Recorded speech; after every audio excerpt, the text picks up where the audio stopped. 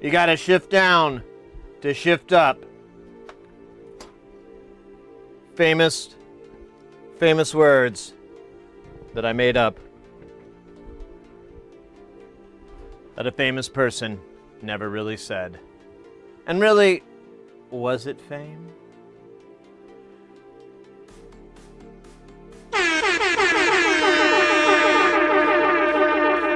Fucking hey! We got none other than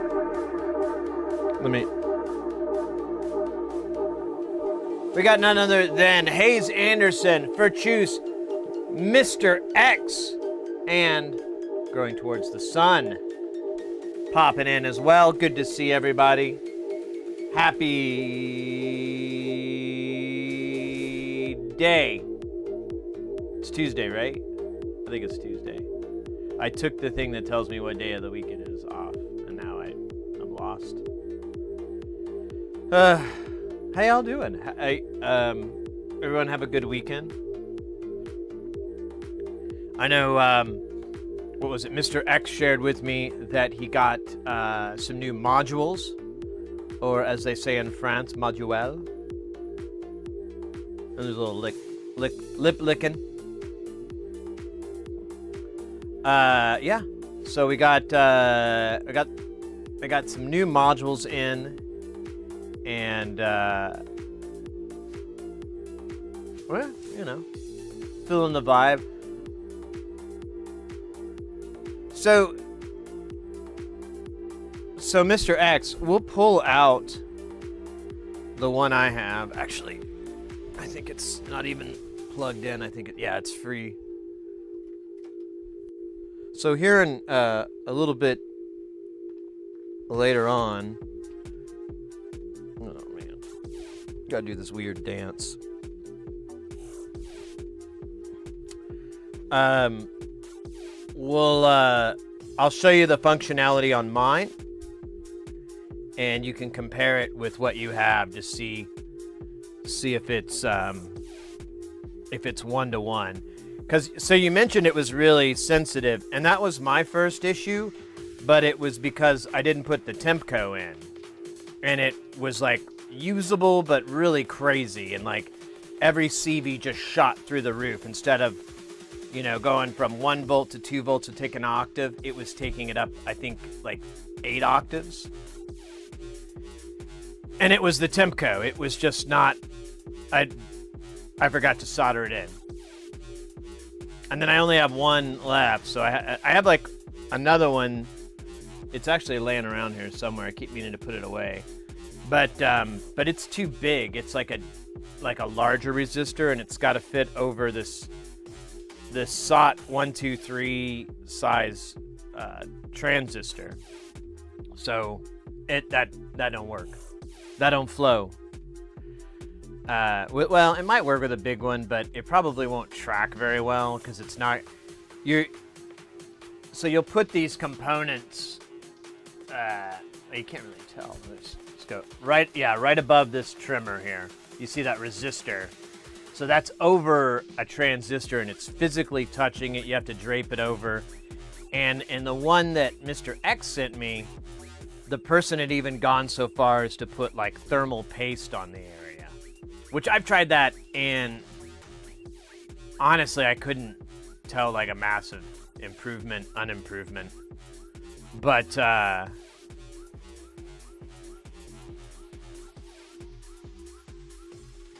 whatever, man. It is what it is.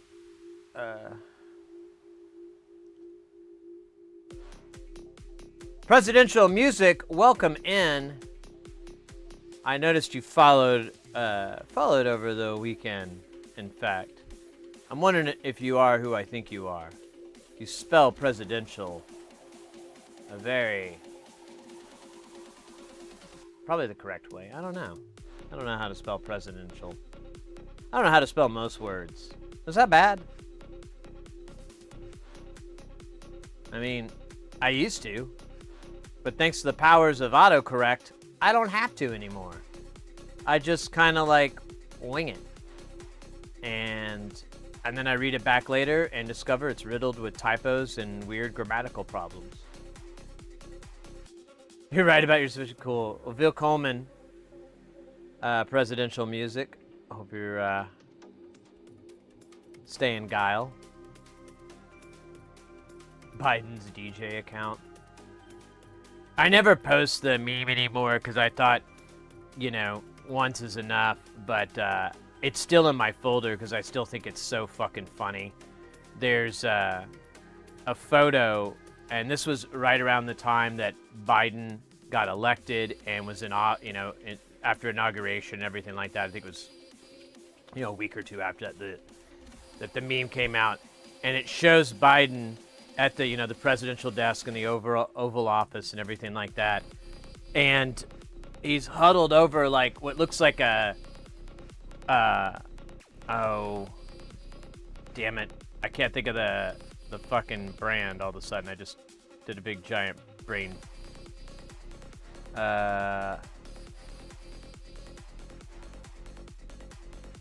Electron. He's like in front of an Electron or like an Octatrack or something, and it says Biden deleting Trump's presets. And he's kind of got like a smile on his face, and it's very poorly photoshopped. Maybe I can find it, but it's so funny because it's such a humorous little petty thing that the old belly jiggled. Still does, actually. And it's all kind of in that cat meme format of I'm in your house, stealing your girlfriend, and it's a cute little kitty. Because that's what they do, damn it.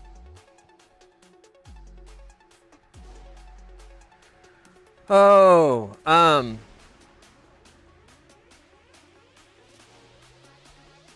trying to think if anything of noteworthy happened over the weekend that is even kind of worth sharing, but not really. I didn't do much this weekend.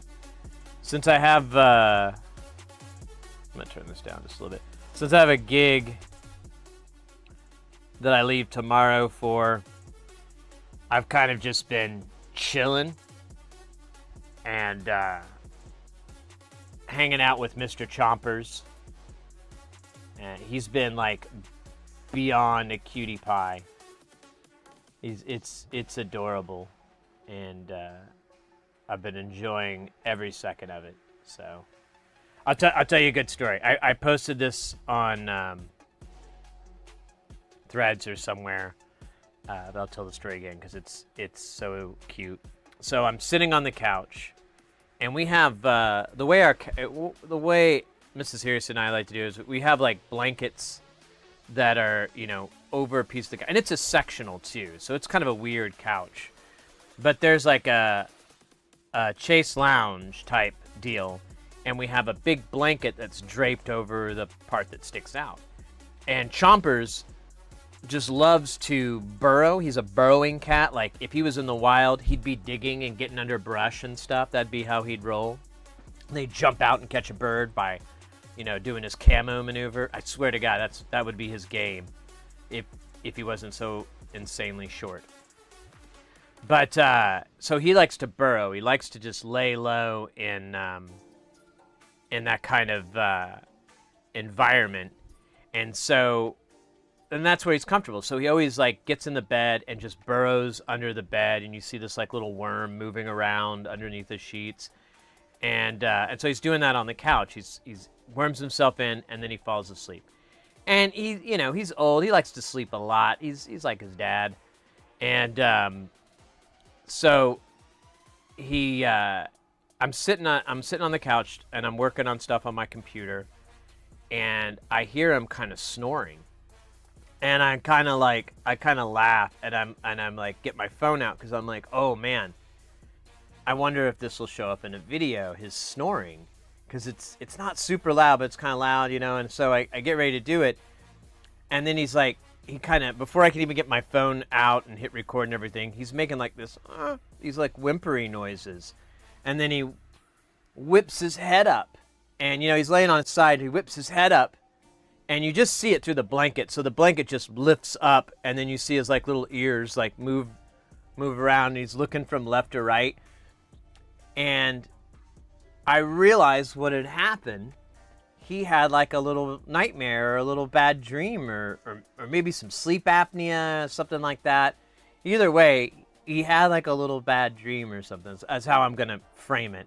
And I was like, oh, buddy. And I, I spoke so he could hear me. And then I slowly got my hand underneath the blanket and started scratching him. He started purring instantly. And I was like, it's okay, buddy. Nothing bad's happening. You're good. And then he hops out and he sits in my lap and does his little, have to go through his little love ritual and everything. And that lasts about 5 minutes. And then he goes and disappears back under the blanket. And that was, I swear to God, the highlight of my weekend. That was probably my favorite part of my weekend, was just that little moment. I know it's silly corny. Now that I say it out loud, I feel like maybe I'm overreacting a bit, but whatever. He's a cute kitty. Over on YouTube, let me try again.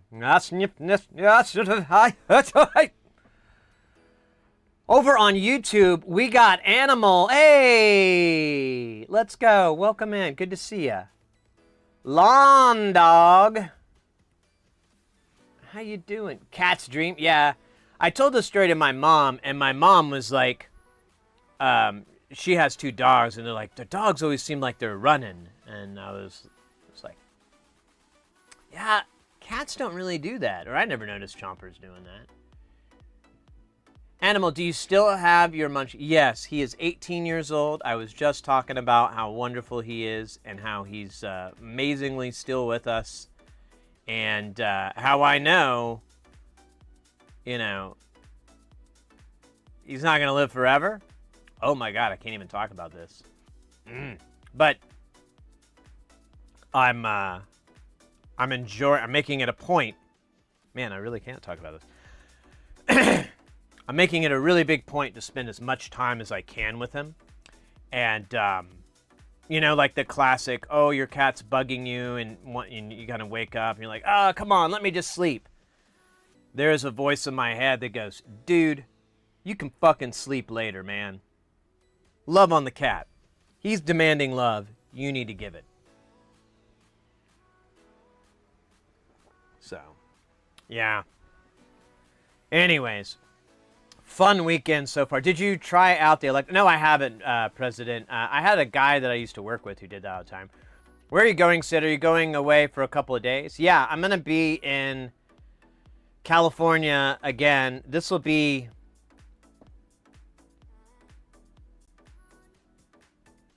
my third or fourth. I can't remember what I did before, and I don't want to look it up because I'm pretty sure it'll be 4. So my third or fourth time flying or going to California for work in a row.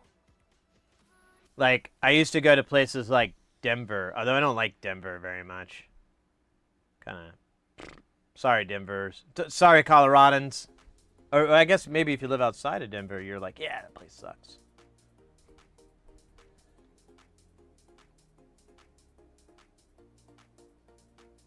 Animal, just want to say hi. Yeah, no worries, mate. Thanks for stopping in. Good to see you as well. Stay in touch. We stream on YouTube a lot more. Actually, pretty much every time we're streaming here on Twitch, we just do the dual stream. So we're on YouTube as well. There's a couple of restrictions, so it makes it a little bit chunky. But yeah, we'll be on. Our typical stream schedule is Tuesday, Thursday, Saturday, and but the rest of this month is going to be rather spotty just because I have a lot of freelance work. But after that, starting like October 31st until January, we're going to have regular streams. Hell, it might even go past that. I'm hoping it does. I love doing audio engineering, and I love the music. Or not music. There's no music. I love production, but I don't know. I've been thinking a lot about it the last week, and really a lot these last couple of days. And I'm really putting a lot on it, but I'm really working on just trying to find another career, another source of income or whatever, because I'm just kind of... Well, I plan after COVID, I planned to retire from audio, but then I got back into it and I was like, oh, I can't hate you. But I mean, still, I was like, I can do this for a little bit longer, but now I'm like, that's pretty long. That's pretty long enough. So hopefully these things I have working on, I'll get a nice email and I'll be like, cool. And then I'll get some checks in the mail. And then I can just start focusing on the new career business venture thing.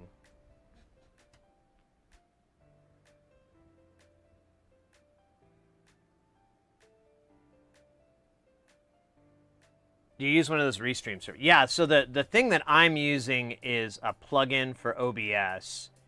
It's a very sus looking program or plugin because it's all in like I haven't even read it so far. I don't know if it's Chinese or Korean or I don't know what it is, but it's not in English.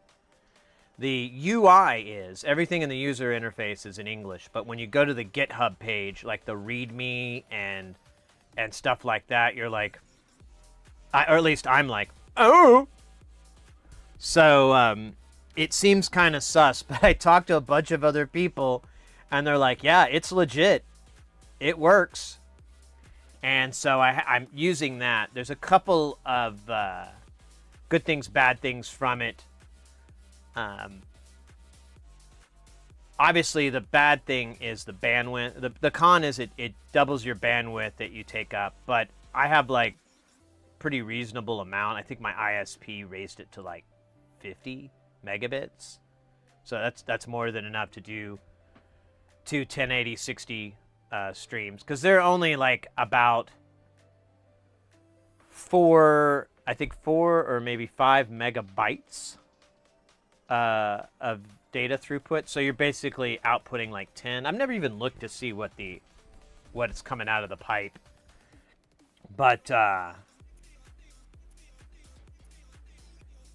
another caveat is, but I don't even know if Restream would be able to adjust it. So if you want to do the separate audio where in OBS where you have two audio streams. One is going to be your mic and everything, and the other one's going to be the music.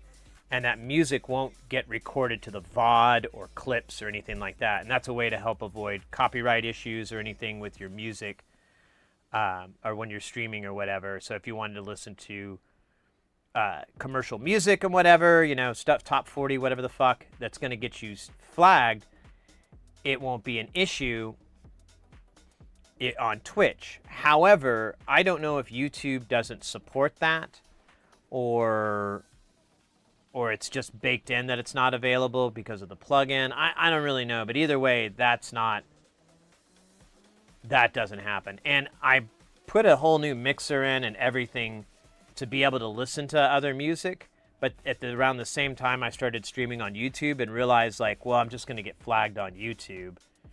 And eventually I just kind of, and the mixer I have, it's an L8 and it works great. But I don't know. If I were to explain the mix minus thing, I have to do 2 mix minuses. I don't know if that makes any sense. I have to do 2 mix minuses into that console in order for me to monitor everything. That's absurd. And it's like a lot of plates to keep track of and make sure that they're all spinning, and honestly, it's just absurd. It's absurd to rig it that way. But because I use an ATEM and I use a hardware switcher, I'm trapped in that scenario, and I weighed it out, and eventually I was like, I'm not going to use the mixer. I'm just going to listen to the same old shit, stream beats. I've actually gotten into there's a couple of streamers that do music streams, and I've started like having them in the background, and they never talk. It's a no mic stream, and I make sure and sub and leave a link to them as well, so they're getting the love and the attention that they deserve. But anyways, yeah, I just That seems to be the easiest way. There's other services, but they put a watermark on the screen unless you pay, and I absolutely hate watermarks. Like, they're just, I don't even, I mean, like, even as a form of I don't know. They're fucking, I hate them. Oh my god, I'm missing out on Lawn Dog there over on YouTube. Where in California? Oh my god. Not Huntington Beach. The beach. It's like a beach area. I can't remember. Here, I'll look it up so I can. Where am I? Where? Oh, you know what? I should check into my flight.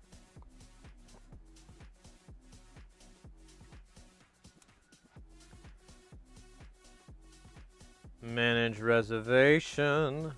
Long Beach. I'm gonna be in Long Beach. That's where it is. Fucking Long Beach, man.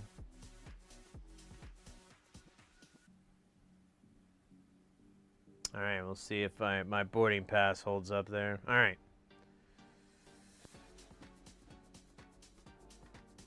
Newport. Honestly, I just know that's the airport I'm flying into.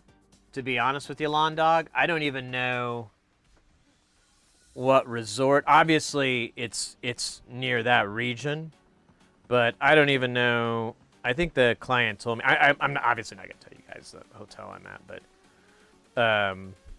I kind of wonder myself now. Let's see, ZAV, HAV.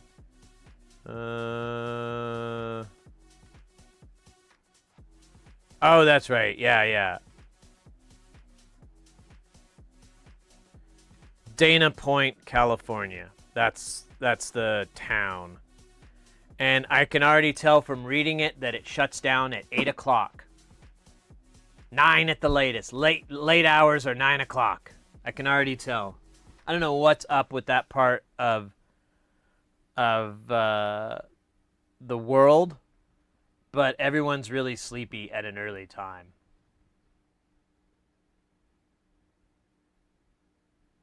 Oh, your brother lives in Dana Point? Oh, nice. Well, we'll see. My this client that I'm working for, is these are really easy, chill gigs. Half the reason I do it is because they're very easy. There's not a lot of pressure. If you make a mistake, you just don't have to even worry about it. It's like, yeah, well, everyone makes mistakes.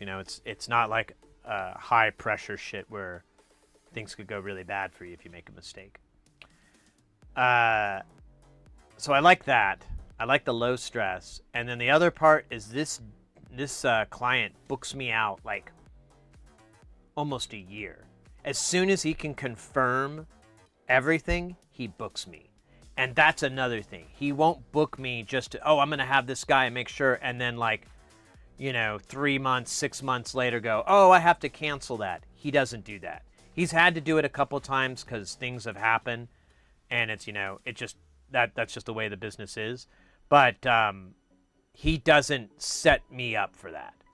So really, I like this client a lot, and I'll probably keep working with him even after I kind of retire from AV, just because of those factors. He takes care of me, and when I have a grievance or I have a problem, he's really good about working it out with me. And it's none of this. I don't know. There's a lot of people that I work with that are fucking children, and I mean, like, I don't have kids, but I'm pretty confident, interacting with some of these people. It's like having kids. Like, dude, just reply to my fucking email, you coward. I asked this thing. And instead, a lot of the time, they just ghost you and they don't reply back and whatever. And then when you confront them about it, they pretend like it never happened. And it's not like, well, maybe this guy's really dumb. It's like dozens of people. Well, maybe not dozens, maybe a dozen. So having a client that doesn't do that is really, really valuable. And I give him a big discount Like my rate is very low. In fact, I need to talk to him soon about like, hey man, I need to raise my rate a little bit because this is kind of silly that I'm giving you this low of a number. And but if he can't afford it, and he'll explain that to me like, oh, I can't afford to do that. And I go, and he'll be like, the client, is the reason. And that's always the case. Like he's the middleman. So he'll be like, well, the client then. And then I can say, well, can you talk to them and tell them that Sid, if they want to keep working with me, they need to find an extra $50 a day. Can you sell it to them like that? Can you work it out that way? Like this guy, he needs another $50 a day. Can you just sell it to him like that? And he'll be honest with me and he'll be like, yeah, I don't know if they're going to go for that, or yeah, you know what? I'll tell them. And, at the worst, we'll figure something out. I still want to have you on the show, but I understand you want, he'll be really straightforward. So all those things together make for a really, really, really good client. And I only have that one guy that checks all those boxes. I have other clients that check some of those boxes, and whatnot, but never like all of them. So, the other part of I'm sorry, I went on a tangent a little bit, but the whole point of that was that the benefit is going to be that Curly Ford Shortby. I just now read that. After the gig, like there won't be there's never any late nights. Never. Like he doesn't want to pay me for late nights, so he never books me for that. Now sometimes, like on this gig, the day I'm supposed to come in is at 4 in the afternoon. So I imagine we're going to be working from 4 p.m. till 10 or 11 at night. That's fine. That's setup day. That's not weird. But all the days after that, I'll probably be done by 5. The last gig I did with him, which was in California, I only had to work for like an hour. There was an hour session. Like I'd come in the morning, and we'd have like an hour session for the morning where they do food and everything like that, and then they go and do their little things, and then I'd have to come back at like 11 for a rehearsal. So there'd be like an hour or 2 hours of nothing. And I thought he would make me like go walk the rooms, the meeting rooms. And he's like, no, I've got you covered. Oh, he's English, by the way. Although he's lived in Florida for like since the early 90s, but he talks like this. So he's like, oh, no worries. So I go up into my room and just take a fucking nap. And I can't sleep in these hotel rooms, so like, naps are the only source of sleep. And then I come back, we do rehearsals, and then maybe there's like a lunch function or something that lasts 30 minutes, or they just need music during the lunch, and then we're done at 1. That was how that gig was. All 3 days. Like the last day we had to strike, and that was like the weirdest. Was like, oh, I can't go up to my room and take a nap? Okay. Weird. I don't know if I doubt this is going to be that easy, but it's going to be somewhere in that range.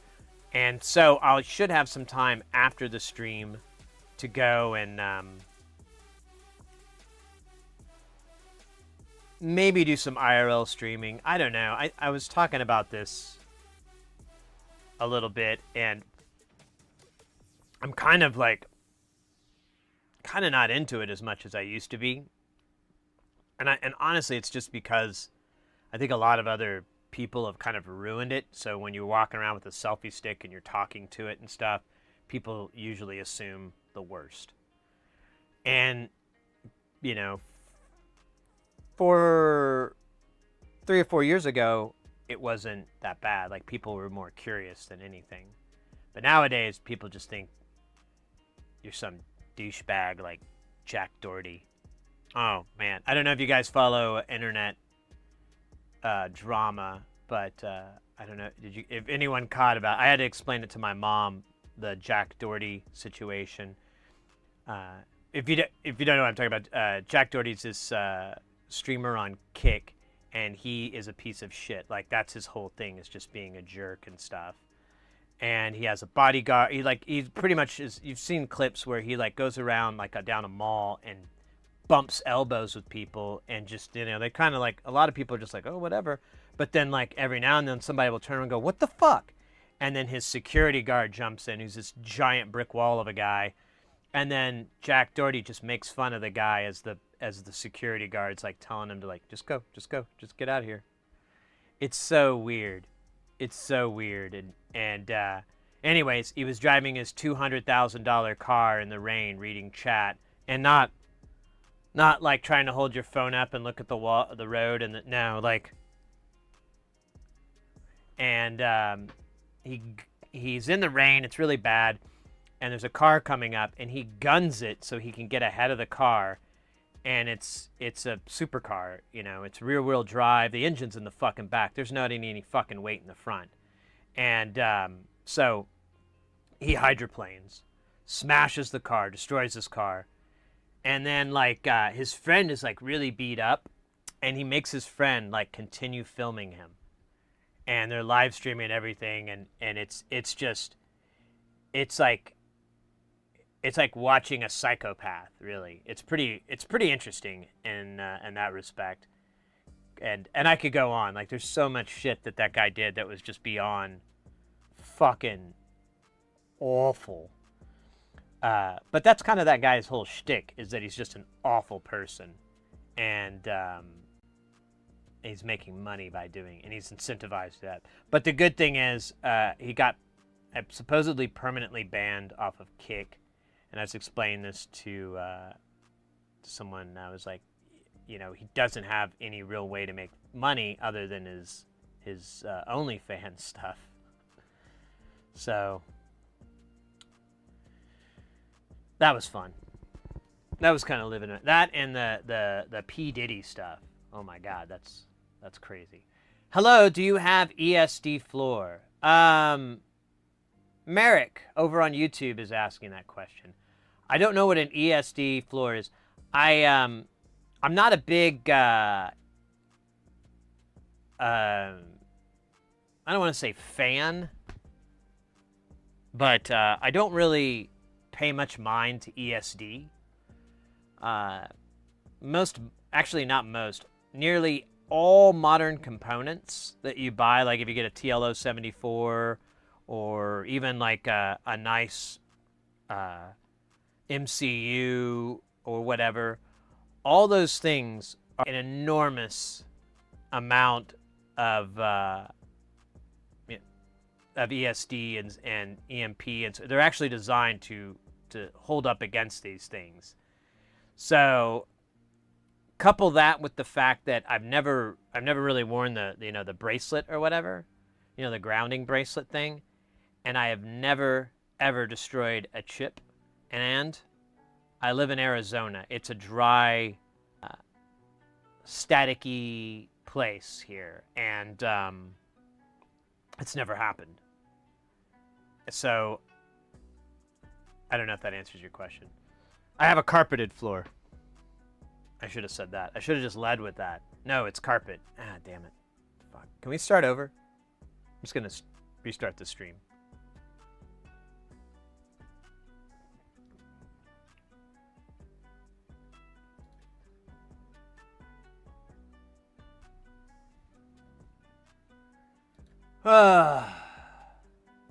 Anyways. Good to know. I am a beginner into this and super worried about ESD. So I wouldn't worry about that. I mean, I don't know what kind of environment you're in or what kind of components you might be working with, but in my experience, that is a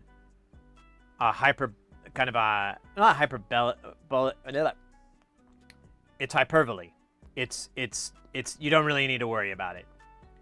It's very low. Honestly, when it comes to electronics, if you're worried about component damage, Really, the biggest thing, it's funny, I don't think I didn't learn it until recently, within the last like year or two, and I've been messing with this forever.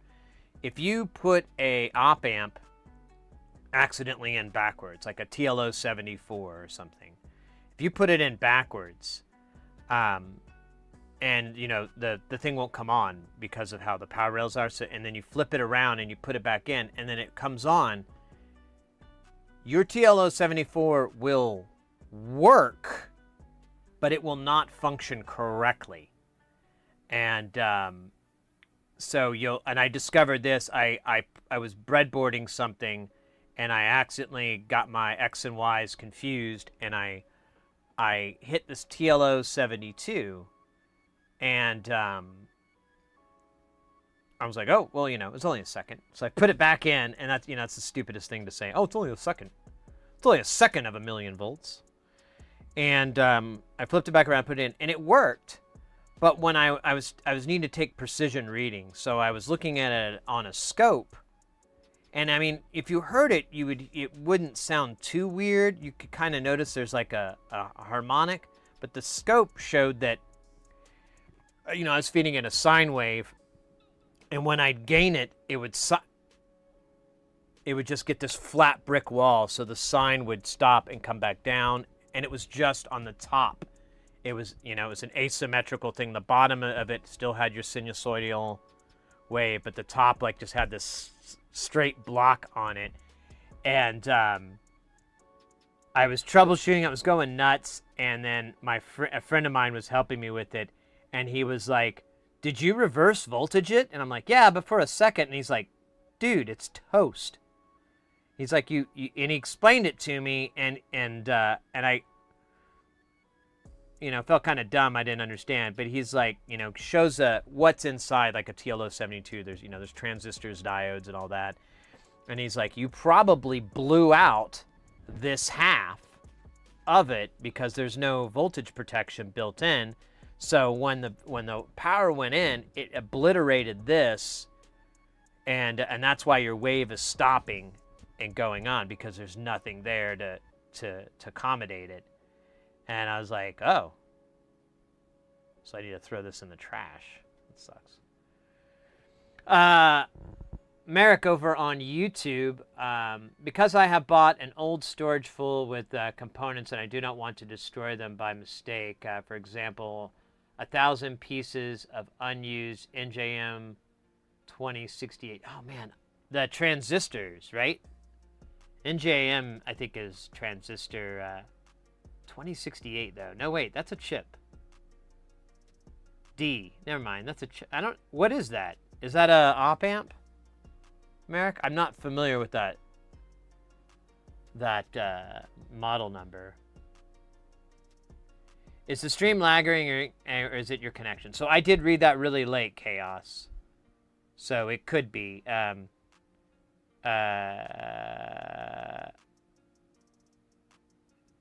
don't know. You could drop something in the chat, and I will read it ASAP, and then you can mark it from there. Or you can make your little duder say something.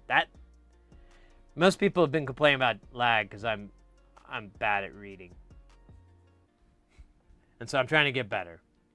I feel bad. I feel like I've let you guys down, and that's not how you rickroll.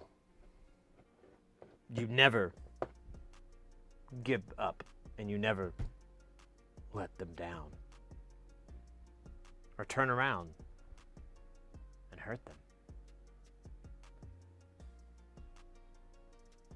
MGL Mauser, saw that. Similar to the 4558. Okay, yeah.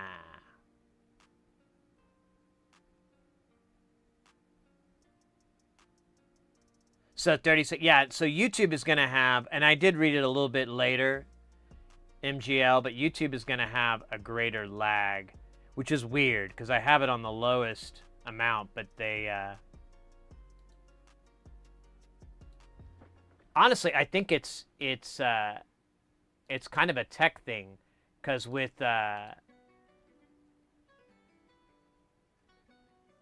ultra low, yeah.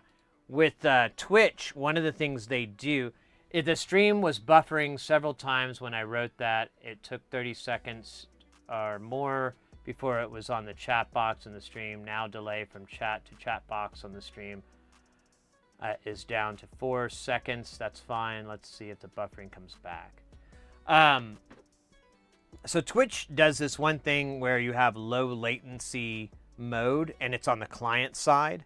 And I didn't know this till someone pointed it out. So if you're watching a stream and it's dialogue and so forth, that's perfect for that mode.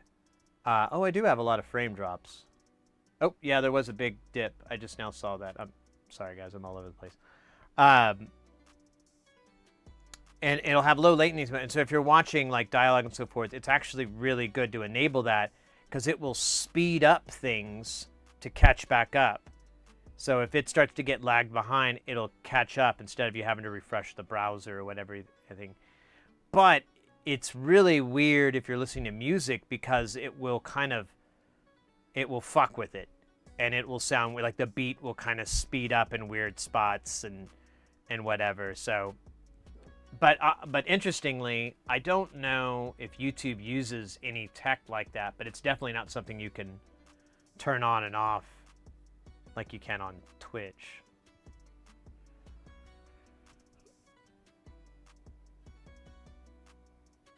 I would like it to be lower. If we could figure out a lower way to do it, I'll do it. Oh, shit.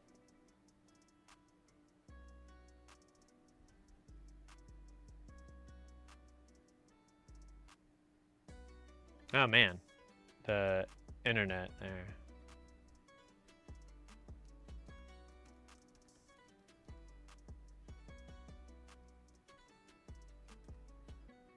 Yeah, I'm going to just post this in the chat for y'all that the internet is choking a little bit.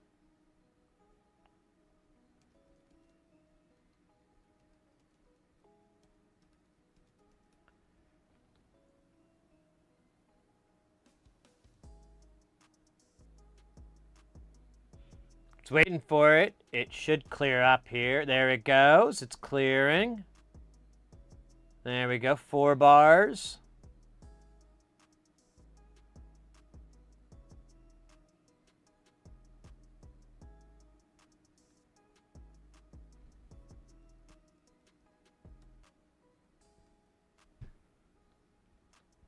Choyan? I don't know what that is.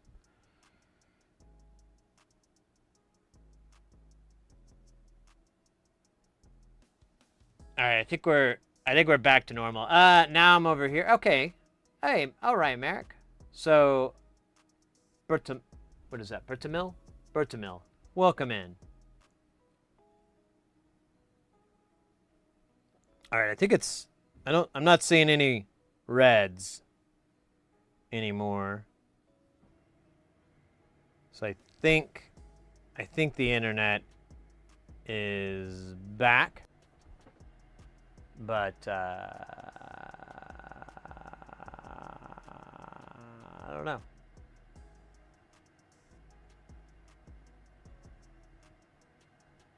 All right, I'm seeing green everywhere. We're gonna go back and keep chatting. What are we talking about though? I totally forgot. Oh yeah, op amps and electronics and stuff. Yeah.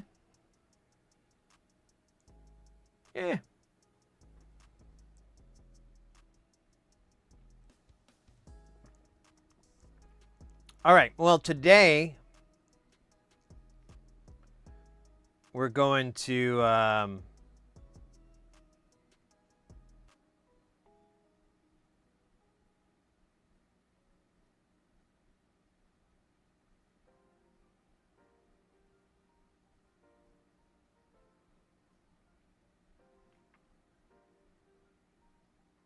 we've got a couple of projects where today won't be a really long stream. We're not going to go into the late into the night because I have a flight in the morning.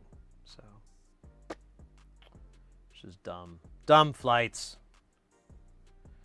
I did order. Oh yeah, I did order. Maybe I told you guys. I ordered 200 Nurleys from Bafako. They're the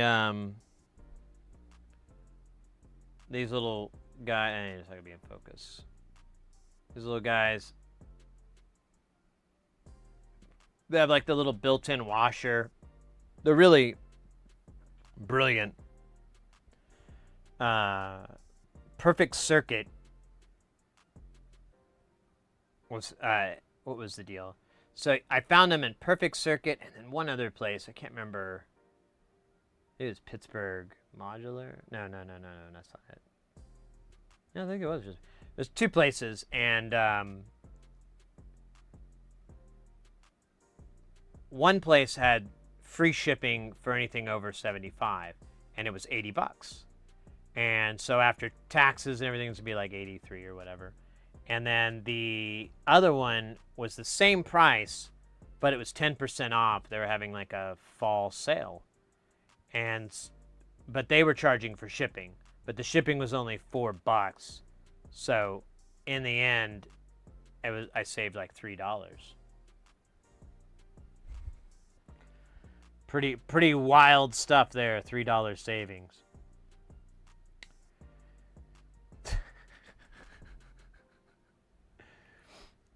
And then the power. I also ordered a new power supply for the space station, and I think I got a notification they just shipped it like today or something, or maybe it was late tonight yesterday. One of those days. My eBay.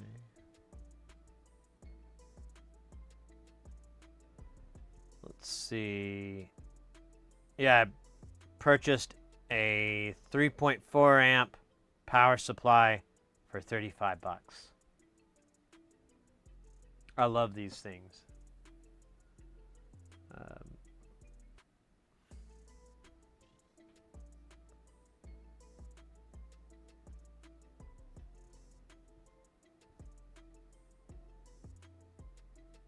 This one has like some weird little buzzer or something attached to it. I don't know what this is. It's coming right. It's like the wire's cut.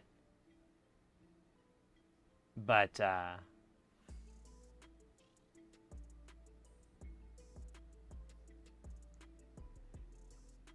have two of these already. And then I have another one that's you guys might have seen before. It's wider, it's longer, and there's another board like this, and it's a little bit smaller, but it's the 5-volt line. So you'll have two 15s or two 12s, and then a 5-volt. And the 5-volt has this ridiculous current. It's rated for 12 amps. These guys are rated for 3. Oops, come on, buddy. Come on, buddy. So output 3.4. Oh, come on. Output 3.4 at 12, 3 amps at 15. So pretty cool. Don't know how long it's gonna take to get shipped here. I guess I could check because they're just one of those people on eBay that's like, they just seem like they hate every part of being on eBay. They're like, oh, someone bought something, now I gotta ship it out. What a bummer. View order details. Let me see if it gives there it is. Track package. They sent it USPS from Michigan, and they picked it up today about an hour ago.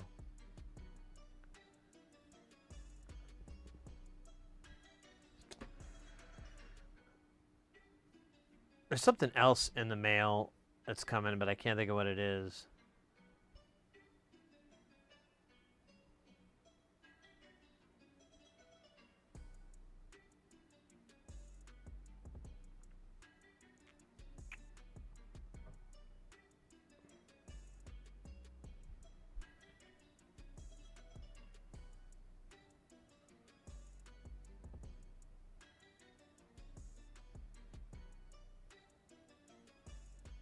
I'm sorry, I'm thinking all over the place.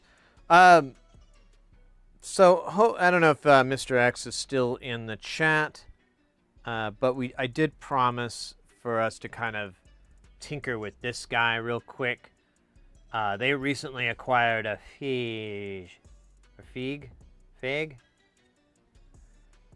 and we built 2 of these, and it's a weird one. So it's a filter. So the first part is it's a VCF, but then it's also a quad or a quad oscillator, a quadrature. What'll happen is you have the input here, you'll feed it a signal, and then you'll have these outputs. Now, I'm not exactly sure, we'd have to look it up to be sure, but one output is, I think, -12, and then the other output is -24, or some variance of that. That's how this will happen. So these 2, I believe, are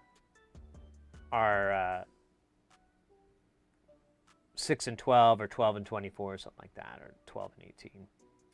And then these are the exact same things. So this is probably that, so it's 12, and then this one's 24. However, they're 180 degrees flipped.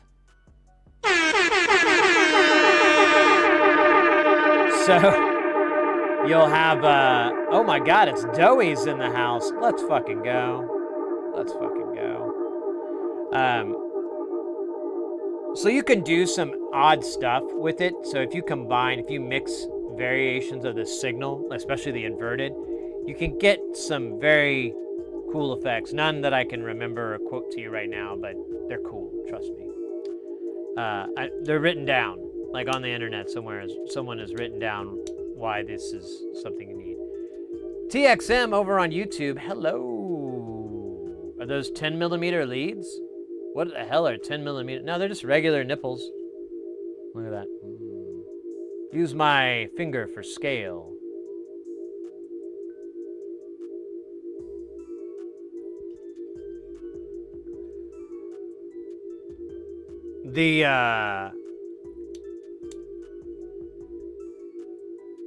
What was I talking about? Oh yeah, so that's the filter. That's how the filter reacts. And then you have an input signal. Now what's weird is you have 2 cues. You have a regular cue, and then you have a non-linear cue. I have to tinker with this to remember which does what. One is kind of useful for getting the oscillators or getting it to go into self-oscillation mode. And the other one's good for getting the resonance, but they all self-oscillate. So, I don't know. But once you put it into oscillator mode, which basically just turn the volume down and get it to oscillate, these now are sine waves, but they're all 90 degrees out of phase from each other. So, you know, this will be 0, 90, 180, 270. And the interesting thing on that, and this is the reason I got it, is I've always been curious with quadrature oscillators. So I'm like, well, what do you do with that? Do you mix them back together? What does that sound like? What does that do? You know, they're inverted. How does that? And yeah, that's the whole reason I have this, is because I don't quite understand what you're supposed to do. So I figure it's got to be really badass. You can't get some Chemical Brothers? Let me show you. Let me hold it up to the mic on here. Get up on it. Get up on it like this. You're right. There is some Chemical Brothers in here. That's cool. Let me try another one. Turn the knob. Back with another one of those block rockin' beats. Oh yeah, yeah. Woo, woo, woo. Yeah, okay, cool.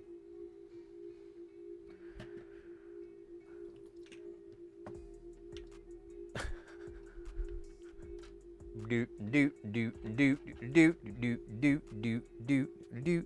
You know, I saw something recently, and it makes sense. So that bass line is cut up, because if you've ever tried to play it, it's not impossible, but it's a kind of a challenge, because you have to do some jumping. But I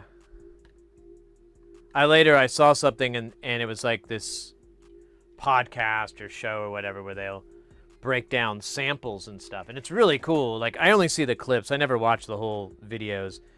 And they had the bass line from Block Rockin' Beats, and they're like, yeah, and they said the same thing. It's like, I always thought this was a sample, but it's literally this be-doop, be-doop, be-doop. It's like something like that. It's like a riff that has no similarity to it, and they just cut it up and repeated different pieces and made it into a groove. Doot, doot, doot, doot, doot. Woo, woo, woo. I'm sorry. Woo, woo, woo, woo, woo, woo, woo, woo, woo, woo, woo. Okay. Let's get a little cereal. Oh wait, I need the hold on. I'm missing a cable here. Cable. At the moment I saw you cabling alone. Oh, scheisse.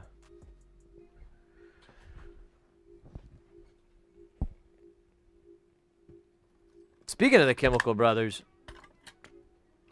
I'm kind of bummed I didn't go see them live, but I don't even know if they came anywhere near my neck of the woods. But one thing that's like a big salute is that they're not playing to tracks. Like, they bring their whole fucking rig to do all these songs. And a lot of this gear has been rode hard and put away wet. It's been around a bit. So it's crazy to me to like go through all the trouble every show to wire a studio up. You know, I'm sure a lot of this stuff is pre-patched. I'm sure they figured out a way to save a lot of time, but still, it's like, it's so many points of failure that it's kind of, I don't know. It's kind of wild to me.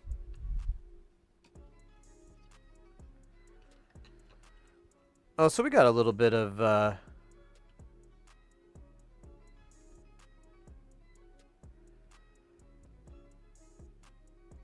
I rethreaded my VCA board. Thought it would give me something to do for the rest of the day, but nah. Made it more efficient with lines. Finished before lunch. So bored at work now.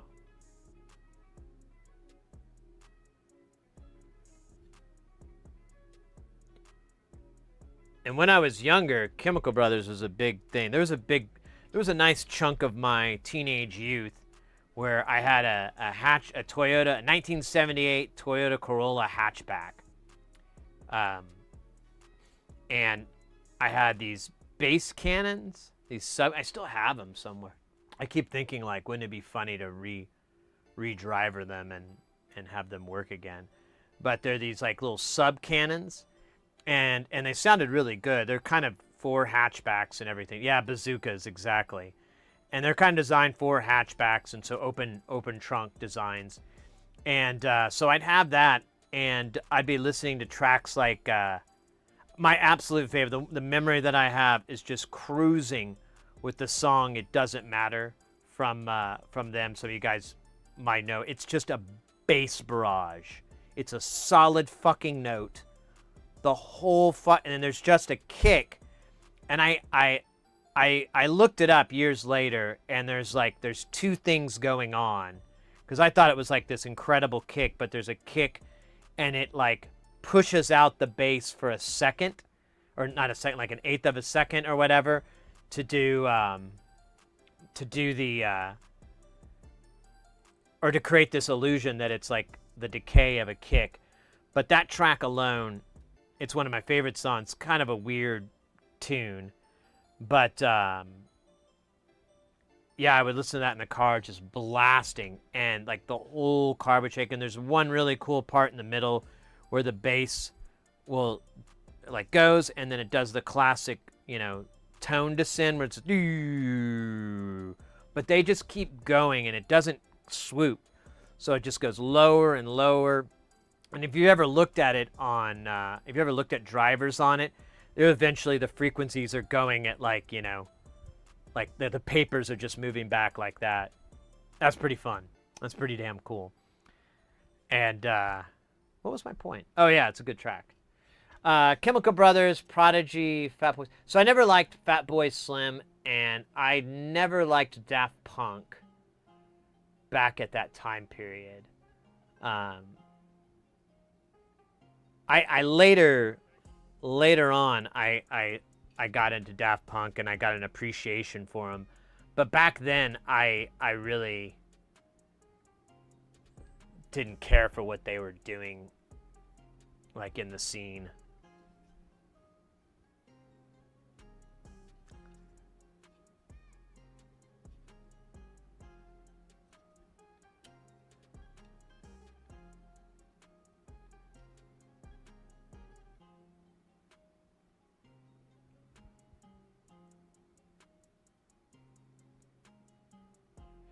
Daft Punk is fun, so I learned from fans. I hear their French accents pretty clear in their songs.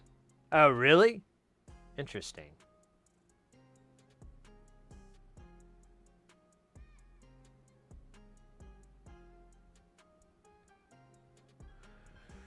All right, Mr. X. So, I'm just going to run through this fag on here. So, if I put it at the Q being, this Q being all the way up, I can get frequency movement very low.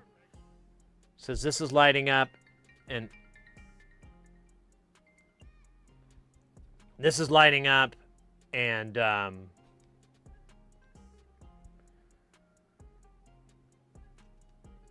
it's moving really slow, but it is moving. Yeah, red's starting to light up.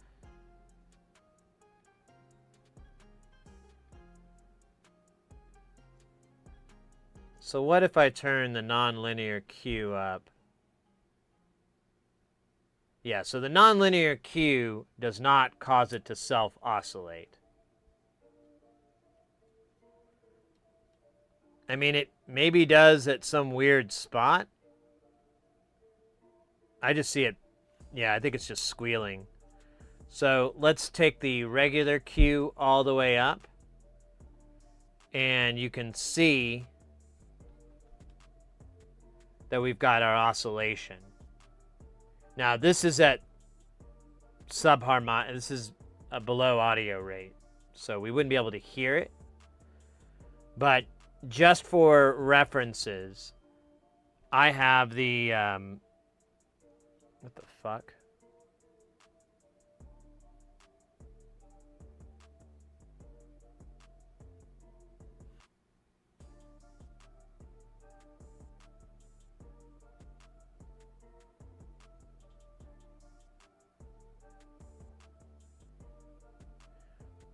Oh my god. That's like the second time I've gotten... What the fuck is going on? So I've gotten... This is the second time. It's a journalist. So I got a call, and I just, you know, clicked it to voicemail, and then I get a message, and I can read some of it, you know, it transcribes the voicemail, and it's from a journalist. And this is the second time this happened. They are mistaking me for another person who I have never heard of, but this time I guess we have the same last name or something. I guess they're just calling every heresy in the phone book or whatever, but phone books, remember those? Yeah, I don't know what's up. I'll be nice, and I'll return the person's call and be like, wrong person, because I don't think it's a scam. I'm getting a lot of these scams where it's like, William? And then there's a picture of some pretty girl, and I'm like, yeah, not responding to any of this.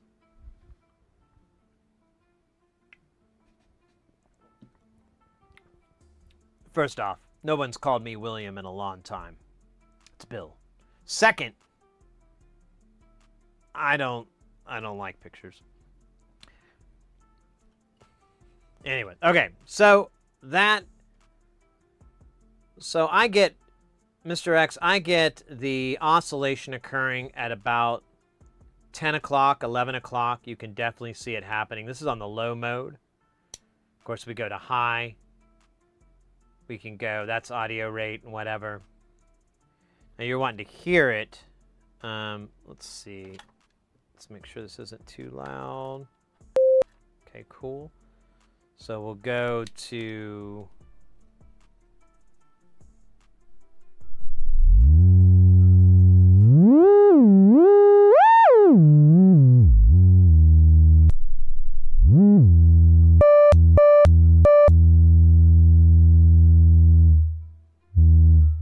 So this cue pretty much is required in order for you to...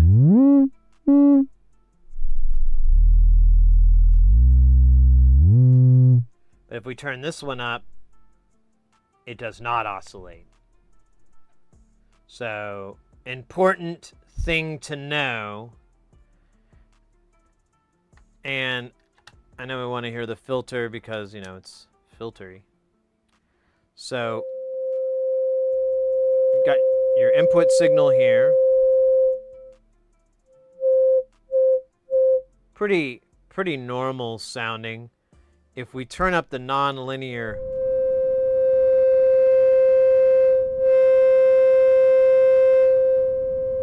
there's like a distortion or something.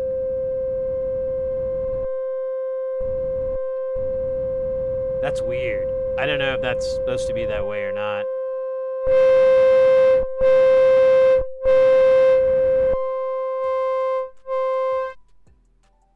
And then it goes out.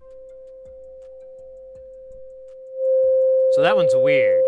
That is not a standard cue. Maybe why it's labeled nonlinear. Now, let's try the other guy.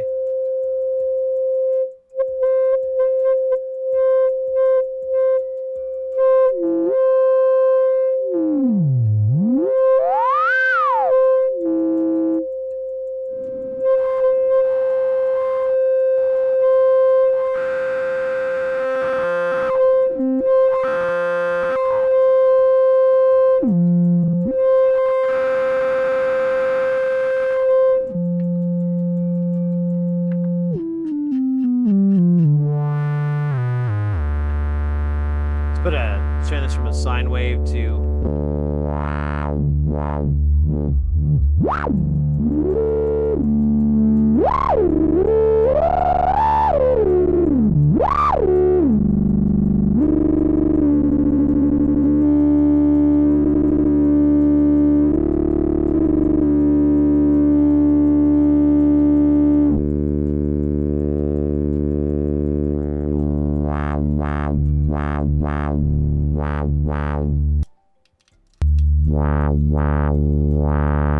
Yeah, so that one's definitely a lower swoop.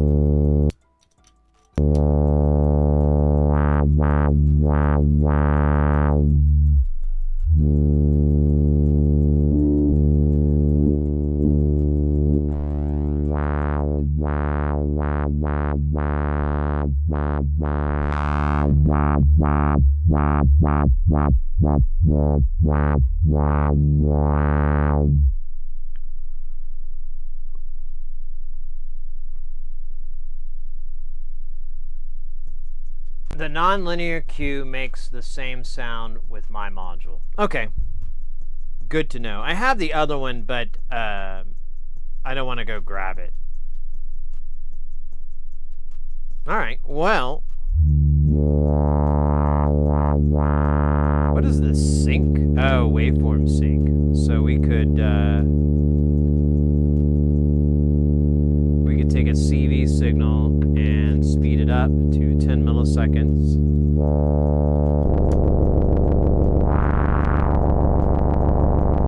Nice.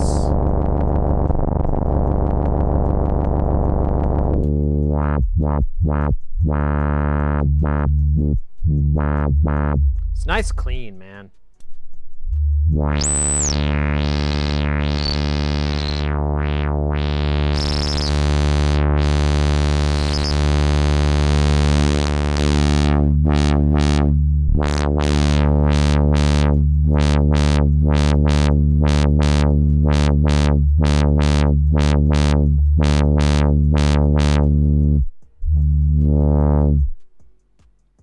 That's a pretty sexy filter. Not, honestly, it's still my favorite right now is the resonator. That thing is more sexy than sexy. That it's doing it. I'm doing everything I can in my entire body not to go grab it, unscrew it from the case, and play with it for 3 or 4 minutes. Everything in my body to prevent it.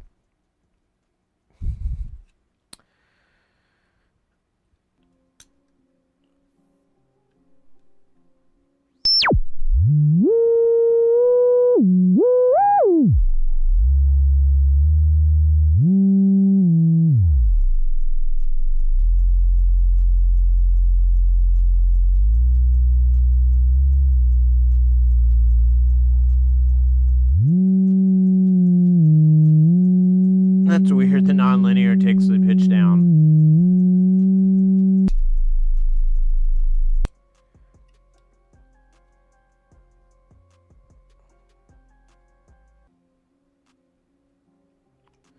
Nice. All right. Well, hopefully that makes it. You know, we never did calibrate the CV on this. We could. We should. Let's do it. CV calibration. Shut your pie hole. Shut your pie hole. Here, let's come out of this one. So, the way that, here is how we're going to do a good old calibration with the old noodle toaster. Now, you don't have to use the noodle toaster. If you have anything that can read frequencies, you're golden. Here, let's bring the big ham cam in for this one.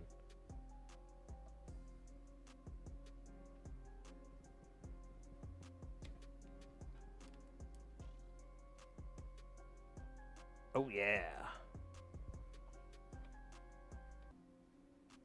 All right. What the fuck? Okay. So we're not going to be able to listen to it, but that's good. So the way I like to calibrate stuff is no, this doesn't really matter. Is you'll pick a root note. So since this isn't going to be crazy important frequency, I know. Let's do 100.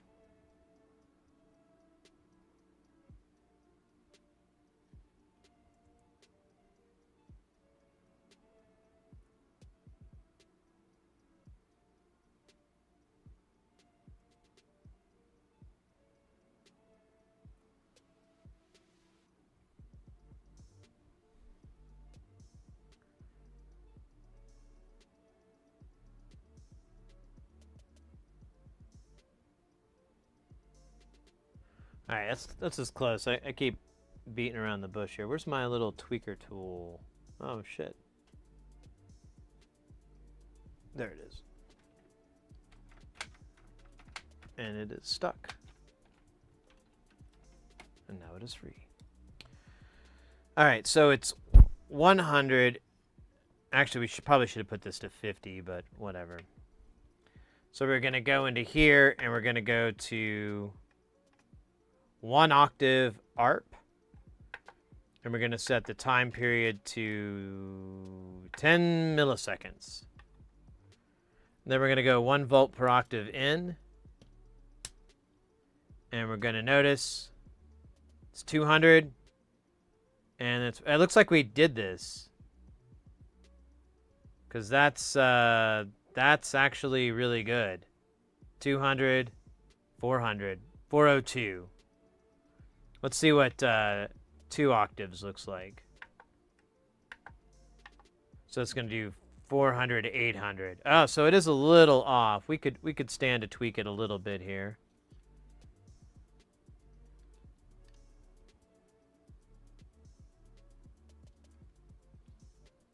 Okay, I don't know why I went to... I didn't even do anything, and now it's all off. Okay, I must have hit a knob or something.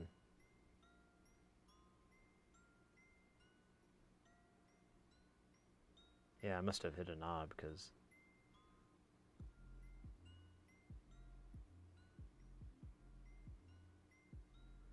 Alright, let's try this again. 200, okay, 201, whatever. We're going to have to do this in 2 points anyways, so...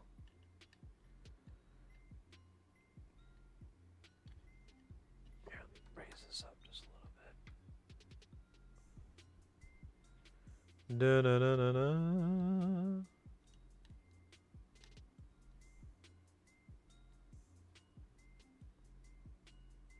What the fuck just happened? It dropped again.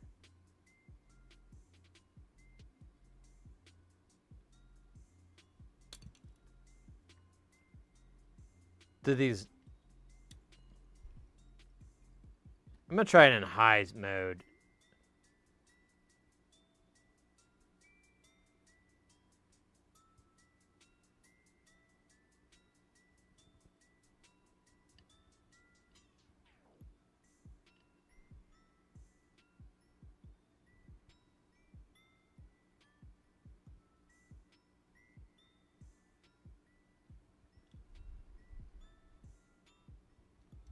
Maybe I plugged in the wrong... I don't know. Okay, there's 200, and there's 800?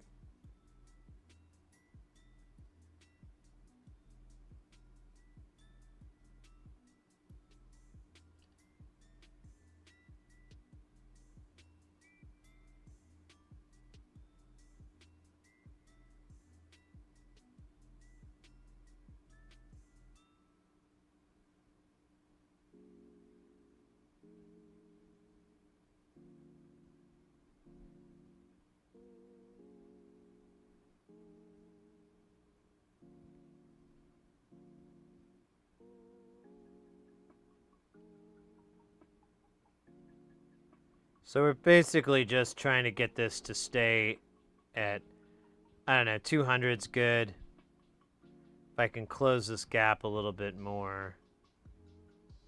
There's 200, 806. We can close this a little bit tighter. There's the top of 200, 200.5. Oh, we're almost there. All right, so 202, so it should be 804. Baby.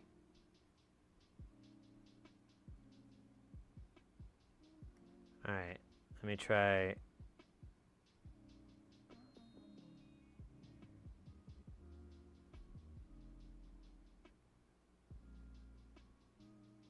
Okay. Honestly, that looks...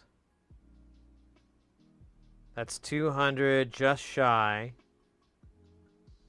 And then it goes to 8, and it's like...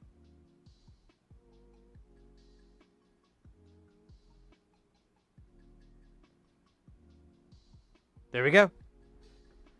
That is really decently calibrated. So, yay. Hey, Nader Tater, welcome in, mate. So right now, we just finished up calibrating the 1 volt per octave, or really just kind of recalibrating it, because I guess we did do this before, but, you know, you gotta do it more than once until it really gets baked in. And the way that I like to do it is I take the signal out of the input here, so we'll put it at 10, and this says 101. Let's see if we can get to 100 even. So now it's at 100. Now this output will put 1 volt, and then it'll put out, I think 4. So we should get 200, although we're a little bit... Honestly, I should go back. Look, oh wow, that's a big gap. Now it's like 10 off. Hold up, I'm gonna go back the other way. Quarter of a turn. Let's take this guy out and redo it.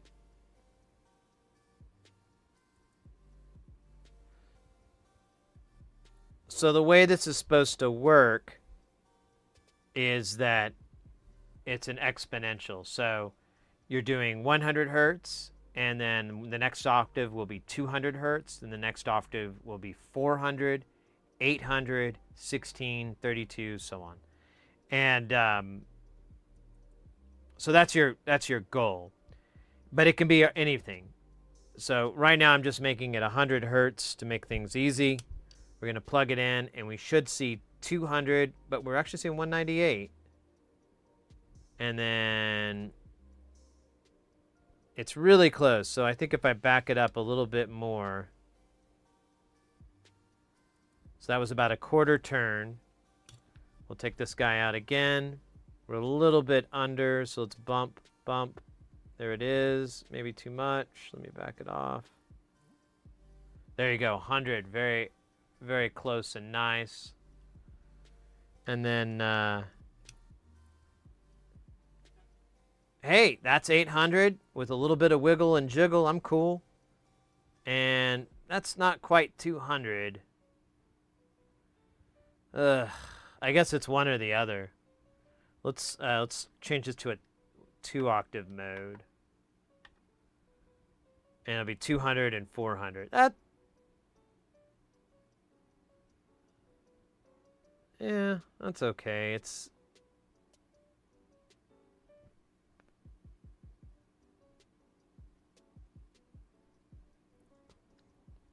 There's 200 with okay, 200-ish.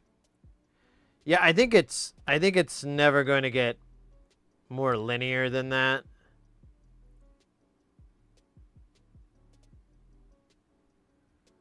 I don't think its response is going to get any better, because I'm noticing now I'm like fighting. I'm going one way or the other on it.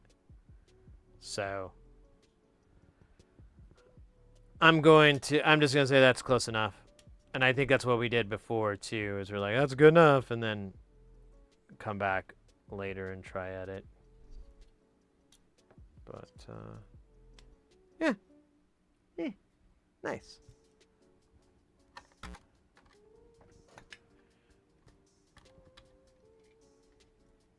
Have you tried screaming at it? Have you tried screaming into the void?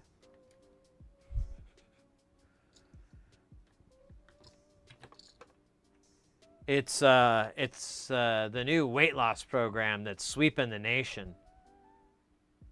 You just take a pillow and scream as loud and as hard as you can into it. Maybe more than once.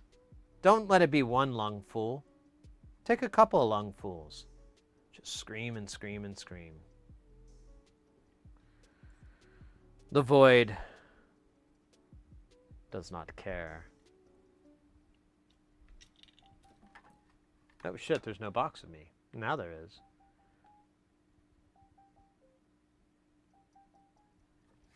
It's good for the old people, and it's good for the food too. And it helps the plants. And the spiders like it. That's what it is. It helps the spiders. Oh man, I was watching some old Bob and Dave sketches. I think I was on TikTok, or Instagram. I ran into like a pool of people like taking those old sketches and putting them up for clout or money. I don't know. One of those things. Either way, they're doing the Lord's work. I'm not disparaging them at all. And it doesn't harm the spiders. Yeah. All these goats are retarded. That's why they're that's why they're called nature's politicians. uh, what was I forgot the name of that guy's company.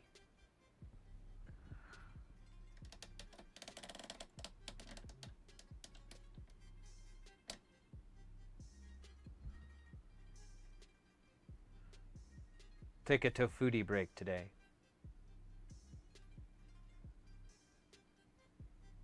Nature's presidents, that's what it was. That's why they're called nature's presidents. You know what's funny is like I guess I think if he shaved his beard and whatever, but I can't really see David Cross doing that character the way he looks now.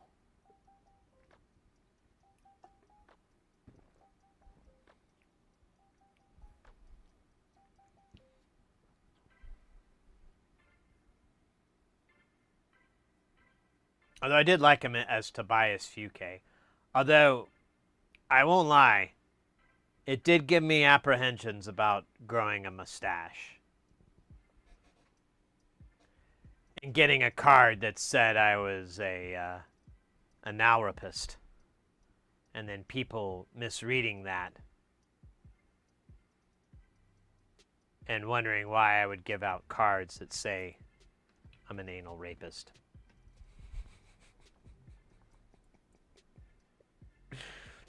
I'm the world's first analropist. That joke's pretty good.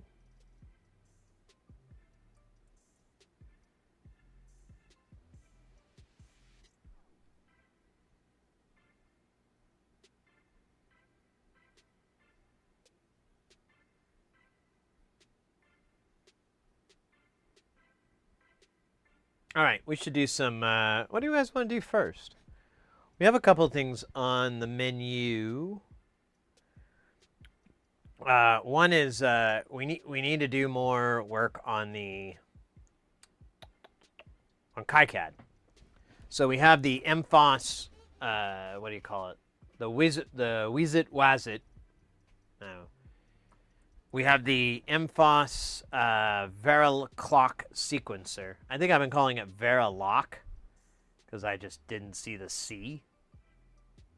Makes more sense. Clock. Lock. Anyways.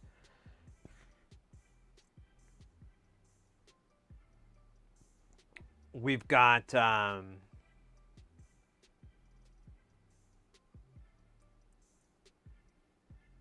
That's it. That's all we have. No, there's other projects. What the fuck? I don't know. I'm kind of out of it. Spacey. But not Kevin Spacey. Let's not go there. Just regular Spacey. He looks like a rabbi now. He does kind of. He could definitely rock that a costume like that pretty easily.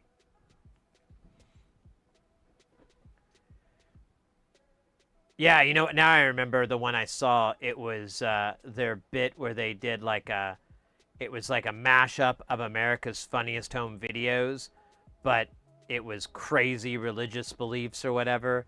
And David Cross is in like this beer gut fat suit that looks so fucking stupid. And then he's got this wig on that doesn't even fit his head right. I think that was the charm of the show, is how poor like the costume people were like, huh? We don't have a fat suit, but we do have a lot of bedding. Okay, yeah, just shove the bedding into this oversized shirt. Yep, there you go.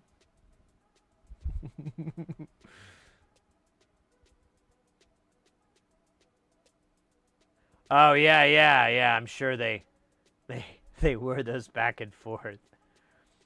Well, I still love the Hell Satan network, the HLN network. That's pretty good.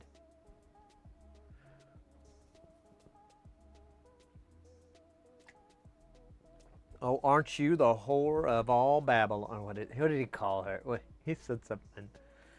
Oh, flattery will get you everywhere. Jesus Christ. Oh yeah, so I'm gonna probably. Yeah. Well, that fat suit that he has on is hilarious, too. He's just so ridiculous. Kevin, he can hear you just fine. Can you hear me, Kevin? He can hear fine. Oh, I'm sorry. Now you went to the doctor, Kevin, and they said, and what did they tell you? They said I was lazy. They said you were lazy, didn't they, Kevin? They said you didn't want to get up for anything. All right, I'm going to quit my a cappella reenactments of Mr. Show sketches. That will be for later. Much later. Stop it! What the hell? Silly brows. They keep fucking with me.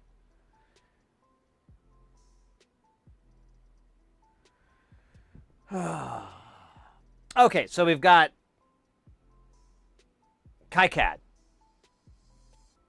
and MFOS sequencer. We have repairing a mistake that some fucking idiot made. Some mustached fucking idiot made. We basically, it's the 500 series module. We just need to fix it so the connector's on the other side. I screwed up and put them on the wrong side. Something I've done before, so. Oh. And then we have some, let's load up some flux, y'all. I just realized my like at the last stream we needed more flux and we were running out, and I was just using whatever I could find. Sometimes just using snot. And and then I'm like, well, screw it, we need to fill up the flux syringe. And I pull it out, and then it dawns on me, oh, I have to let this sit and get to at least room temperature, if not warmer. Because it comes out of the refrigerator, because I'll store my fluxes in there. Despite what people say, I have proof it makes it last longer. So, whatever. But you have to let it cool down to room temperature, and then attach the big syringe to the little syringe. It's pretty erotic.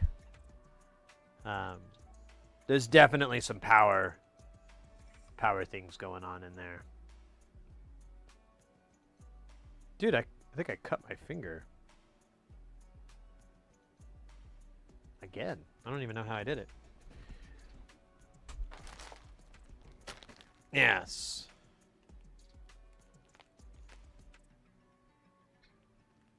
Dude, I have some weird Kester in here.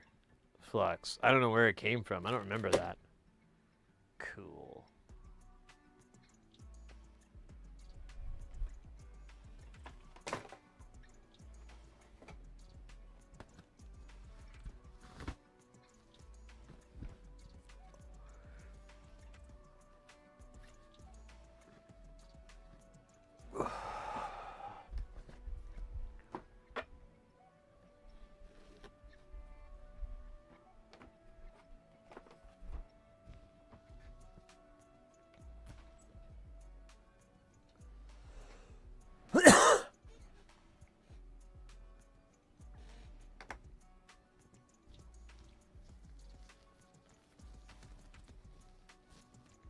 What?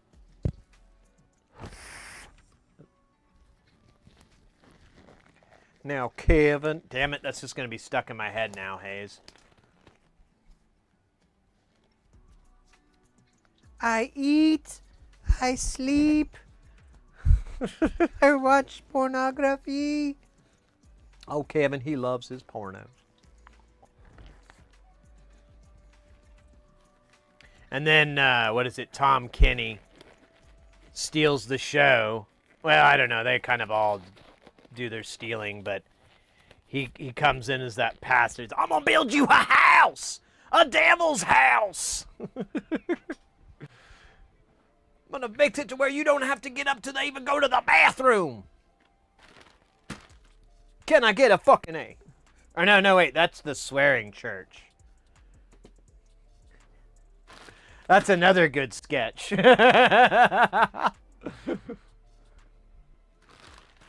Satan, I damn thee, you no good motherfucking cocksucker. Can I get a fucking A? Now, you all know that I'm the only pastor with the balls big enough to tell Satan, fuck you.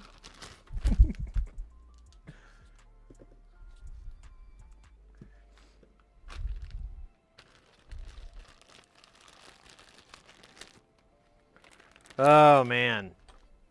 So, I don't know. Some people say my syringe is dirty. I have to agree with them. Jesus, this end's even bent. I have another one that's not. I think this used to have some other flux in it, like 291 or something. But we'll just use this. This is good. Hey, Bam Bam. Yeah, I'm sure it's fine. I mean, what could possibly go wrong mixing fluxes? All right, I just want to make sure we have a good cut there, because then I say that line, and then we're going to cut to, something funny. But you got to make sure that you make those really good clichéic lines where you look right into the camera and you say, besides, what could possibly go wrong? But you got to remember to give a little bit of a pause afterwards, because you're so confident, and you need to make sure that that gives you enough of a tail for that edit when you cut into things going horribly wrong. Oh yeah. This thing is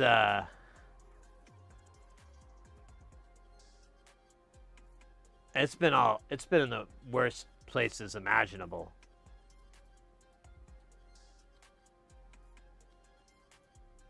Worst places imaginable. Most of them public restrooms.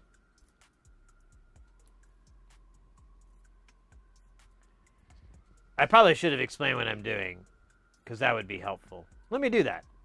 Let me backtrack. So we have our big ass syringe. So if there's a couple ways you can get Amtech 559 that I know of, and they're both content creators, so supporting them in this method is pretty dope in my opinion. One, which is my favorite, is Northridge Fix. Now, Northridge Fix sells them in 10mm syringes. They're little plastic syringes. I used to do something a little bit similar, but it was just more trouble than it was worth. But he sells them in those 10mm syringes. And the other creator is the well-known, I just read that by the well-known Louis Rossmann. And if you don't know who Louis Rossmann is, that's really, how did you get here? I mean, seriously, how did you get here? Because, like, I just realized I'm kind of like I don't know, I'm not nearly as skilled or as brilliant as that guy. I don't want to make that comparison. All right, I don't have the brains of a Louis Rossmann, but I do have the swear words of a Louis Rossmann. I swear a lot. I don't really apologize for it, because I'm old and I don't care. He's young and he's not caring then. He's set up for a really wonderful life. If he quit giving a fuck in his like late 20s, because he's in his mid 30s or something right now, and he's got all these like strict regimens. He's he does bodybuilding, or at least he works out and stuff, takes care of his health, is what I'm getting at. Yeah, I don't share any of those traits. Jesus Christ. I guess it's just the swearing and the soldering. That's it. So I honestly, but I have more in common with him than I would with Northridge, which is weird. But I've learned more from Northridge than I have from Lewis, which is even weirder. Like, Lewis is great, but his information almost is all specific to that device, which is great. But I like the general stuff. Like, this flux is good for taking these kind of things off. That kind of general info. And not to say Rossmann doesn't have that. You just have to go through a lot to get to those little chunks of wisdom. So, anyways, he sells Amtech 559 in these giant 30 millimeter tubes. And as far as I know, I haven't checked lately, he doesn't sell them in smaller ones. So, if you want to go, what? Lewis is the best. He's kind of bald.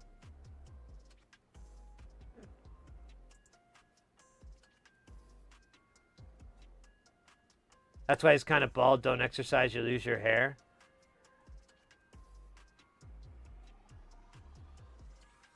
I think there's some flaws to your logic there, but I'm gonna lull with it anyways. Wish I could take his free sign classes. Honestly, Bam Bam, where do you feel like you need to work on your soldering? Is it just a skill that you've never really put the time into, or have you done a certain thing, like through hole, and you're wanting to do SMD? What exactly would you want to take the class for? Because I'm curious, because and I'm sure there's like the hands-on aspect has to be good and beneficial to it. So I totally get that. Like, you know, especially when you're doing lab work or you're working in any type of like little project like that, it's really nice to have someone walking by, floating by. Hey, you might try this. Oh, that looks really good. Oh, you know, you having any troubles? You know, being able to be there for assistance, I think, is really good. Just to learn in general. So I'll tell you what, mate. This is what I tell everyone. I may have already told you this, but I'll just repeat it for posterity. So my recommendation is first, of course, you know, getting the tools you need, a decent iron. You don't have to spend a lot of money, but a decent iron. It needs to get hot. That's really the only thing that's critical. The tips kind of play into being important, but then getting a nice roll of solder, good quality solder with a rosin flux core. And then there's a couple little tiny things too, but just getting that, and then looking for these really inexpensive kits that you can buy. And they're usually under education, or sometimes they're under DIY, but usually look for educational soldering, or, you know, those kind of keywords, and you'll find these kits, and they're like $4 or $5. And there's a lot of SMD stuff out there, but you can find through-hole stuff. Depending on what your interests are, you know, if you're in a musical deal, I always recommend guitar pedals. There are some really great kits you can buy for a reasonable amount of money, and you can even DIY the fuck out of it if you want to. And save $5 or $10. That can happen as well, but they're really, most guitar pedals, most of those are extremely simple circuits. They usually contain less than a couple dozen components, and you can get some of these things really cheap, like under $10 cheap. Like, for example, SMD. Let me see if I might have put them away. I did not. They're still gonna leak everywhere. So with like SMD kits, you can find, so we have some on our website, but you can buy these things anywhere. You don't have to buy them from ours. It's just, I just have them so I can make them available. But you can buy these little kits, and they're little SMD kits. You can see they have all the components in here, and they go from big to little. So you can, the way these are set up is it's not uber challenging. I think, I don't even, yeah, this one does something. I think the lights flash. Yeah, I think you get like a chaser LED. And if you didn't want to do the really small stuff, you don't have to, and you can still make it function, because they do build it so that it's not, you're doing really tiny SMD, you know, like really small soldering. All the parts that you need to make it light up are all the larger format, like 805 and so forth. These kits cost a few dollars. They're very inexpensive. I tell people to just get like one or two, you know, put it off to the side in case, you know, you take a break from soldering and you want to do some work and you want to brush up before you crack open that Xbox or something like that. This is perfect to get comfortable with that soldering. But this is just one. I have like 5 different ones that I've found, and yeah, all of them are. You can buy them for under $5 easily. So that's what I would really recommend to get good at it. And then of course, if you need those eyes of whatnot, you can always post to our Discord or whatever platform you use. If you want to tag me, I can or what have you, I can go and take a look and be like, hey, you know, that looks good. Oh, you might put a little bit more heat on that. Let it sit a little bit longer. Stuff like that. I'd be more than happy to try to help in any way I can, so that you'd be able to enjoy the power of soldering. It's intoxicating. You can play God. Oh, wait. God can't make microchips. Only man. God just makes the sand. Just the sand.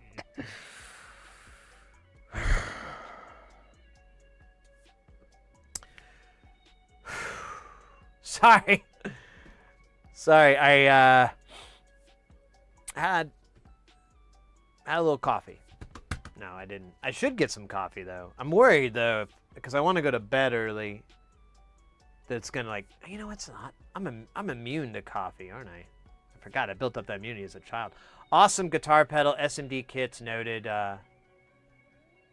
Thanks for going over that. Yeah, Bam Bam. Yeah, like I said, if the guitar pedals, there's also, if you're more into the programming and you know, like Arduino and, you know, messing with those kind of things as well, if that's more your background, there are plenty of through-hole kits out there for, you know, different shields and whatever that are DIYs. You just have to look around. Those ones are a little bit trickier to find, maybe. I've never personally gone hunting for it, but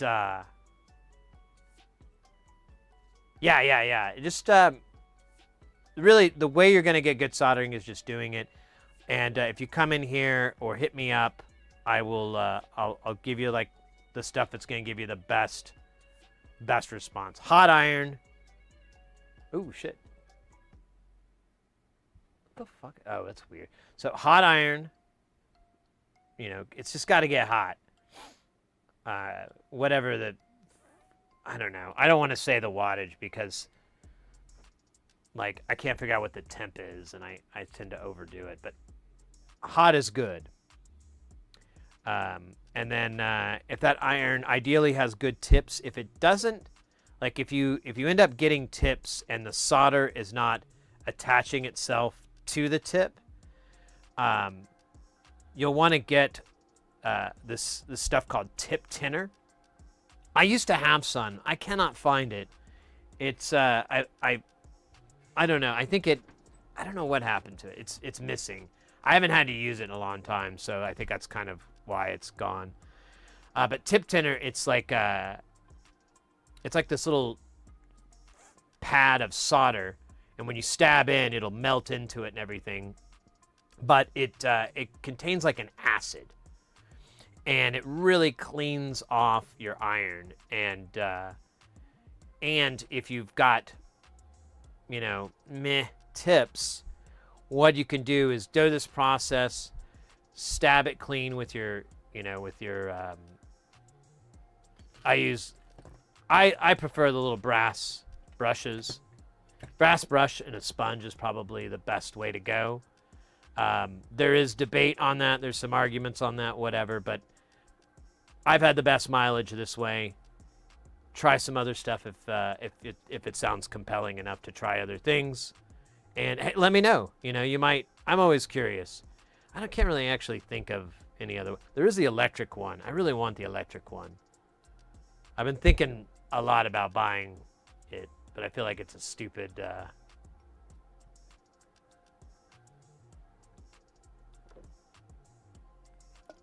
Yeah, tip tinner is a really nice way to just clean the fuck off your iron tip. And if you have a bad tip, it will actually kind of, I don't know. I don't want to say what it's doing because I could be wrong. I don't fully understand it. But it effectively seasons that tip so that it's able to take solder again. Because otherwise it just rides up the shaft. Never gets old. And that is muy no bueno. All right. I got to start pushing this. And here, we'll watch the space capsule. Do do do do do dim blum blum blum do do do do do blum blum blum blum do na na na na blum blum blum blum do na na na na blum blum blum blum do na na na na blum. Okay, I can't do it anymore.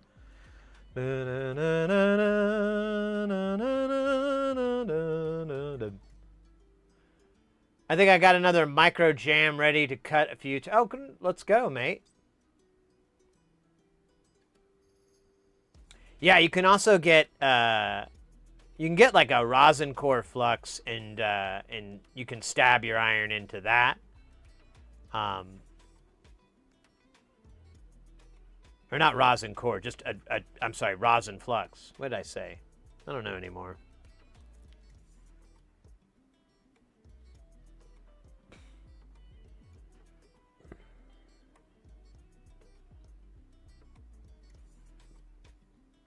I think this is probably why Rossman's so buff.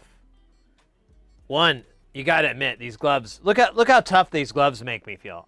We'll take them off in a minute, and then you'll notice how like puny my hands are. The black gloves really make your muscles pop. And then this is a lot of work pushing this thing in. Oh, this is just a 5mm. Is that why I wasn't using it? No, these are all 5 mils. All right, we're gonna overstuff it a little bit. There we go. All right. Some old flux I bought, one in the Radio Shack. Oh, there you go. I use steel wool to wipe my tip clean and never need tinner. Your mileage may vary. Yeah, exactly, Mornax. Like everything's a little different. There's some slight variances. I can only speak to what I've tried and what I found works for me.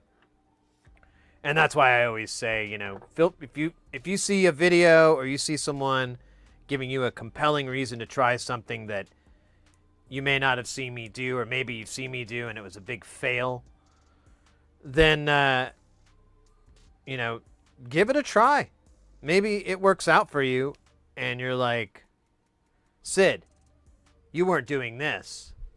You know, you were zigging when you should be zagging. And then I'll get all mad because that's like a new fucking Gen Z word I gotta learn. I need a way to plunge this clean. Stand by. Where'd I put the clean aways? Let me read chat real quick so I can. Since I've been using brass wool, I don't need to dip the tip in flux very much anymore.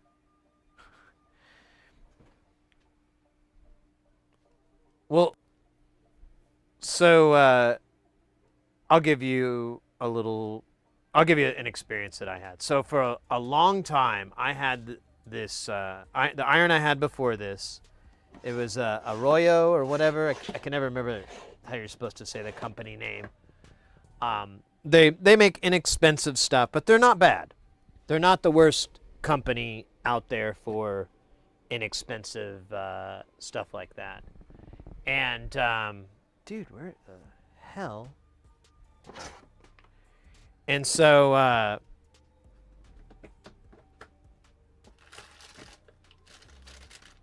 I would buy the tips for the iron, and I would just buy like packs, and I would go through them fairly quickly, like just the tip just destroyed. And I thought that's what you were supposed. I thought that was normal. I thought that was like, oh yeah, you got to buy tips, and because they start getting pitted and destroyed and whatever.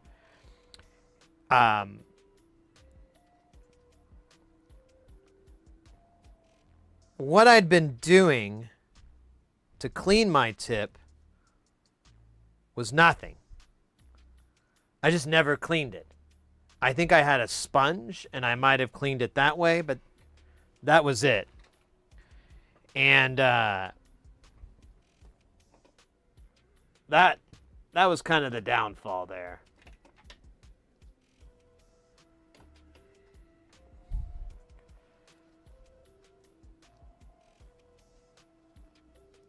What is that bridge interface called? Oh yeah, I should have brought that up. I totally meant that. So this is called a glass coupler. You can find it, a glass syringe coupler or syringe coupler, whatever. It has the lure lock, which is a brand name that allows it. I don't know if it really shows up, but you can twist it, and that's what the Amtech tube comes on. So it twists onto it and locks it on. And the other one, the syringe, is just a compression where you put it in and it graduates and sinks in to hold it. You would think when you press it, it would cause the one that you're feeding to shoot out, but it actually stays in there pretty good. So nothing to worry about. You can get these really cheap off of Amazon and places like that.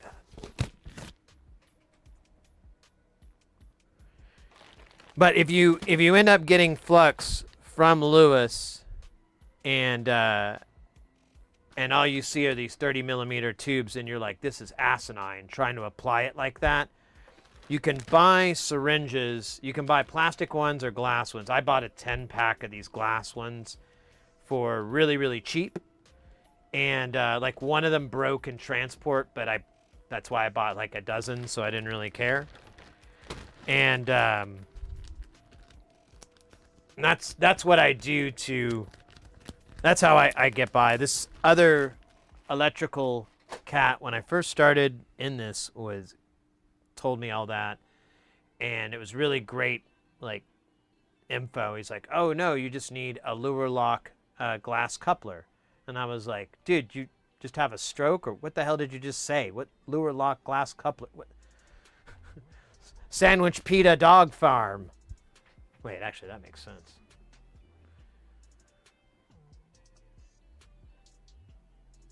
What's the name? Oh, that flux. So the flux is Amtech. Here. I think I should have put it in a little bag, actually. So this is Amtech NC559V2-TF. If you go to Sid Heresy DIY, there's a link to it on the links and referrals page, and that's an affiliate link to Northridge Fix. We have an account with him there, so if you wanted to go that route, those are the 10 millimeter ones. They're about $16, $18, somewhere in that range. And but if you want to go with Louis Rossmann, I don't have any links or anything for him, but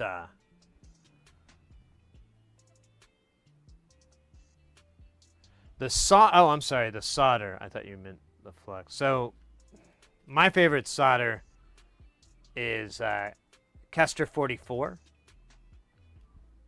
There it is. Kester 44.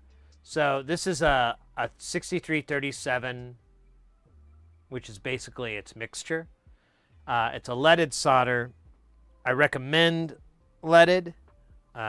I know some people have some health concerns, but it's you have to really eat it to like for it to be bad. The smoke is not from the solder, it's from the flux. Solder doesn't really produce smoke. It probably produces some sort of vapor, but I mean, I have a solder pot, and it's just a big cauldron, and you use it to dip wires in so they can be tinned and everything. And it doesn't smoke. But it does have this gross film you have to skim off. It's so gross. But yeah, the solder, and on that same referral links page, it has an Amazon link for that. But you can honestly just, you should be able to find this at Mauser, Newark, like any of the major electronics places. Everybody sells this. Now this is a pound. It'll take a long time to get through it. I got 0.8 millimeter. I think I haven't done 0.7, but I know someone in chat uses 0.7. And they're really happy with it. They're able to do SMD and through hole pretty comfortably. I have 0.8, and then I have 0.4, which is obviously half that size. And I don't recommend this. I don't recommend 0.4. It's good for if you're doing SMD soldering, but it's if you're doing a lot of SMD soldering.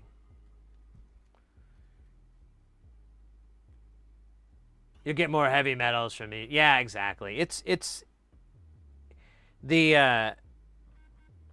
I need to honestly do a little more fact checking, but from my understanding, the reason that we have unleaded solder and ROHS, lead free from 2000 whatever on, was because of landfills. Because when they'll dump electronics into landfills, the argument is that, well, the lead will be leached from the boards and it will leak into groundwater and, it'll poison the soil and blah, blah, blah. So let's just ignore the fact that maybe putting garbage in the ground isn't the best way to get rid of it. We'll just ignore that because they had a real big boner for that to happen. So that they can keep putting garbage in the ground, they said, well, just take the lead out of the solder. Problem solved. And then the whole world was like, well, I mean, we could. Great. Let's do it then. And they never really got in, like, how much that's going to kind of suck. But we survived. And I will say this, too. There's a lot of people that I know that use unleaded solder exclusively and very passionately, and their reasons and their arguments are valid. These people are professionals and whatever, and so I totally recognize they're like, no, I don't want this or this or this, and it's totally cool. So whatever your reason is fine with me. I'm just trying to spit some fucking ridiculous stories. Oh my god. Yeah, let's just not have landfills in general and avoid the environmental problems. Well, yeah, that's the joke to me. That's the comedy moment, and that's where I'm like, that can't be that stupid, can it? But I think it is. I don't know. I should do my due diligence. But it has been confirmed from multiple sources that landfills were the reason. So, and that's the other thing too. Why can't you just have an electronics disposal program? Why couldn't you have that be something separate, like recycled goods and then electronics, electronic goods? And we still have to kind of do that, but it's so dumb. Like, 10 years ago, I got rid of a whole bunch of CRTs. Now I'm regretting it though. And the guy, when I brought it to this place, I had to go to this kind of weird spot, and they were like, oh, just put it in the hallway, because they didn't really have a place for it. That's not their business. But they were like, yeah, we signed up as an electronics disposal place, because, you know, we care about that shit. I'm like, huh, dope. Sid, I sent you a basic kit privately if you want to see it. A basic kit. What does that mean?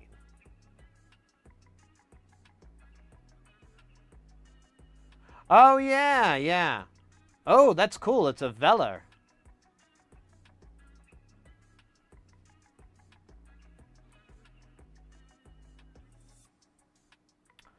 Now, it's not available in my neck of the woods. But I could go to the Velar store and probably find a very... I might do something like that. That might be nice.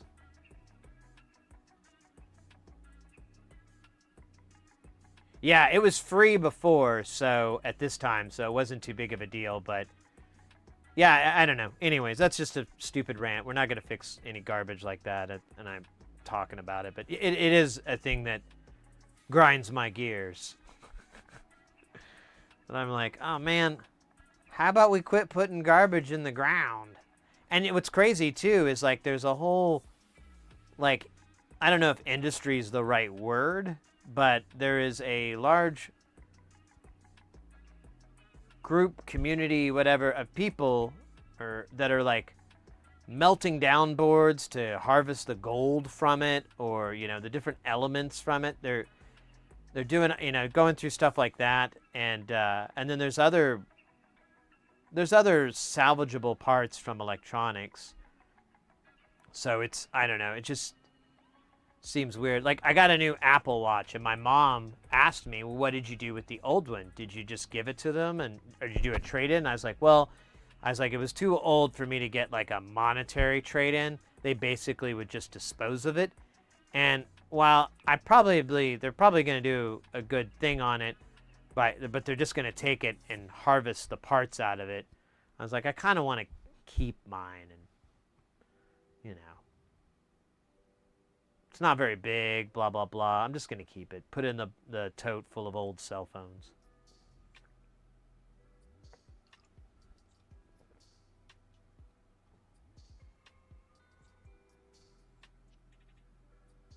Stacked seat TV. I know, Hayes.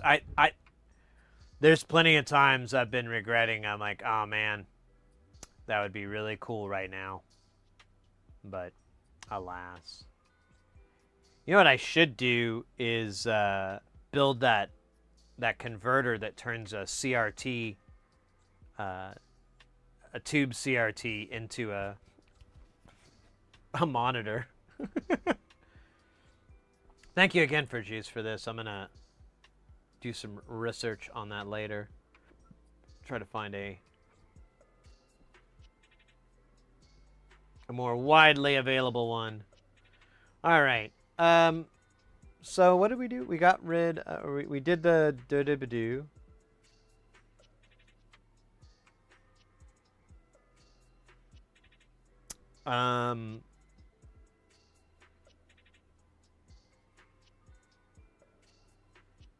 Fuck. Sorry guys.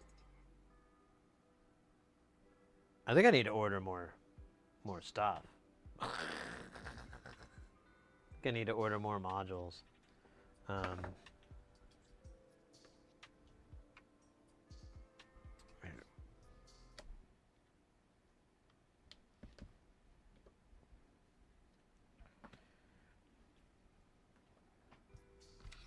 God bloody hell. So, I'm thinking... So these are the modules I'm thinking about. I have to cut 1 or 2 of these modules off, depending on what the price is. Because I can't do $400. But I could do 3 something. That's not going to kill me inside much. So... I have to get this. There's a couple of things that I have to get, like, that have to be on the order, because I promised myself these would not be the most glamorous modules. I need to get all the plumbing and the make stuff work modules. So we've got VCAs, which is 3 of them, and I believe the bottom one has a distortion, yeah. Triad, which is basic, it's just 3 envelope generators. They're just AR envelopes, I believe. Yeah, attack release. So nothing too crazy. The Moog, which is basically a distorted VCA, but you have a mixer function in here, so you can take 3 sources. I thought that'd be really useful. So all 3 of these have been kind of meh. The Divine CMOS, now it actually has some cool stuff, but again, it's kind of it's a worker bee, not a party bee. Or a Cardi B? I just now got it. Oh my god. Yeah, that's funny. Party B. Cardi B. Oh my god. Why would she consider herself a bee, though? I don't... Okay, you know what? I thought I got it. Now I'm right back into not getting it. Damn it. Pop culture will forever remain a mystery to me. Now we're getting into things that are kind of interesting. The vowel morphication is, I don't know, man. I forgot. It's weird. Maybe we talk about this guy. Is Carp Lust Wrong is another fun one. This one makes like kind of plucked sort of noises. And then Kirishu. I don't know. I just got it because I don't ever remember seeing this. It looks like a through zero oscillator from here. So I think that's what this is. And Cephalo. Yeah. I don't know what this one is either. I don't remember seeing it, but there it is. Staring at me. Calling me a bitch. What the fuck? I'm not a bitch. You're a bitch. Oh yeah, it's a phaser. And it's like a crazy phaser. In fact, can we look at it? So yeah, it looks pretty, doesn't look that crazy, right?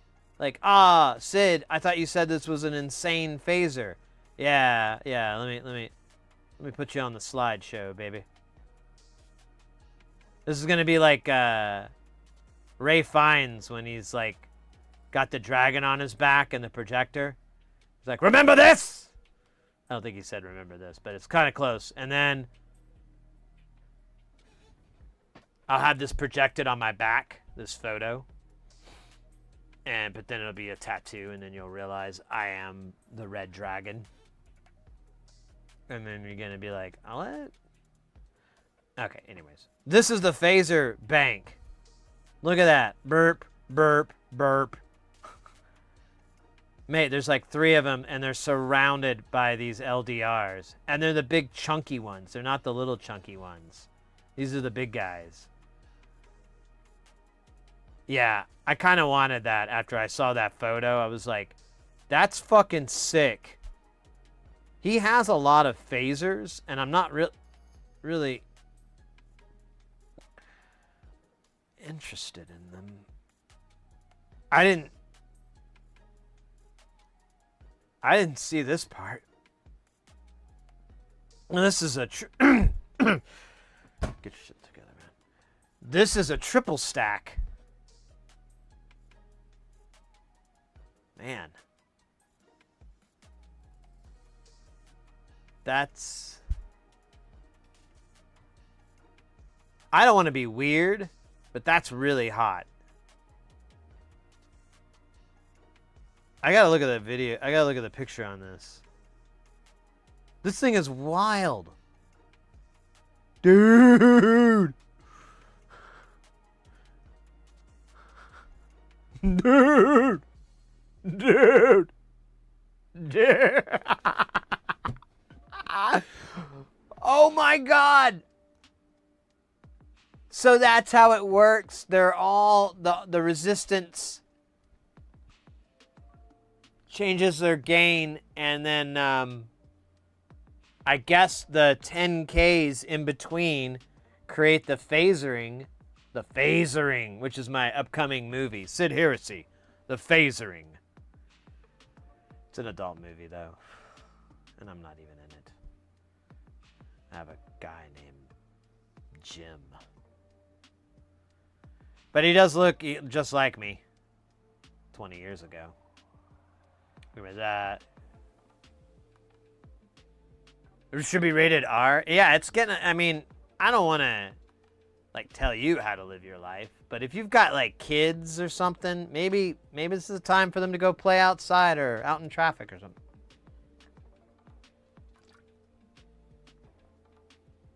So,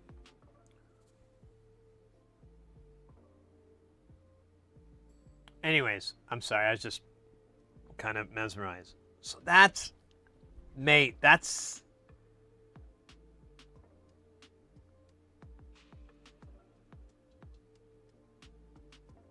Dude.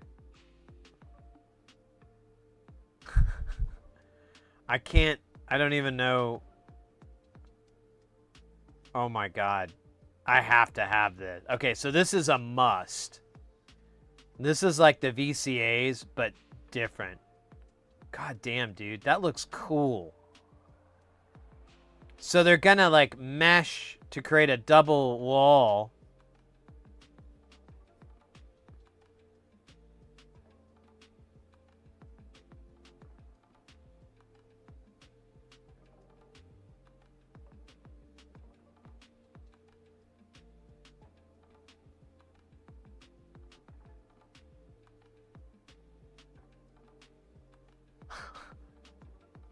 Man. Okay, so, anyways. Oh, shit.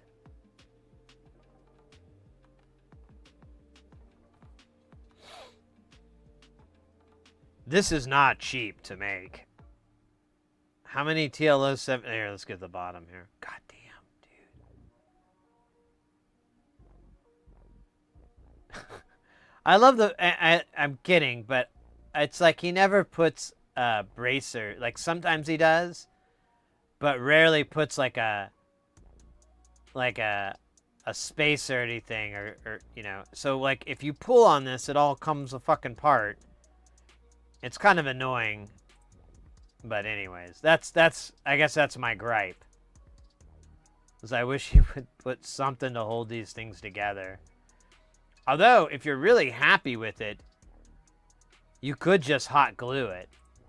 You could just run a bead of hot glue along here, and that should help. I might do that on some of the... Oh my God, dude.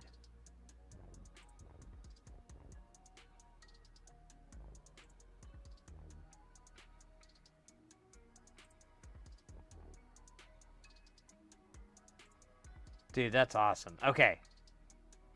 Oh, it just keeps going. We're finally at the end.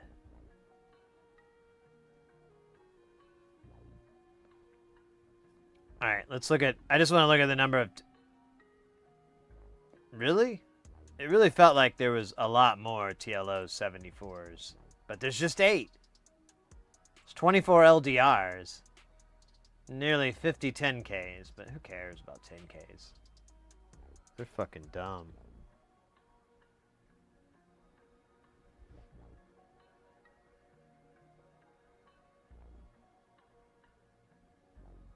Alright, the rest of this is... Actually, this isn't going to be... I thought this was going to be a wallet destroyer.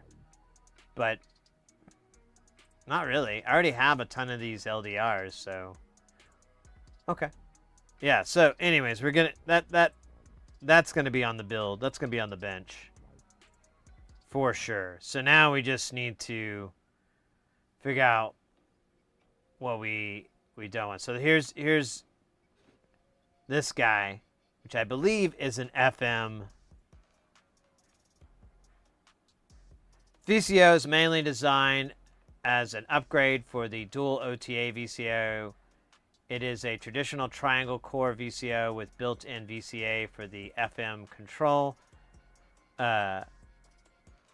section. The design draws... Oh, so okay.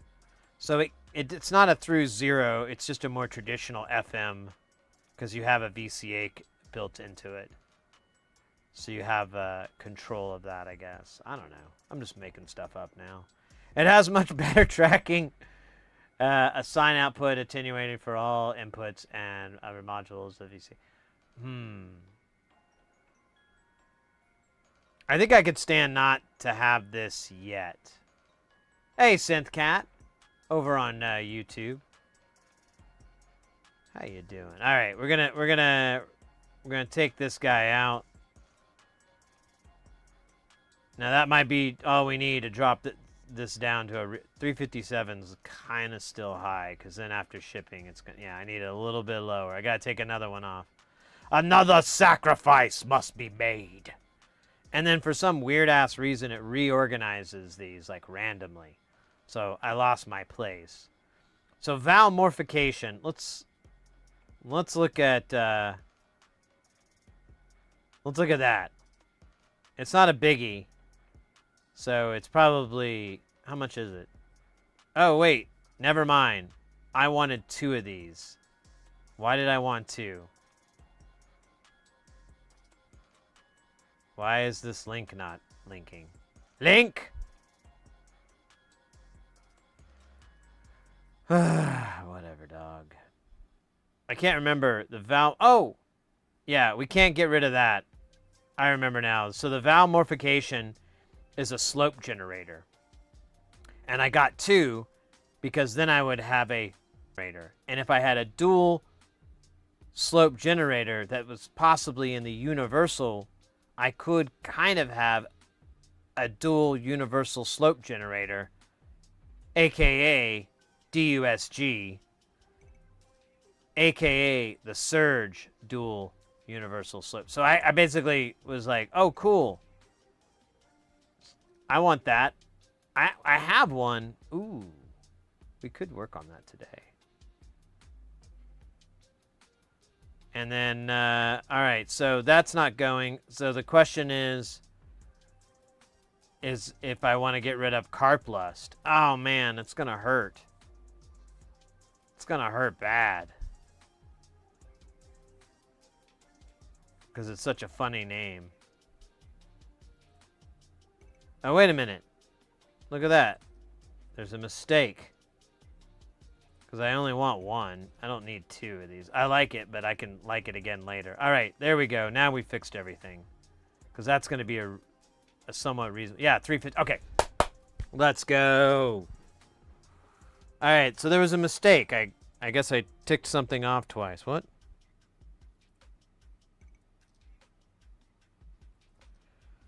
All right, cool. I might have to grab a package at the door. But Moog, Divine CMOS, is carp lust wrong? Encephalo adjuster, VCAs, triad, and 2 valve morphications. Just like we planned. Just like it was written in the book. God damn, dude. My fucking...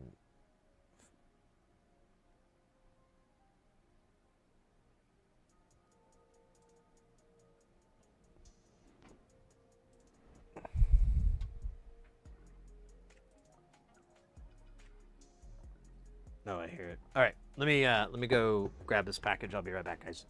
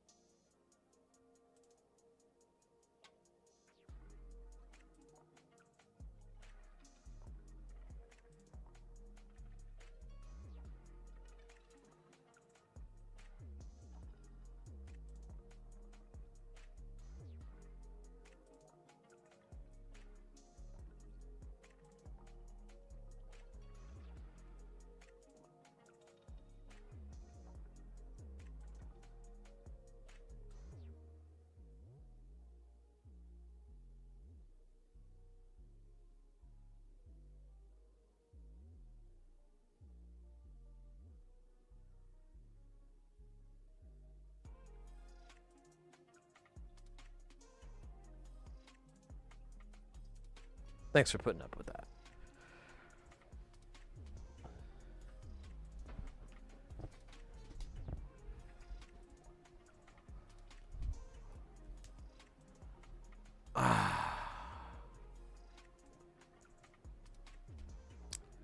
All right. So we got that out of the way. We got our... What do we do? We got the flux filled up. Hooray. Ooh. I need a new drink.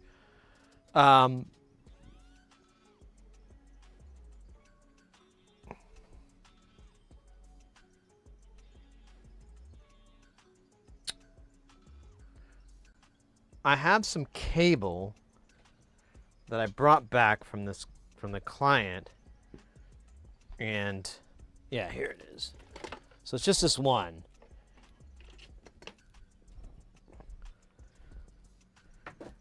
And it's XLR. Let me put it. And it's bad. So I'll grab the tester and we'll double check test it, but it's bad. And I have a really crazy way to detect shorts in cables that I discovered last time we repaired some of these. So I want to see if I can still remember it, and it works the second time. It wasn't just a bunch of flukes. All right. Oh man. Oh yeah, that's right. I think I took the battery out of this thing for travel. Lost a little knob on it. It's probably...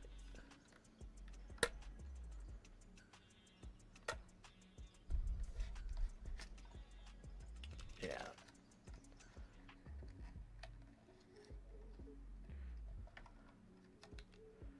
So the actual battery compartment broke on this thing, so I had to just kind of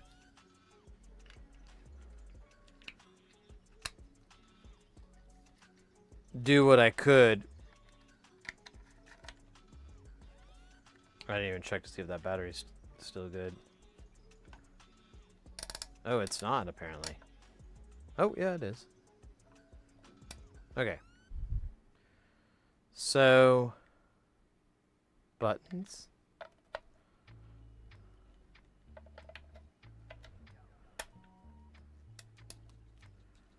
So pin 3 is good, but that's always the case. Now it's pin 2 and 1 are cooked. There we go. So this cable is this really shitty AKG cable. My buddy, oh shit, I turned it the wrong way. A friend of mine called it out because he dealt with it, and he's like, yeah, their cable's like this. What will happen is you'll have somebody pulling on it, and they'll pull really, really hard. It'll be stuck on something. They'll just keep tugging it, and inside the cable there's two insulated strands inside, and they'll pull, and it's really weird. Like the plastic will break around one of them just a little bit, and then once the tension's released, it shoots out this little nub of copper, and it'll touch ground or it'll touch the other line or whatever. And it's what we're gonna find here with this cable. And I've told him, like, yeah, dude, you got to get better cable than this. You should look into replacing some of this stuff. Because I offered to fix it because I like repairing cable, and I told him, I was like, at the worst, I keep it. And he's like, well, I was just gonna throw it away anyways. I was like, yeah, don't throw it away. It's shitty cable for this kind of stuff, but for my home stuff, it's really not that bad because I'm never tugging on it or doing anything stupid or wrapping it a million times. It's just gonna live where it lives. So, And I have like a couple of 25 footers from that whole ordeal that I just need to put new heads on. I just haven't felt like it. But yeah, we just need to find the bad point in the cable, and then hopefully it's not in the middle. If it's in the middle,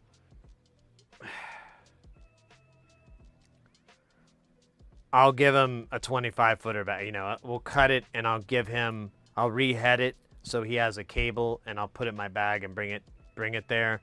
But we'll have 25 feet or whatever of mic cable to use. And honestly, I could use some more mic cable. I don't use it that much, but I think I need like at least, because all I have are like really long 50-foot runs, and nothing's 50 feet in this room.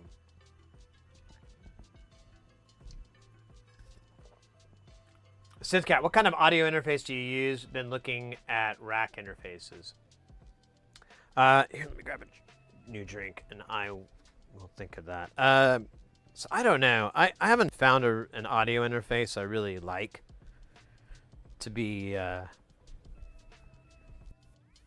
honest with you. The stuff that I have is okay, but it's kind of old. I have a travel interface. I bought it for like $100. It's okay. It has its quirks, but I think it's the Presonus, maybe. Yeah, it's a Presonus Audio Box USB 96. It's okay. It has some grounding, like you can get a buzz because it's USB powered. So you can get ground loops because there's no alternate power source, and of course your USB isn't going to have any isolations or anything like that. So that's its downfall. For audio engineering, I never even need an audio interface anymore because everything's Dante. But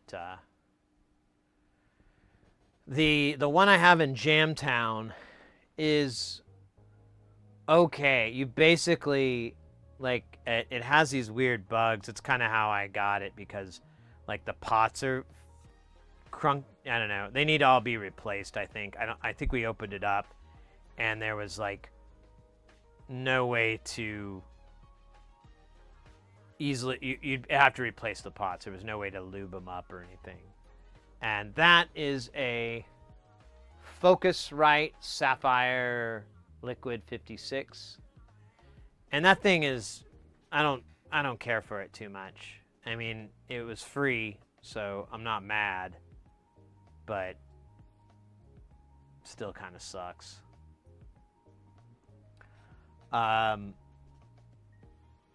If you had a really nice, if you have a good budget, let's say you have a healthy budget, you can spend a couple of bucks. Sound Devices is probably top tier, I would say, in when it comes to audio interfaces and stuff like that. They make a dual 2-in 2-out unit, but it's like $1,000. It might be more than that now. I think I was looking at it and it either went down or up. I can't remember. But that's a fantastic unit. What did you say you were looking at for?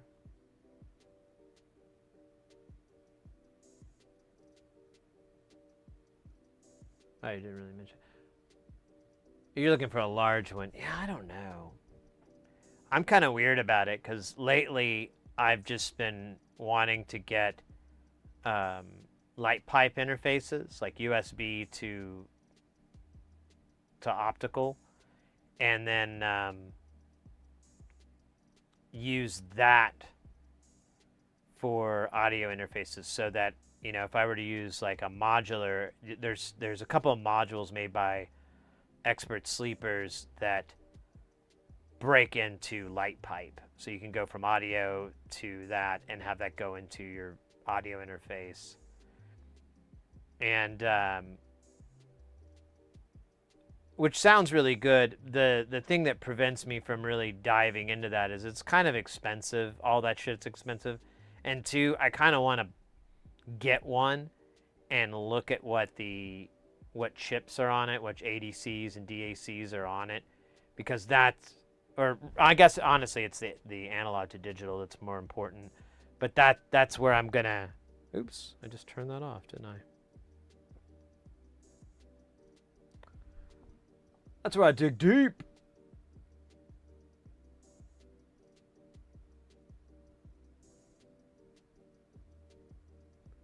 The bit rate can be limited sometimes. Yeah, I can't remember. I think you can do 4 channels of 2496. Yeah, that I can't remember what it is, but yeah, there is that limitation as well.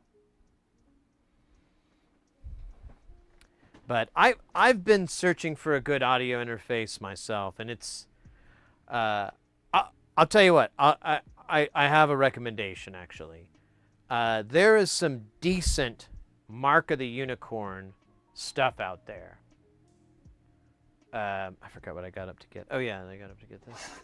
Mark of the Unicorn actually would be a company I would suggest as prosumer sort of audio interfaces. Just because we opened one up. It's an older one, but the parts in it are fucking top tier.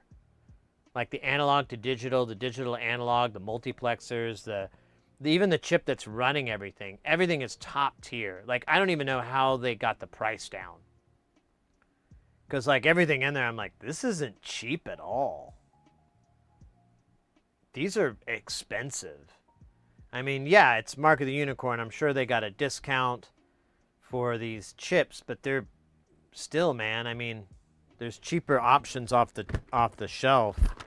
And they went with the pricey one, and I think it really helps.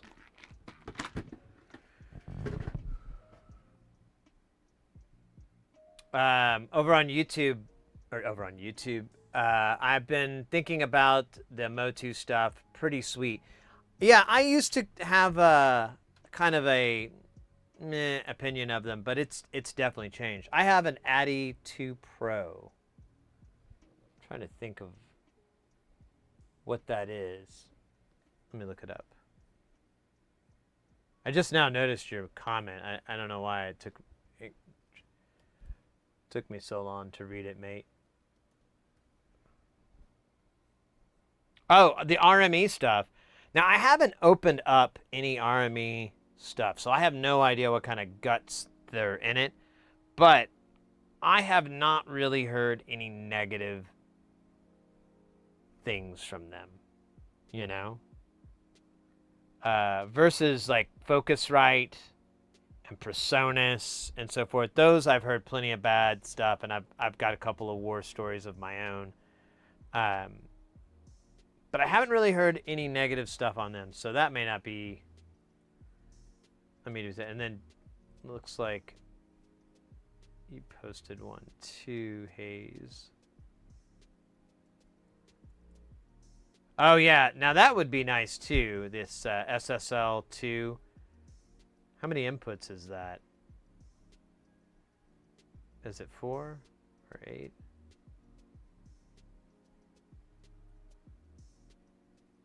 So 4 quarters and 2 XLRs.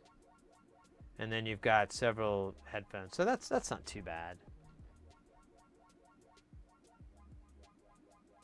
The Antelope Audio Discrete 8 was an option that came up. I don't know that unit. Let me look at this.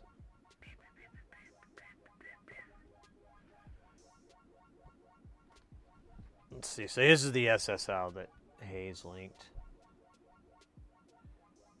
Antelope. What would you say? Antelope. There it is. Antelope Audio Discrete 8. So Discrete 8.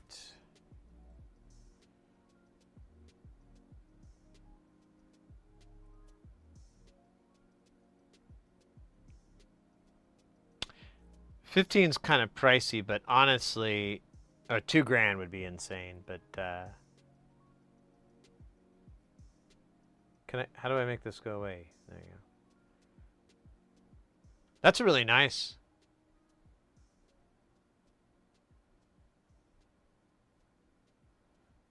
Okay, so you can look at the back. Okay, cool. So you have ADAT. You've got is that USB-C power and then a USB? Oh, no. Okay, cool. You do have separate power. You've got monitor. These are obviously all balanced.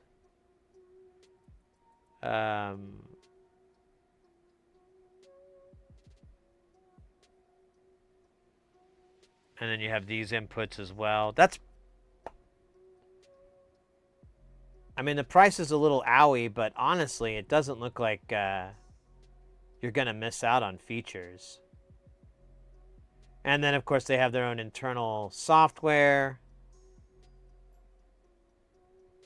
Man, this looks like TC Electronics' old UI.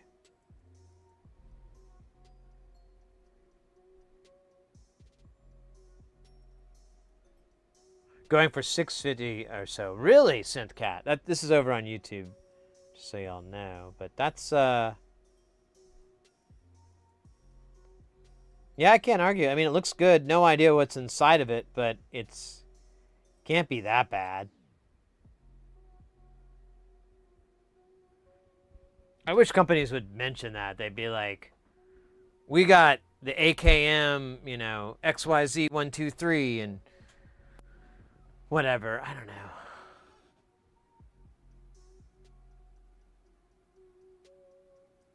I thought my chat broke. Sorry.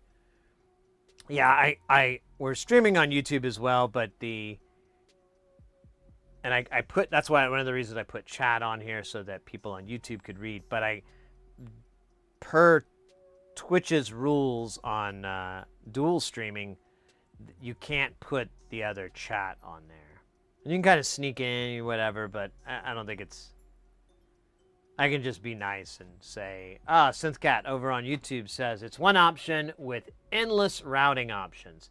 Yeah, being able to do that, having any onboard DSP,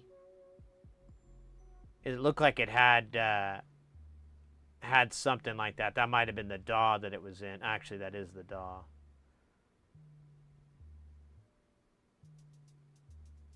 High-speed Thunderbolt, the plugin lets you use... Okay, so you can... Yeah, it does have offloading. So that's even cooler, that you have DSP within the hardware. So yeah. Honestly, I might look into this myself. I'd like to buy one and then gut it. And then I'll make my decision. But what the fuck is that?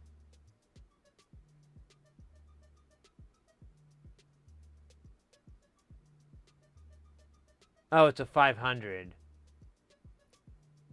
I thought it was like a frac rack module, but it's just a 500 module sitting on its own, which is... I don't want to say it's weird, but it's unconventional. All right, cool. Well, now I have that in my expensive life. Expensive night.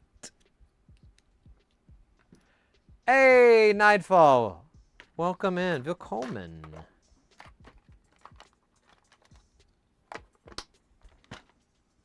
How's your day night doing?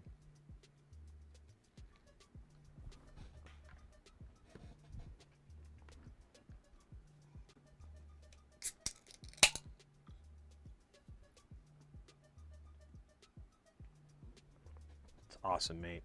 I'm happy to hear that. We are it was pins 1 and 2. We're just kind of hanging out. I go on a trip, so I'll be gone for a week. If I'm not too tired, well, I'll probably be stream right when I get back, which will be on Tuesday. So won't be able to stream this week. Kind of a bummer. However, if you follow our social medias, I've got stuff set up to come out for a while. So if you're into that, you'll love it.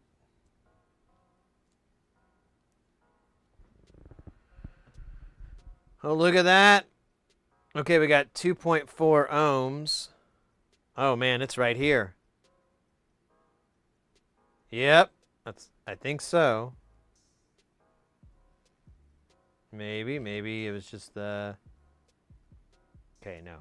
That would have been really awesome.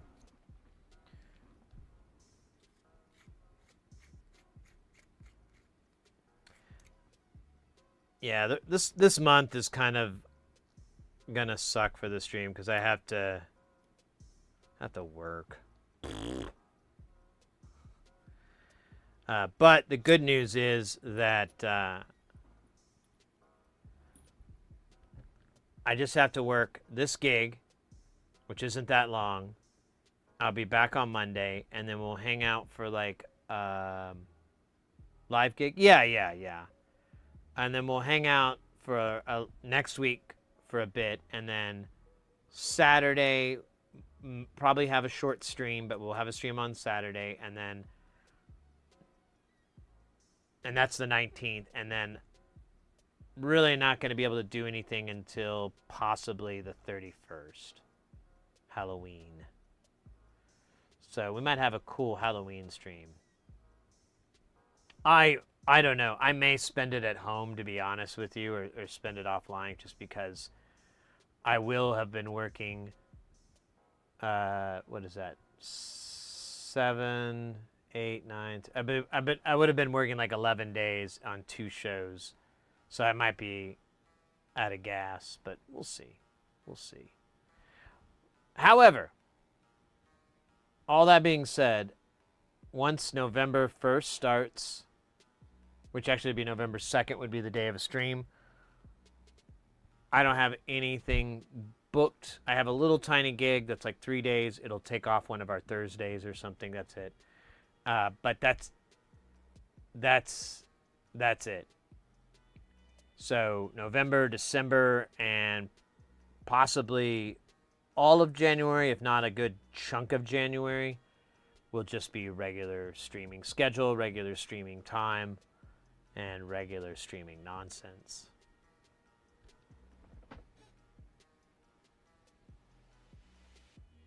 Mini clip. I like that. And I'm looking forward to it, honestly. I'm really, I started back up on work, and I did a really big show. And, I don't know, man. It's kind of, ooh. Guys, get ready, because things are about to get heavy. Jump up, because we're about to bump up and get down, because there ain't no clown in this here town. We got none other than IC Null coming in with that piping hot. Won't stop, skilly bop, oh my God, freaking hot. Ray!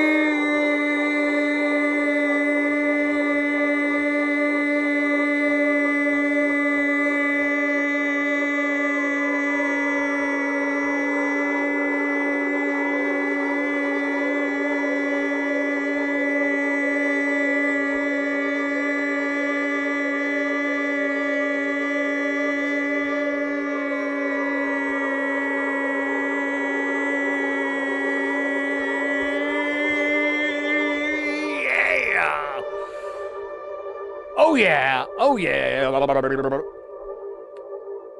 Welcome in, Raiders. Welcome in, IC Null. There we go. Trying to do a shout out there. Boom, boom, boom.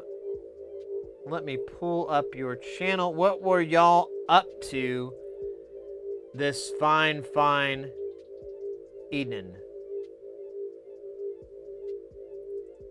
Or actually, yeah, I don't think we know each other.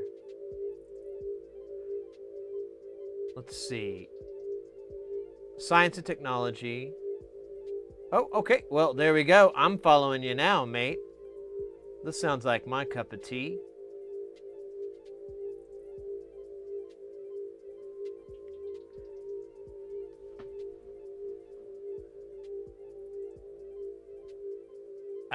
Let me catch up on chat here. Meep at... Ah, damn it. Yeah. Stupid ads. 35 seconds. Well, you know, 45 I think is my record. Well, damn, ICNL is my alt. I was streaming accessibility demonstrations for fully blind gamers of various... So I did see that in the title.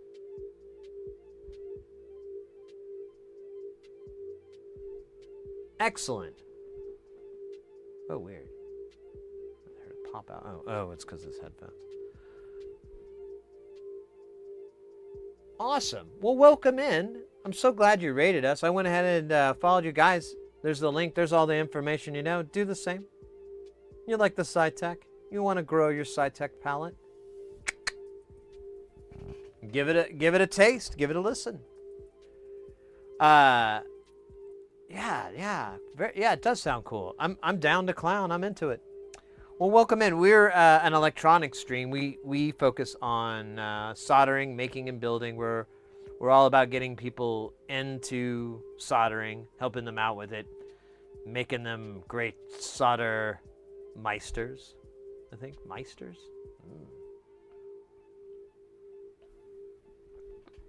And right now, you came in. We were working on this this XLR cable. It has a short in it, but the fun is finding the short because it's inside the cable, and there's no like easy way to not make it inside the cable. It's a nightmare. Mongers? What is that? I don't know what that is. Did I say that?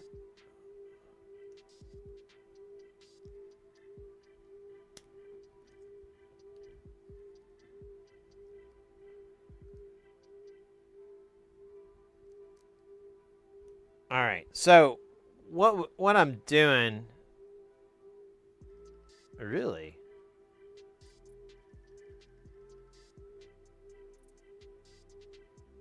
All right. Well, that doesn't make any damn sense.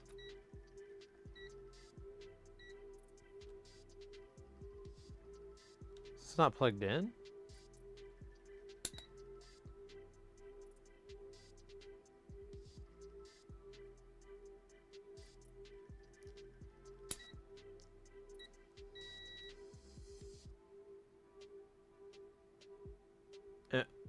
Oh, forgot the pins are backwards.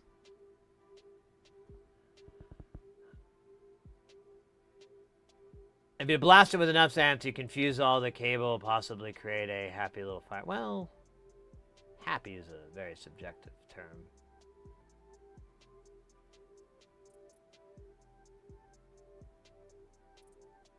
My multimeter was... So it has like it tells me, but it was just operator error, I believe.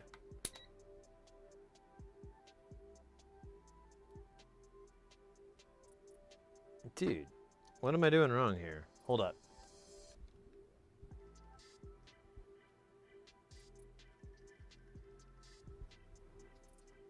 Am I just that... Yeah, I'm that forgetful. All right, there we go. So, the meter here reads 3 ohms. And that is the distance between these two pins and wherever the short is. Now we'll take it and attach it to the other side of this cable. And see what it says. 2 ohms. So it's closer to this side than it is to the other side.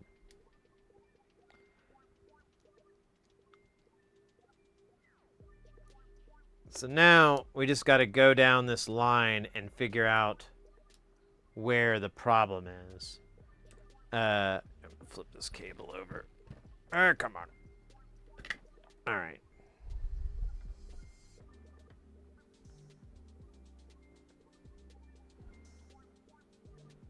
So it looks like it might be nearby. Like, it might even be...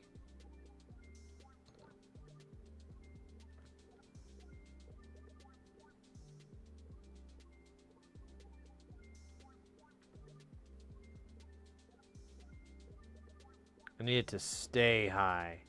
But now it is getting up to where it's more than what it was. I don't know. We might be able to get away with just chopping. It might be up in here. And I'm just going to go along. And very carefully try to get it. Dude, there it is. Wait, I did kind of move this. Let's repeat it. It's got to repeat. Otherwise, it's a fluke. Or, not a fluke. It was a fluke.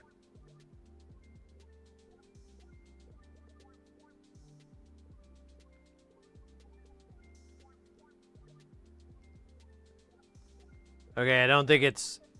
We're lucky and it's near the end. Because, yeah, it's not flipping out here. Alright.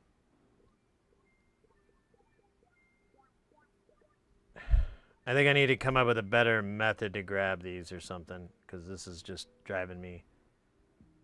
Yeah, now it says it's 3 ohms.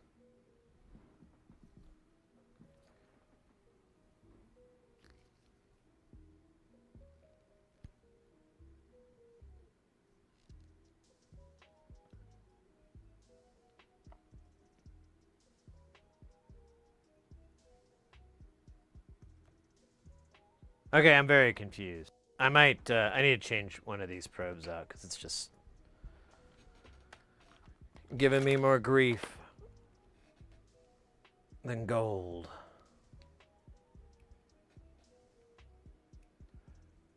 Oh shoot, I'm sorry, I'm behind on chat. I write that the multimeter can't measure its own power source and you... Well, it does have a low battery, but yeah, I know what you mean.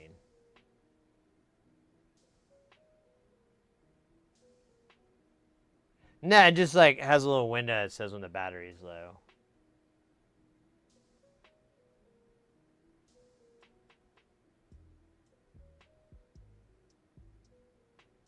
That's not too bad. I think I'm a big fan of cheap multimeters. I think they're great.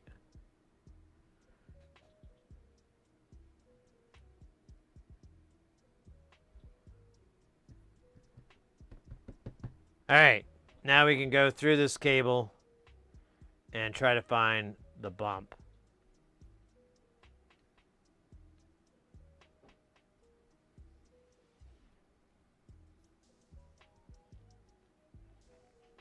I have a bad feeling it's really far down. Because it was 4 and it was 2 on this side. So I feel like we're going to half this cable. But we'll figure it out. Maybe. It's probably a good time to roast a bone. Because this feels like bone roast. Yeah, this is definitely bone roasting behavior. Maneuver. Oh wait, where did I put them all? Did I smoke them all? Oh my god, that would be insane.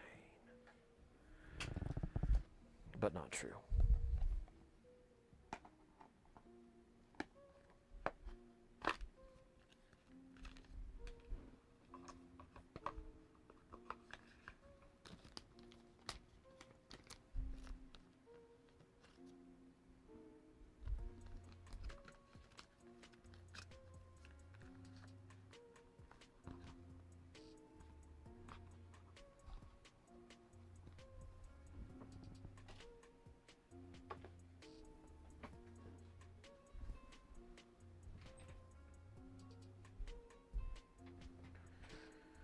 All right.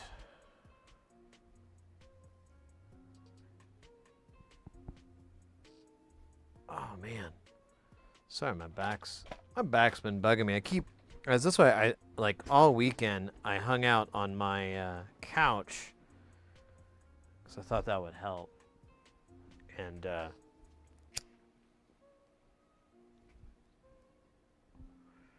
worked from there instead of here. And I don't know. I don't think I really did shit. All right, let's keep going. This is so fun. So fucking fun.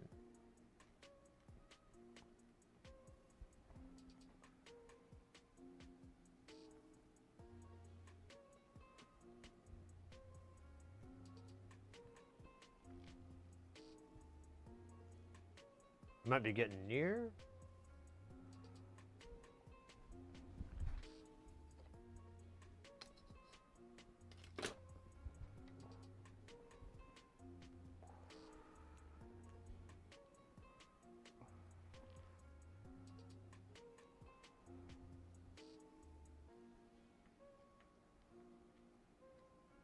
You need to get your back stretched out.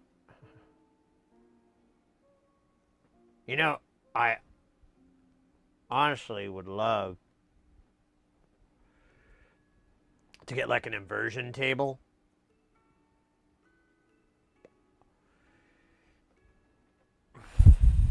But those things are really expensive. Moon boots, something. I think we made this cable a little better. Oh! Did we disconnect?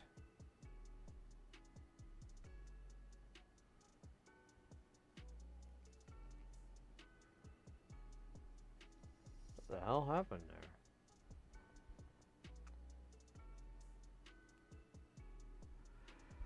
Here, let's put plenty of slack on here so it doesn't.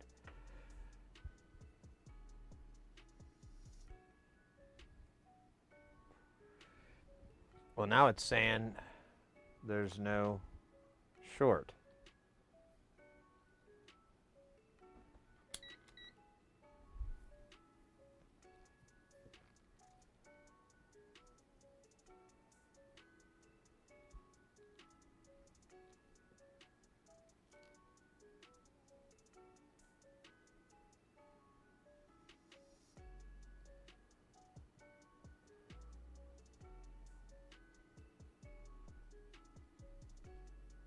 What?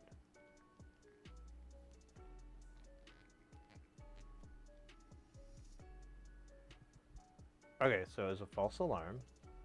Dumb.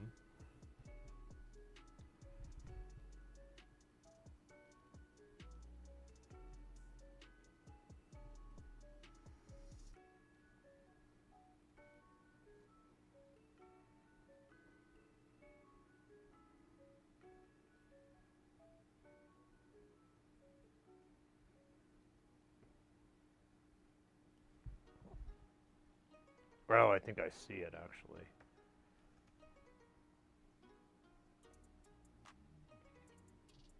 Yep.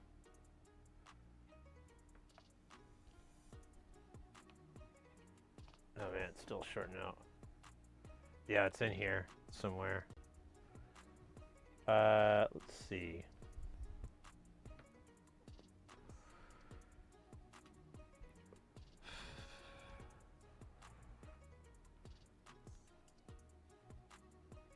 So, yeah, there it is.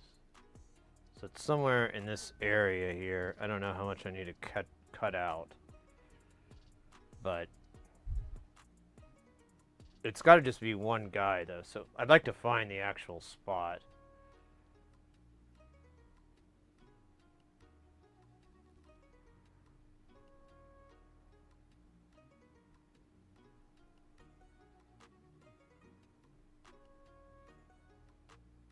Dude, but it's...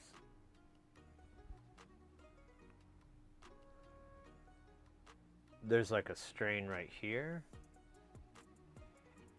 That's like really nasty. I think that might be where it is. Let's cut it here.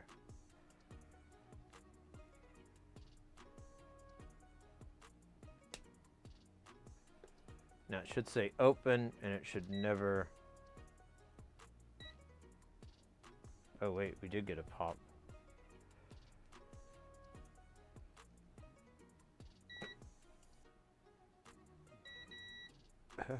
Yeah.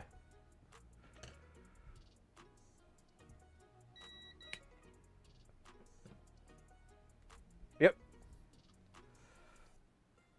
All right, so we fixed this half. Now we gotta check the other half, and then this is obviously the shorter piece. So we'll give this to the client, or we'll keep this part for ourselves, and then we'll rehead this for the client.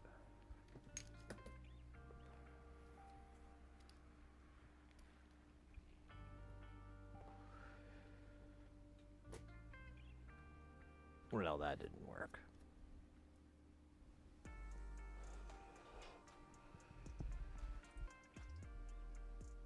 I tried to catch my I tried to catch my neighbor's rabbit today.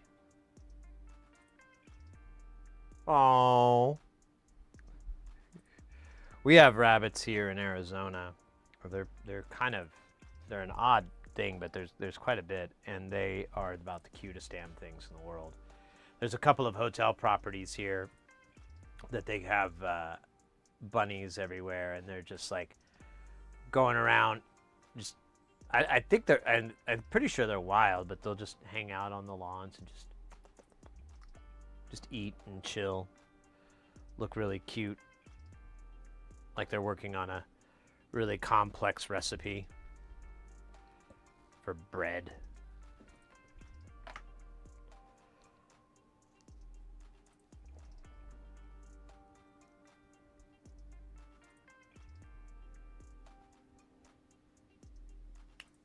I might have to switch back to the other. Well, you know what? We could do this.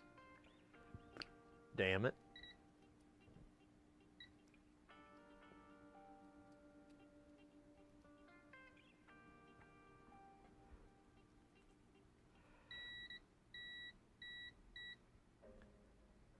Buzz in!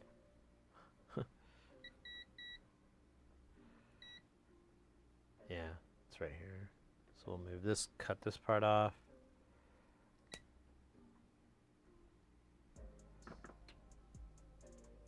Alright.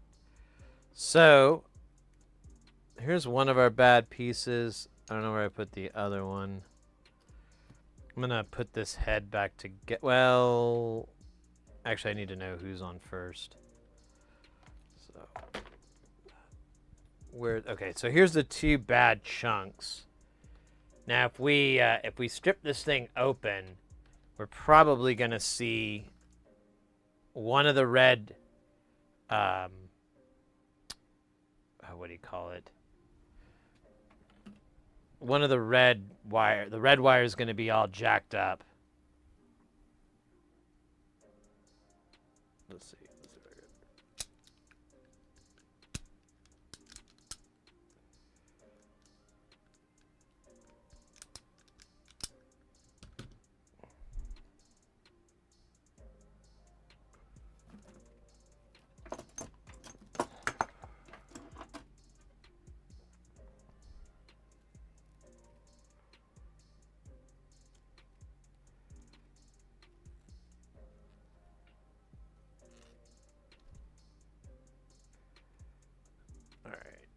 See if we can strip this. Yeah, there we go.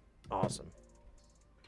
Give me just a second. I'm going to dump the copper ground into the trash because it is going to be just a big mess.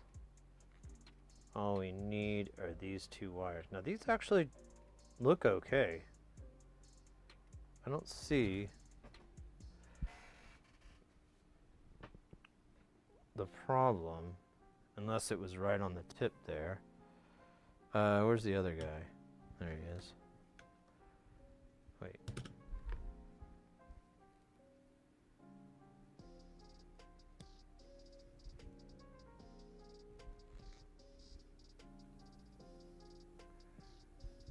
Ever since London took jumping off of beavers, I stopped approaching wild. Oh, Jesus.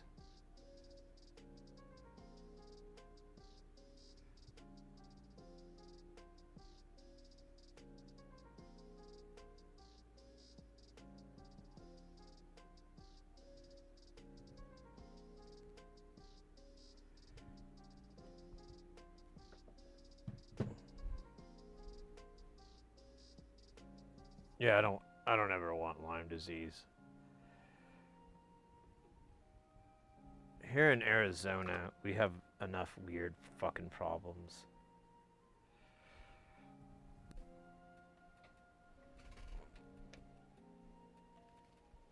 You guys ever heard of valley fever? So that's a problem here. It's a fungus that is in the dirt and dust. And whenever we have big dust storms here in Phoenix, or just windy days, you might inhale these spores or fungus or whatever it is exactly, and they live in there and they just start wreaking havoc on you. And it's pretty nasty. And as far as I know, treatment isn't exactly super easy. I don't know. I haven't looked at it lately. I just know to avoid it. And, you know, don't want valley fever. Jesus Christ, no. But,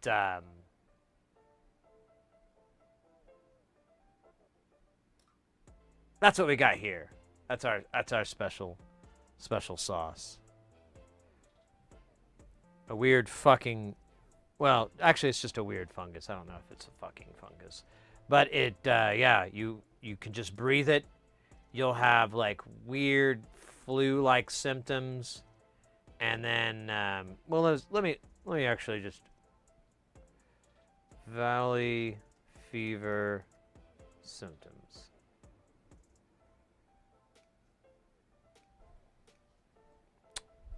You guys aren't going to believe this. Okay, so for valley fever, one of the number one symptoms, this is incredible, it's fever. Yeah. Apparently, valley fever gives you a fever. I thought it was just like a really cool name, but, you know.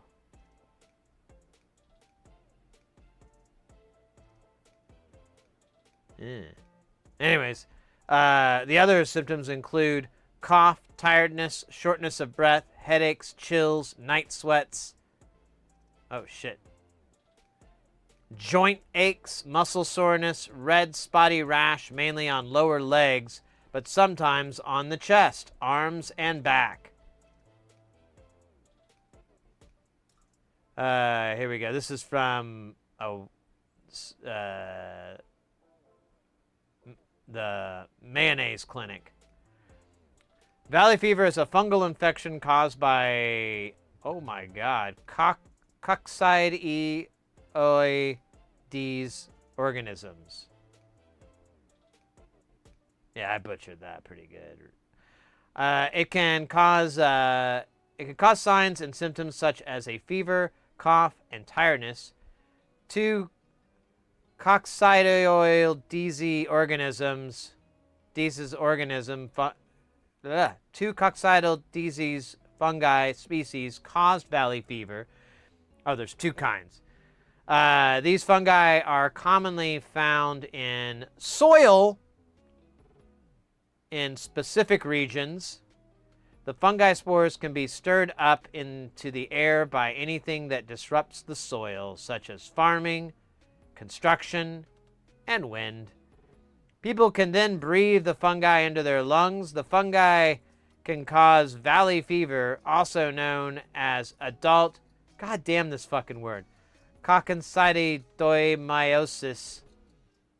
Mild cases of valley fever usually resolve on their own. In more severe cases, doctors treat the infection with antifungal medication.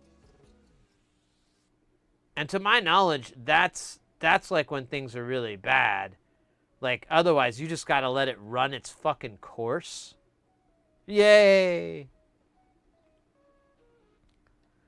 That is a constant concern. That's the only thing I worry about with my mom moving out. Is like, well, I'm gonna feel like the worst person in the world if she gets sick from that.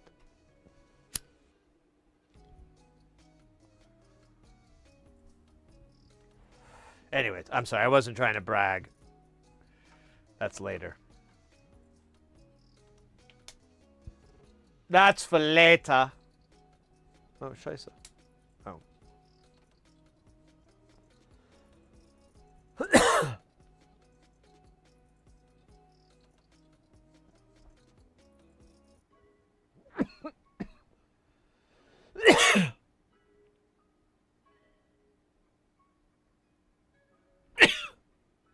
Oh my God, nightfall.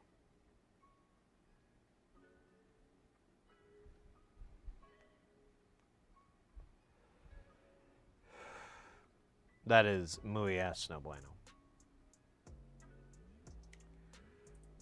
Let's see here. So I pulled the wires out.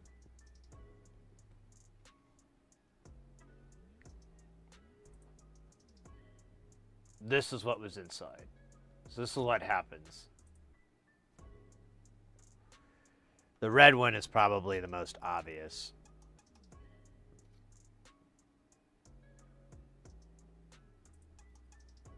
So it gets these little tiny holes. This one's not as bad, but they'll bump out, and there'll be like a little ray of copper. But yeah, this cable's obviously been rode hard, put away wet. It shouldn't have these strains, shouldn't have these discolorations. And then this guy isn't too much better, but it's the red ones that fail.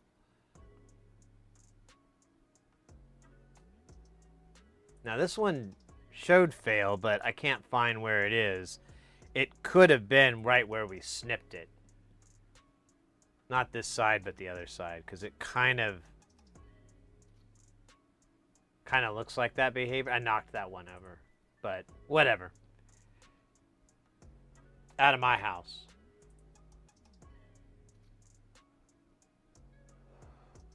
So these cables, this is what happened. This is how they failed. Exactly how they failed. Someone was pulling on theirs. Here, let me go full screen here. Let me bust this up. It's role play. Oh, that's weird. There we go. So someone is pulling on the cable and it got stuck. And you'll shake it, try to get it loose, and then you'll keep tugging on it. And that's what they did. They tugged really hard. And what happened is the wire inside of this, the copper inside of it, the wire got pulled and pulled, and a small hole opened up in the inside of it, because this isn't nearly as tough as this thicker jacket, but it was still tied to the same cable, so it's going to get stretched and stretched. And so it opened up that tiny little hole, and then once the pressure was released, the copper just shoots out of that hole, because there's, now there's a place to go. Instead of that perfect tube all the way down from end to end, it just shoots up this hole, and it's a hose. And that's how that happened. That's exactly how it happened. I like, on the last gig, I even kindly brought it up to the hands that we had there, in a way that I was like, oh yeah, man, you still got that cable. You guys got to be careful with these cables. If they get stuck and you yank and yank, you just fucking kill these things. There's something like that. A lot more swearing, though. Obviously, I was on the job site. You got to swear on the job site, otherwise they think you're a fucking cop. Can't do that. All right, so now we're going to rehead this guy, and whatever footage this is, I don't know how much we took off yet. It looks like at least 10 feet. These are 50-foot cables, 35 meters. So let's see. Let's find out how much this is. So 5, 10. Oh, no. Like over 15 feet. Cool.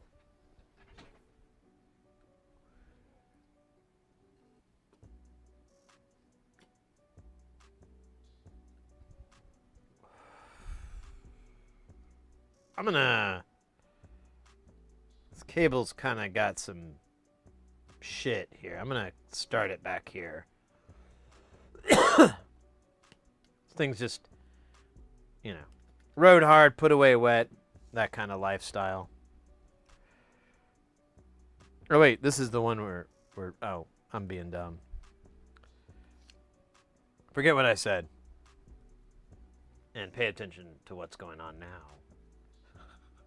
Actually, I need to put this on. Ooh, darp. Darp. Darp. Darp. Alright.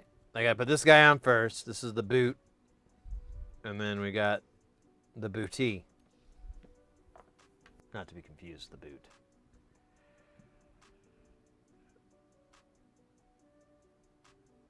Frame it and hang it on the wall. I'd have to like magnify it. It's so hard. There's honestly on the other cables that we repaired of this cat's, that was way more noticeable. It was way worse.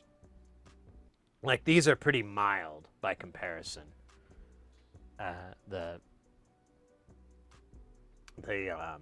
failure. I think I'm just gonna pull the wires out of this like a big boy. Oh man, speaking of big boy, I don't know if I kind of had like a helping hand and then he like fell apart.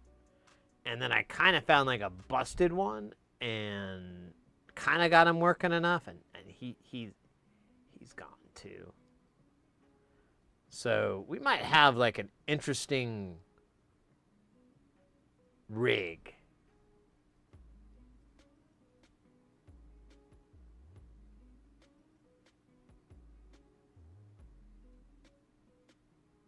This video is paid for by your broken cables.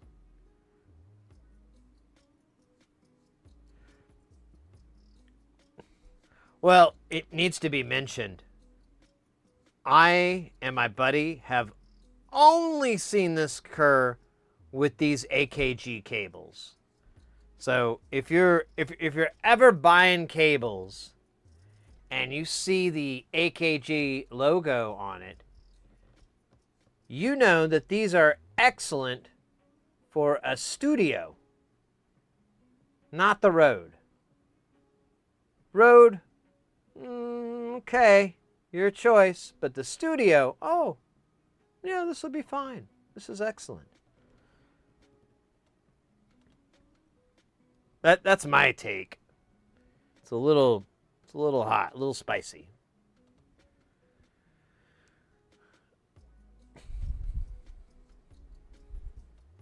Might ruffle some feathers. Oh, don't. Yeah, I'm really weird with that, like by a lot of people's impressions. So my favorite headphones are my Shure 1706s. They're like they say studio monitor across the headband. They're so fucking cheesy, but I absolutely love them. You can beat the snot out of them. They're repairable.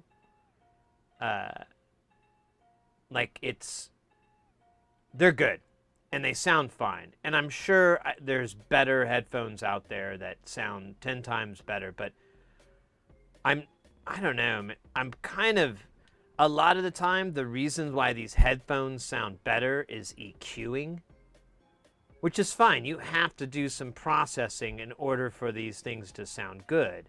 You know, you can't just go off of baseline measurements. But when I know that, and I know I'm just hearing an EQ, I know I'm just hearing some DSP, like there might be some time alignment that's done or phasing that's kind of cool, but it's fucking just EQ modeling at best. And so I don't know. I really like to listen to things really flat anyways. Like even music and stuff, I don't know. Like it's like when it's too much bass or, you know, or whatever, I just kind of get put off.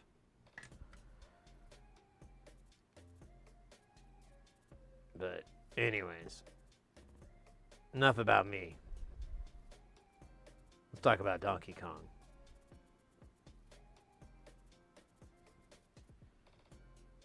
So here, I should film this so it's interesting. Brr, brr, brr, brr, brr. So all I'm doing here is just liberating these guys. They feel great. They love it. They will greet us as liberators.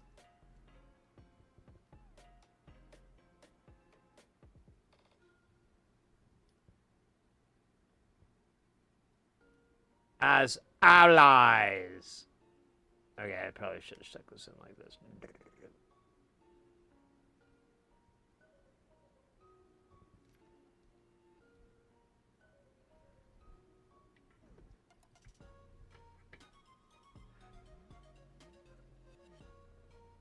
Really, money can break my will. I remember Donkey Kong SNES release day and where we played it. I got kicked out, I think. Why did they kick you out? Is that going to be a bad question for me to ask?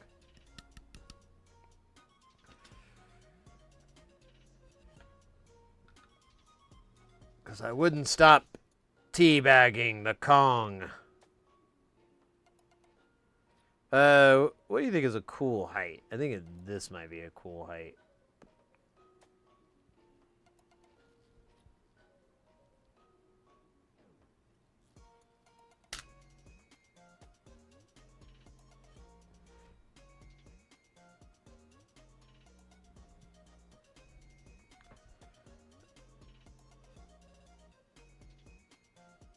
Okay.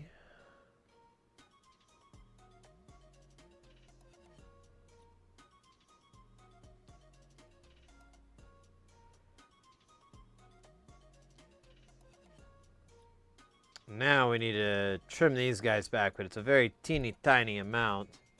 And for that, I will use my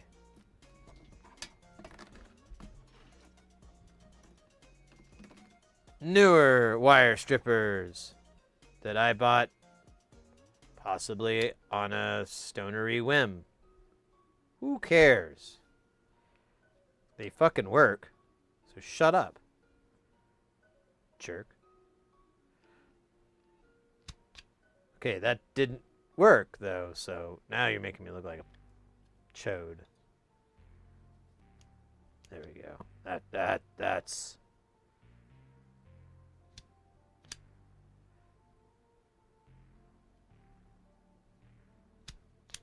okay, there we go. We just had to crank up the volume.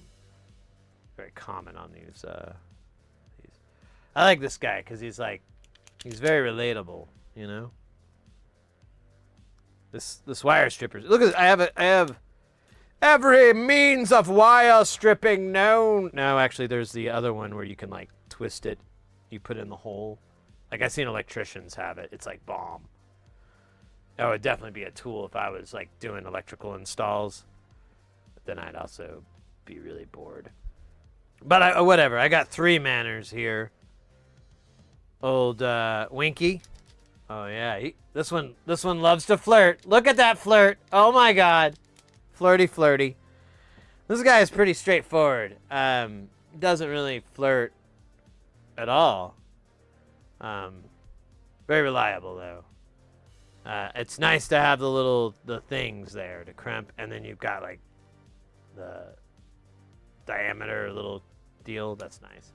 This guy, I don't know. He gets a little naughty, right? Oh my gosh, look at that. So watch, he's like, art.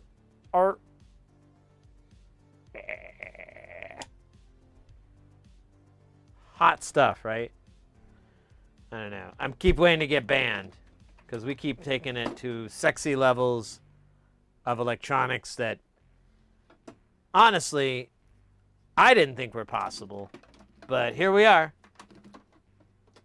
We have a phaser and a sea of LDRs that I spent 5 minutes kind of drooling at. Not kinda. I did. It was a good kind of drool, though. This one cut so many wires.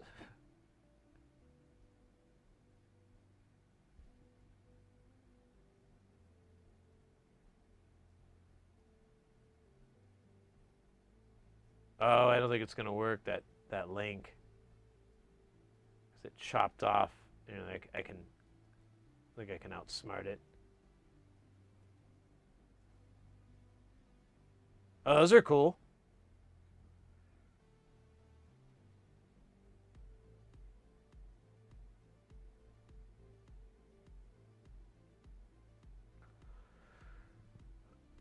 I use my teeth. Oh man, I can't do that. Oh god. My mouth hurts just thinking about it. Okay, so these are always backwards, which is embarrassingly difficult for me to grasp.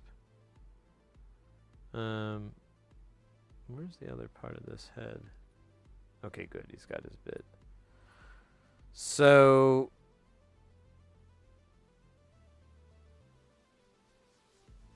this makes the most sense for me to look at it this way. So I need ground over here and red on the side, white on the bottom. Okay. Just like the nursery rhyme.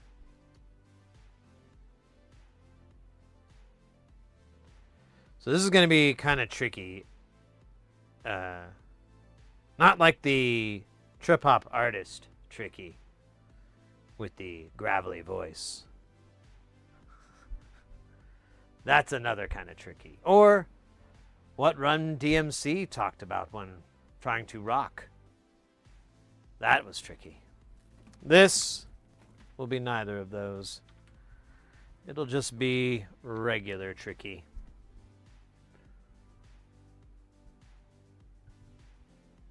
It means we'll manage, master your language. Or in the meantime, I catch my own. You and me. What does that mean? Always. What does that mean? It means we'll manage. Oh man, I never miss an opportunity to bust out my tricky impression.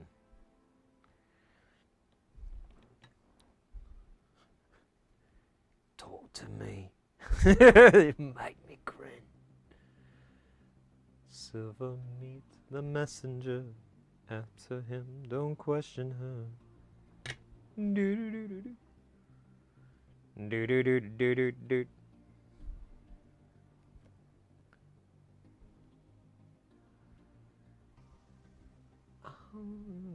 Okay, let me see if I can maybe get this wire to be friendly. I'm gonna take this out of Unite.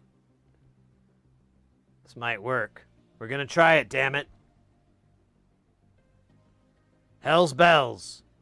You know what? I honestly could use some more solder. SATA. Yes. Now, the way I'm going to get it in there is a little sneaky. I call this the sideline solder succubus scenario. Sucker. It's got some work. Never let the truth get in the way of a good story. Wow, spoken like a true politician.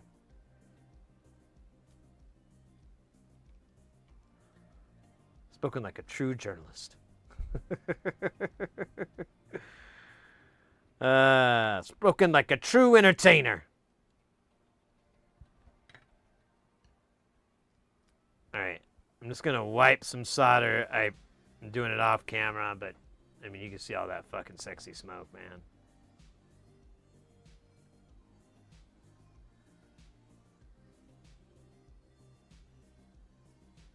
Alright, the wire was getting really hot. It's starting to burn my flesh. I think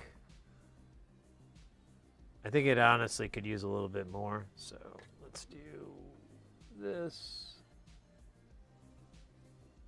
I'm going to put a little bit more solder on my iron here, and I'm just going to heat that spot a little longer.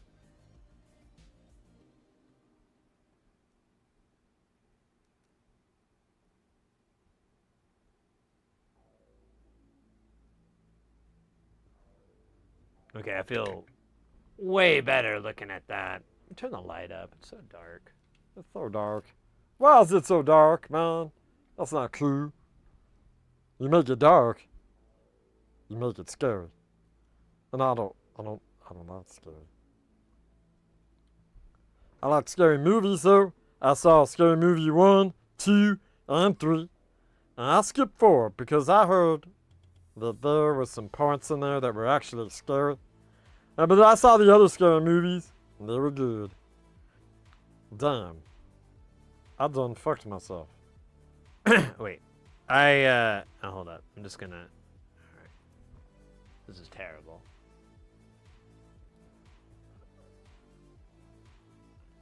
Okay, one of my plugs... God damn. Hold on. One of my plug my extension cord into itself and then get another plug that's in the wall. What would happen? Oh, you'd have infinite power. In fact, a lot of people don't know this. If you plug a power strip or a 6-way, whatever those are, you know, with the little tails, into itself, boom. Now, I know what you're thinking. Wait a minute, Sid. Where's it going to get its primer from? And that primer is going to get it from you. That's right. Just shake it. Your booty, I mean, not the thing. Jesus Christ. You know, shake your booty, and that'll generate static electricity. Unless you ain't got no booty, then shake something that has some booty to it. I don't know. I'm not trying to be rude. It's just, you know. Either way, you're the primer. You're also the fire starter, the poison, and the remedy. You've got the prodigy trifecta in your court, all right? You're the fire starter, you've got the poison, and the remedy. Fuck. All that together, you've got the post-victim rhythmical remedy. These are powerful things. A lot of people misunderstand.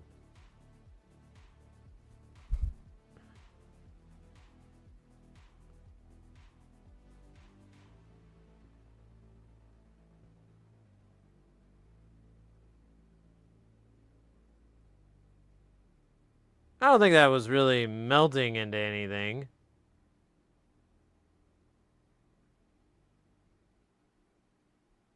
Alright, that's bullshit. We're gonna... It's mostly in there, so...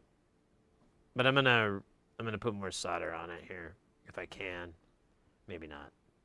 May not be allowed. Oh, gosh. Where is a heavy 1 pound... Oh, there it is. A whole 1 pound of snodder. From the beautiful Snodder Lakes. Ow!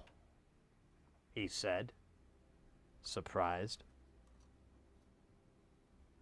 Oh, yeah, hold up. I didn't realize...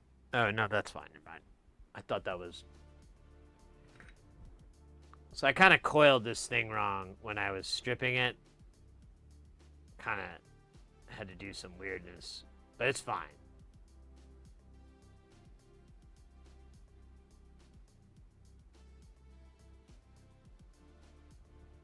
Alright, that is, honestly could use a little tap on that top boy. Give it a little bit up on the top boy. Runtings. At a mercy. I'm like a little Jamaican selector.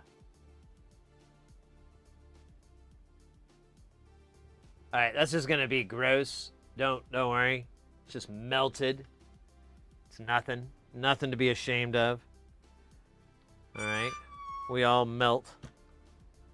It's part of our melting process. So that we can make more milk for the sun gods. Wait. Oh, wait a minute. I once had to save my cat from a 230-volt water puddle. Don't ask why. I am nuts. Yeah, you know.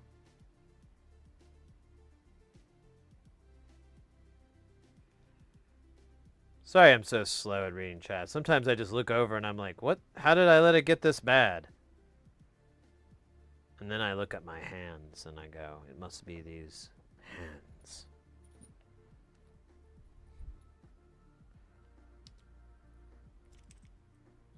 This thing is so fun to put back together because these things get stuck under themselves, so you have to be careful with that. These are just, honestly, not the best cables. But if you got them, if you saw them and someone was selling them to you for like $1 or something, like really a good deal, I would say Studio would be the maximum best usage for it. After that, I just wouldn't use them. I feel like I'm missing a part of this. No, I just need to scooch this up, don't I? Scooch up. Scooch up, kitty cat. Whoa, whoa, whoa.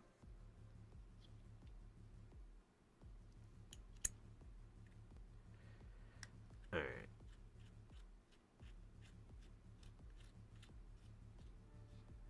Now we get to find out if I wired it correctly. Or if I failed. Because there's like a chance I could have just like stupidly put it on backwards. I've done it before. It wouldn't be the first time. In fact, we don't really have real numbers. Jesus, man. What am I tripping over? Oh. Yeah, this XLR cable, right.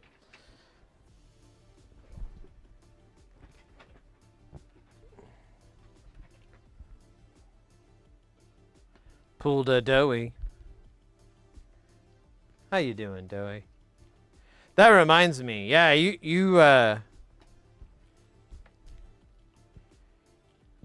should I'm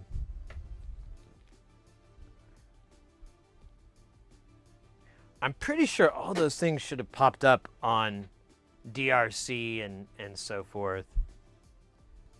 I was thinking about that. My thing is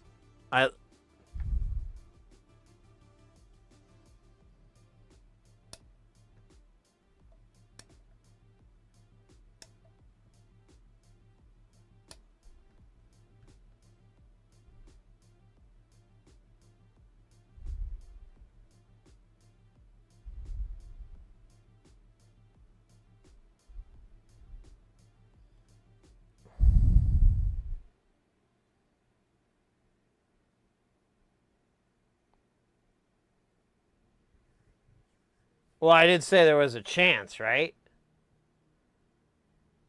I didn't say this might happen. I said this.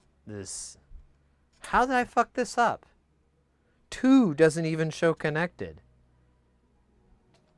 Oh, I'm going to be so embarrassed when I figure this part out.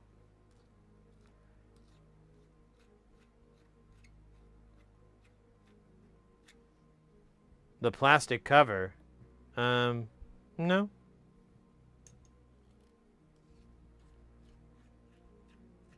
Did I? I don't think so.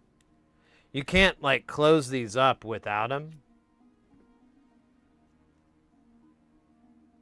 Okay, so this is the OG. All right. And then...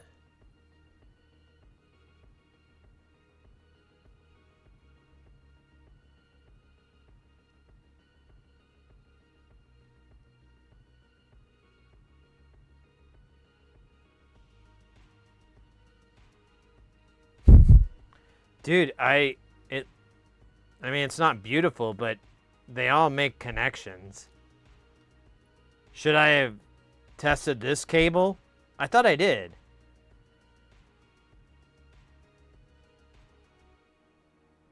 Let's use a more let's figure this out. So I'm attached to this side, and I got here, I'm gonna switch this over to Pokey Probe.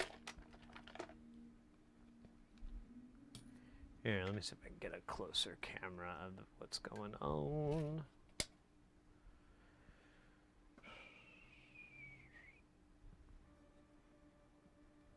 So,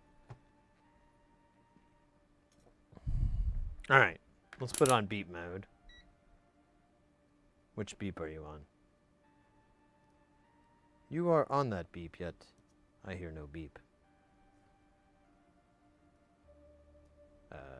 Did I hit the button? I did. Nope. I'm on the wrong thing. Okay.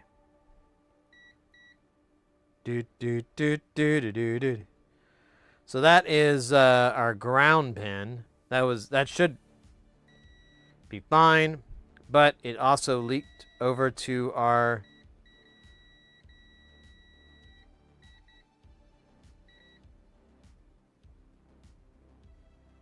So I don't know how that happened. I don't see a cut in the cable or anything like that.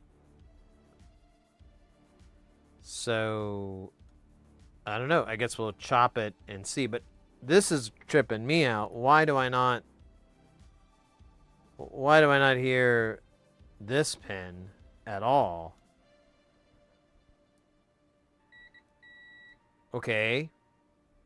Nice of you to show up. I didn't think it was working earlier. But maybe honestly, that cable tester, it requires a little bit of massaging. But we still have a break in this 5 foot, I believe. Or in this 50, whatever this is. However many feet this is. So, alright. I'm going to chop this off and see if we still have a short on these legs. Because maybe I'm dumb. Maybe I didn't check it. So, let me go to ground here. Big O nice honkin' chunk to attach to. We do have 2 shorts. That's awesome.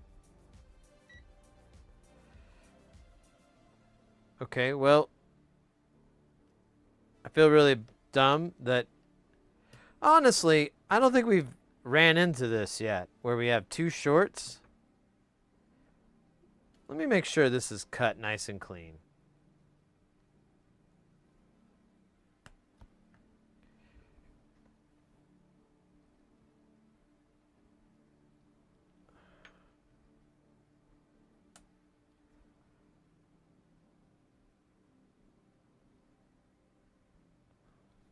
All right. Let me see if it's still...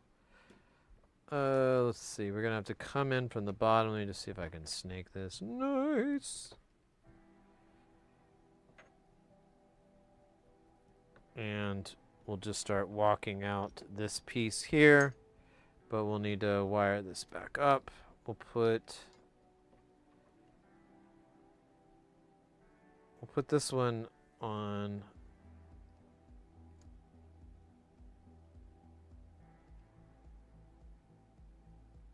bunk pin, and then we'll grab a little gator clip for the ground, and it's gonna beep, hopefully. Okay. So it was like cutting the head off fixed it? That's not good. It doesn't instill confidence. Maybe it's the wrong wire. Nope.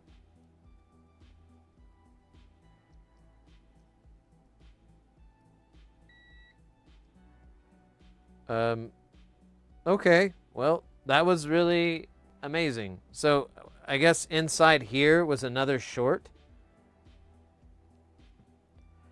Inquiring minds want to know. Or know where you got it.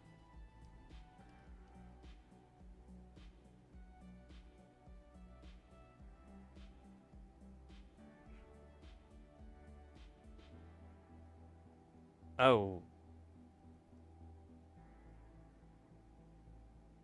So...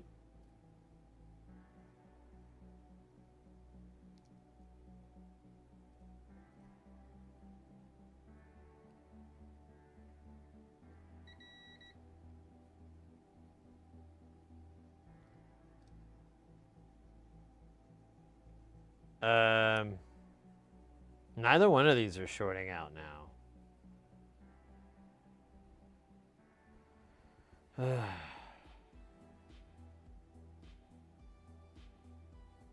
This is almost...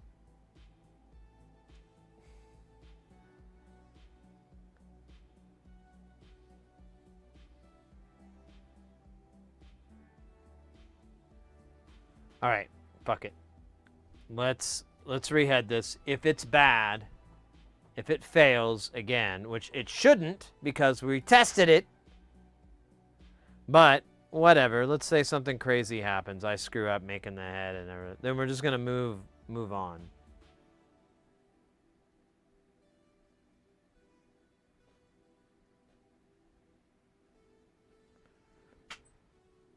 Mr. X over on YouTube dropping that Zupa Guile. Donka. Donka. Donka. Alright, put this guy over here for now.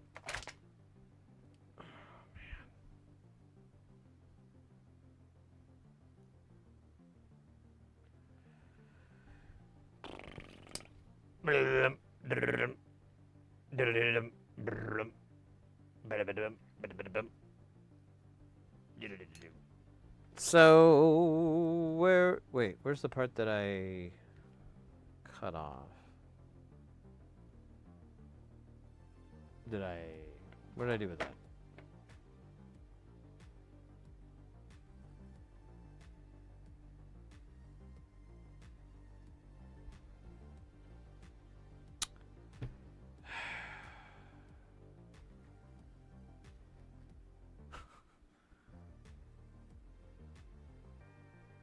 I have this part. I'm going to quit looking at it and going, there it is. And figure out where I just put that thing. It was here moments ago.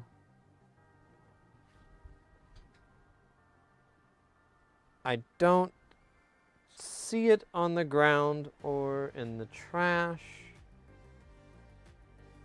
Hey, KC, how you doing, mate?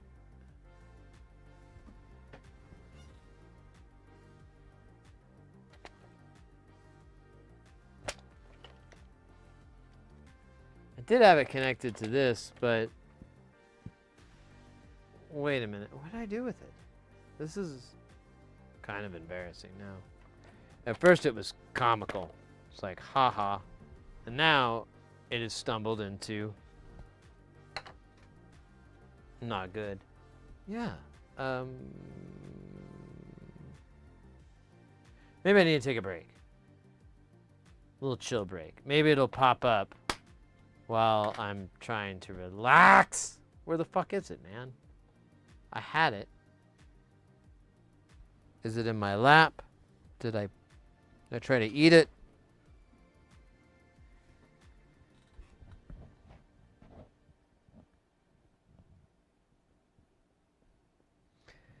It has betrayed me!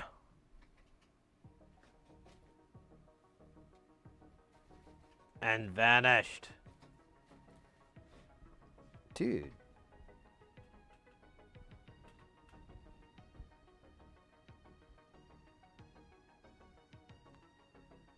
Okay. Subconscious. This joke has gone on long enough. I know you like to play games with me. I get it. I like to play games with me too. But mine are a little weirder. However, subconscious, I need you to tell me where we put that. You goddamn son of a bitch. Alright, he won't talk. He's tough as nails. Nails, that's my pancreas. I have names for all my organs. Lee Bob, Scooter, Smokestack. They're all important to me.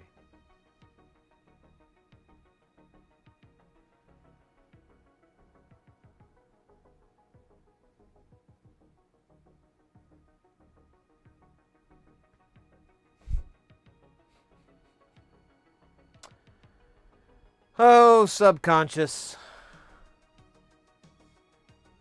Why do you blind me with your evils? I am merely trying to complete a task, and you seem to revel in my pain. Weird. Anyways.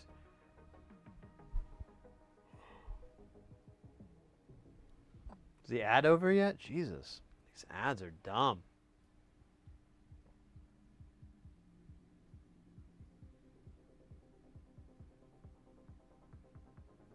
Oh my goodness. Yeah, that was... I remember Alcadroid popping in. Are you still in there, Mr. Alcadroid? Just saw that up at the top. It seems like that was like a really long time ago. But I don't know if it was.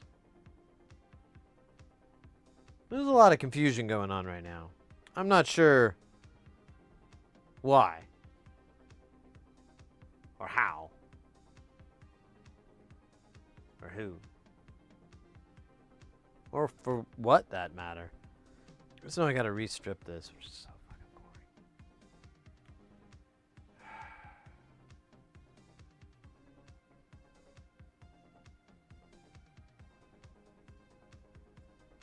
Okay, we're back from ads. Good.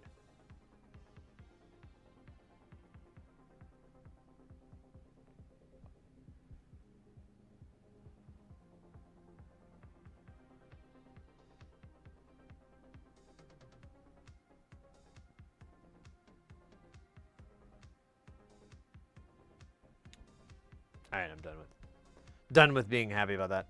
So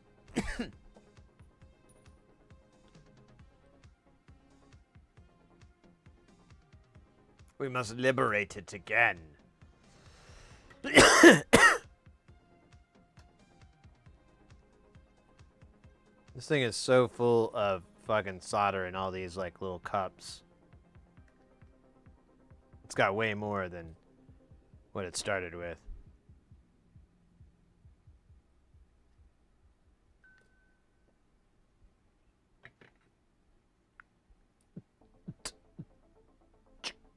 Nice. All right. Now is the only thing that's real.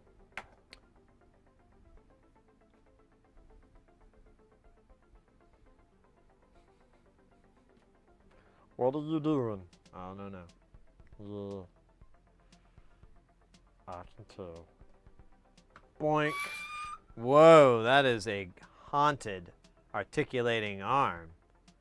How you doing, Casey? I think I said hi, but I feel like I might have inadvertently did it when the ads thing were up, so I'll do it again just in case. Skinny puppy, I understood. Yeah, exactly. Man, good old skinny puppy.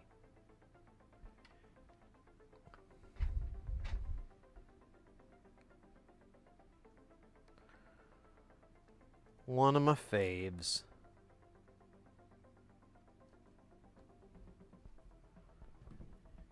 Although, I will say, I'm not a big fan of like all their stuff. In fact, wait a minute, we still needed this because what the hell's wrong with me? We're actually in the middle of this. What the hell, dog? Welcome back, Hayes. You did. I'm working and lurking. No worries, no worries. Just wanted to make sure. I know, because I keep worrying that I'm forgetting to say hi to people, and it's like I see it, and then I don't, like, it doesn't come out of my mouth, and then they're kind of bummed, and rightly so. Baby, do you have biscuits? Don't make it weird. I'm just asking for a friend who's into biscuits.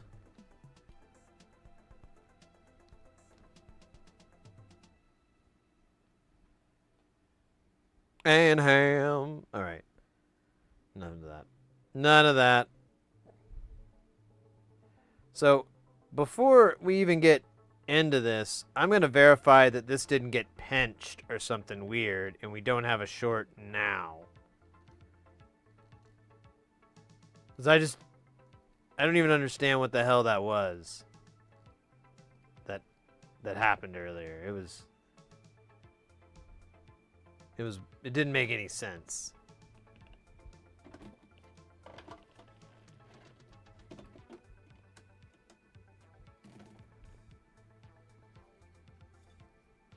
Hello. How's it going? I'm doing good. That's fantastic. You ready to snip? Yeah. Let's go at it. Whoa, whoa, whoa. Slow down. Slow down. Slow down.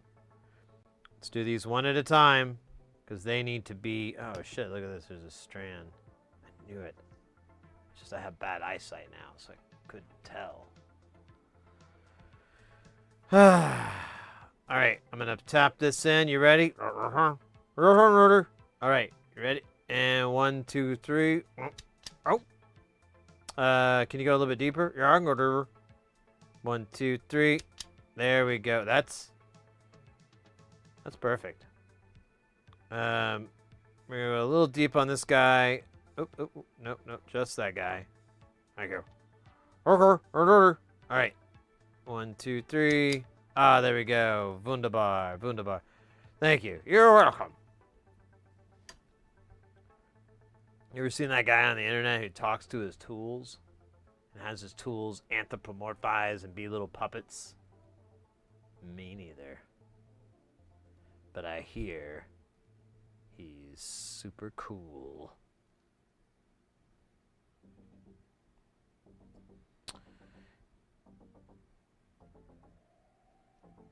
And drives a kind of cool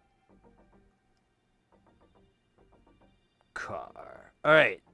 So red here, just like before, but this time with anger management.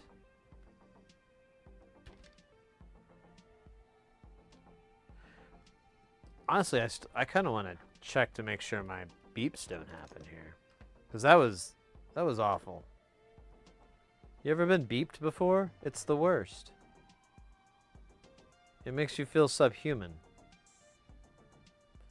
Not like a chud, just like a really crappy person.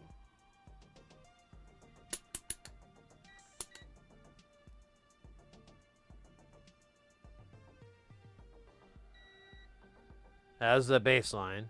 Okay. We got the melody. That was probably not a really funny joke. That's because it wasn't meant to be. It's called Critical Satire. And it's also the name of my punk band. Critical Satire. Oh, shit. No. We got a song called that. It's gonna be our hit. No.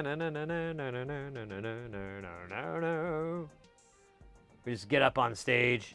We don't even use microphones. We just yell that into the air. And we haven't really gotten a response that we're looking for. But, you know. Took the Beatles a little while to get recognized.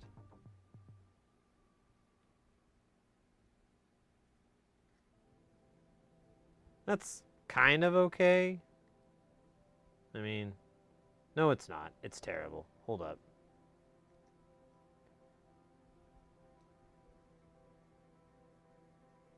Yeah, it's just creating these silly pockets. Alright, it's in there for now. We will make it mo better. Mo better later. Alright, so red on this side. Let me see if I can just swoop this dude in here. Look at that. Look at that. Is it going to be solder friendly? Can't really tell. Oops. There we go.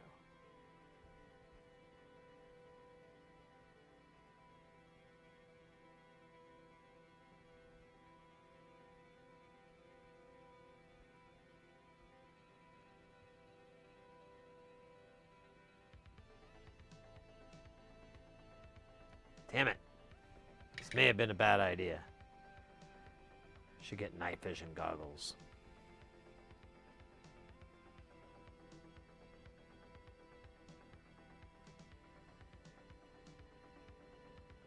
That would actually be funny. For no discernible reason, I'm just wearing night vision goggles. They don't even have to be on. They seem to be worn. They're obtrusive motherfuckers, so they'll constantly be in the way. That'll be the bit. I can already feel the magic from the joke already. I don't know, man. This guy does not really want to go in there, and then all these wires are shitty.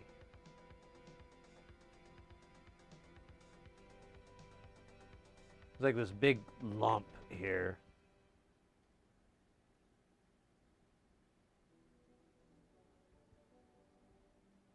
Yeah, I'm just gonna melt the fucking plastic because I don't even fucking care now.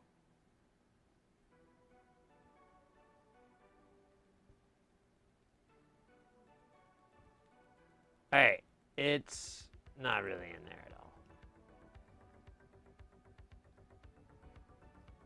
Here, let me see if I can turn this cable around. Oh man, it's like damned if you do, damn.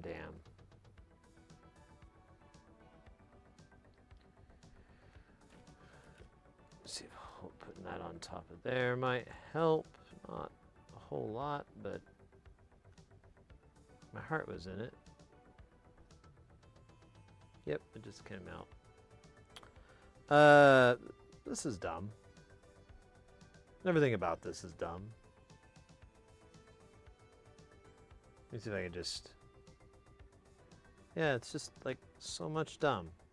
And I'm the perpetrator of the dumb. So it feels really bad.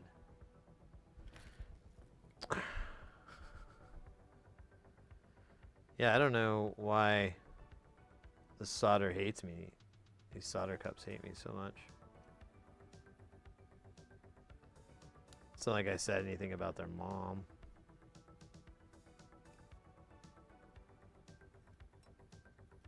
I mean, you guys know I don't resort to yo mama jokes. Not unless I'm provoked.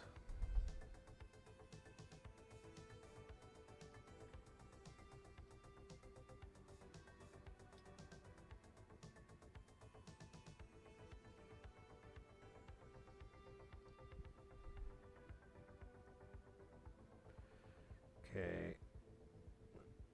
Try this with my fingers, but I have a feeling this is going to not go well.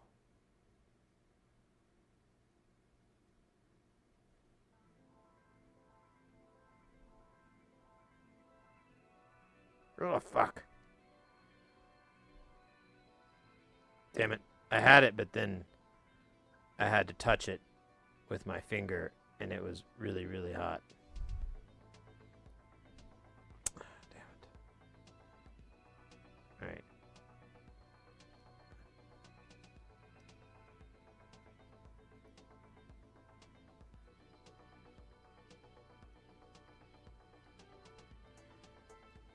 I might have to try to find my helping hand or something. This is asinine.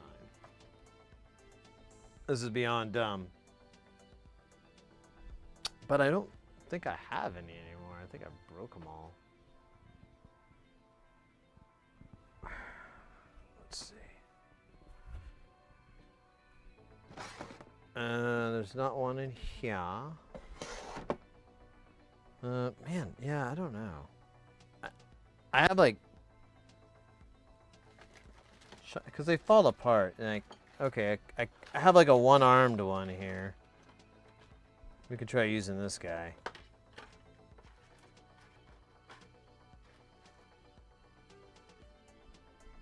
I don't know what the hell for, but well, you know what though? What you can do is you can hold your area steady. So there we go. Let's try that out. Maybe I can.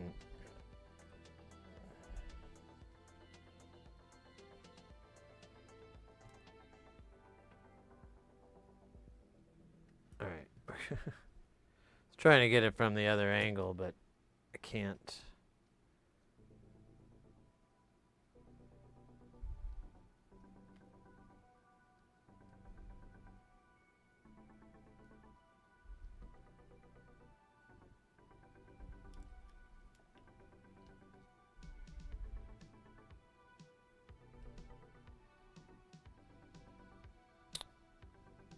Okay, so maybe this will work. We'll see.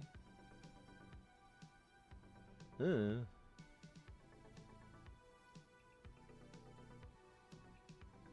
that even the right hole? I don't think it is. I think I got all flipped around. God, bloody hell. That is true. I was that would have, at least I caught it, I guess. Yeah. Of course, too, and it's the one that's all melted. How can I forget?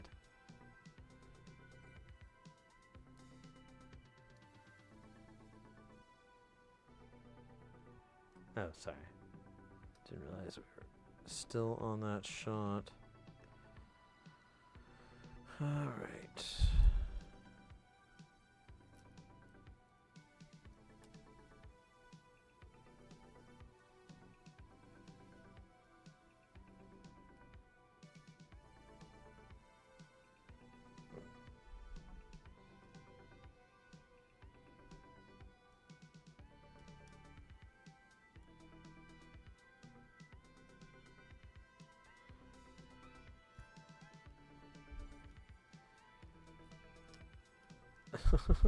What the fuck? Come on. Alright.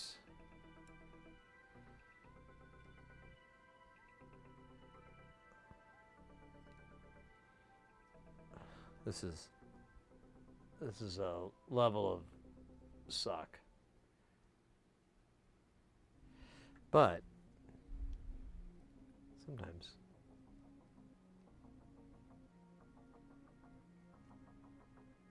sucking can be good.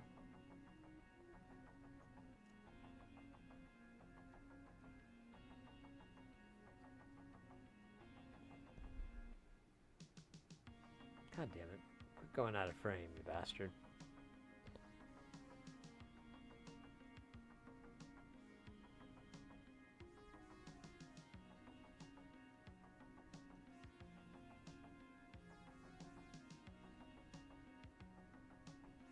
No, of course that guy moved right out.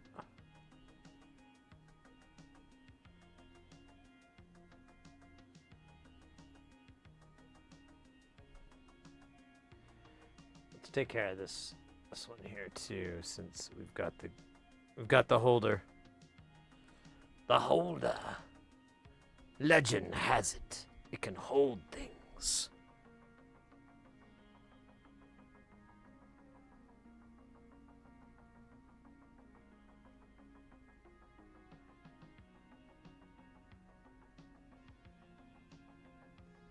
And it does!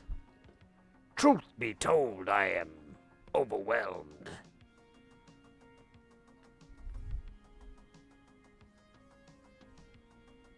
What if I just wrap this around, maybe? Yeah, let's do that. I think that'll be nice.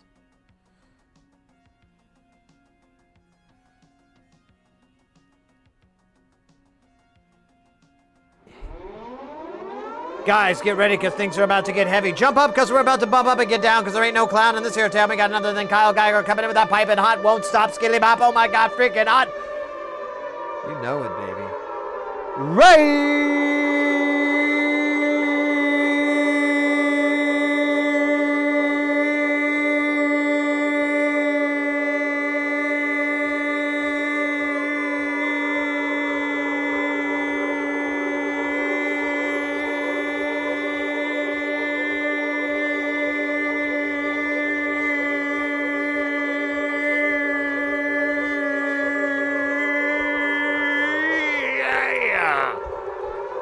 Oh my goodness. Oh my god. Kyle, welcome into the channel. How goes it? Brand new! Oh, we got a new follow there. What is that? That's Sushi La Monster? Is that right? Sushi Monster. Looks like an L. Trips me up every time. Brand new! Oh, VW und Musik. I hope I said that right. Or Vivon Music. Oh, it could be that way. I never thought about it. Anyways, welcome in. Thank you for that follow. how's it going? How was the stream? Let me read chat. There's probably answers to all this. 49 seconds. No way. No way. All good here. Second logic board failure across 2 different computers in 6 months. Ugh. Ugh. Man. And when you say logic board failure, well, hopefully, you know, you knew what to troubleshoot, but that's not fun to troubleshoot because you have to rule out everything else, and that's time consuming. Well, thank you so much for the raid. Welcome in. We're working on a bunch of different stuff. I'm gonna be working the next week, so I won't be back until probably next Tuesday. It kind of just depends on how tired I am. I think I'll be fine, so we'll probably have a stream next Tuesday. But I gotta go work. But we're trying to take care of some little projects here. We have this XLR cable that we're working on right now. It's these AKG cables. They're actually, well, I don't know if famous is the right word, but they are known for this problem where if you pull them really, really hard, the outer, switch back, the outer jacket stretches, but the inner jacket, there's 2 wires, they kind of reach their limit. And there's red and white, and the white one tends to hold up, but the red one, it'll get strained and strained, and it'll create a hole in the jacket. And then once the person lets go of the cable and the tension's released, copper just shoots out of the hole, and it's got ground surrounding it, so it just shorts to ground and useless.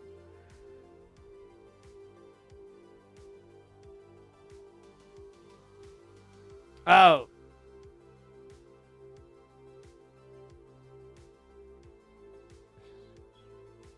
You just skip straight to the most expensive. Yeah, you know. total time saver, really.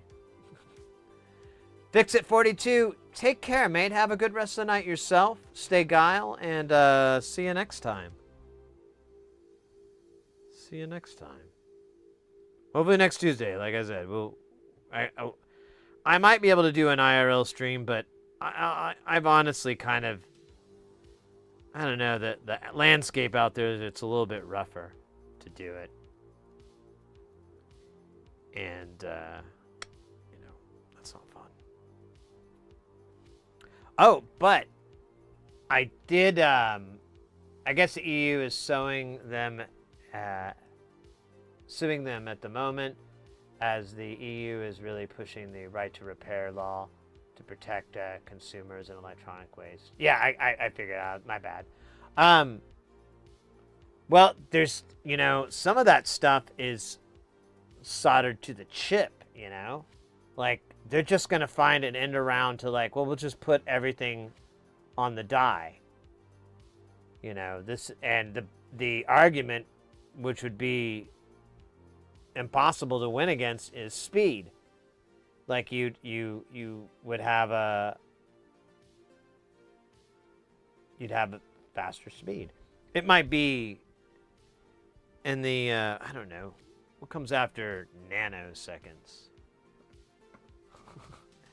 It'll be a really small amount, but that could be their argument.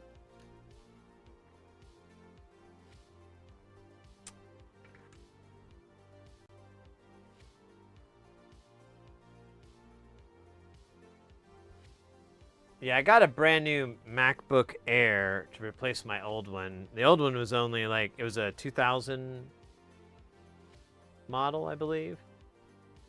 But there's no solder in here. But I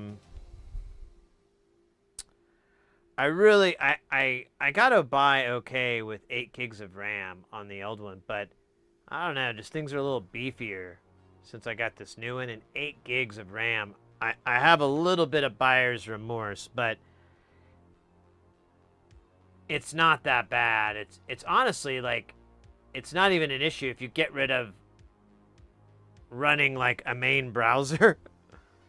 Oh man, hold on.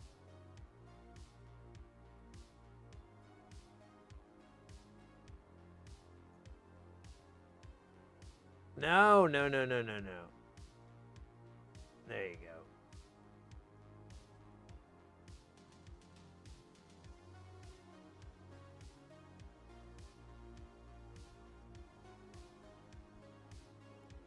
Because really, it's always, ow, shit.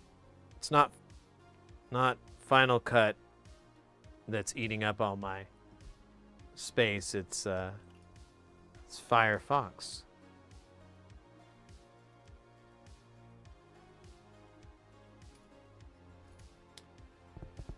Uh,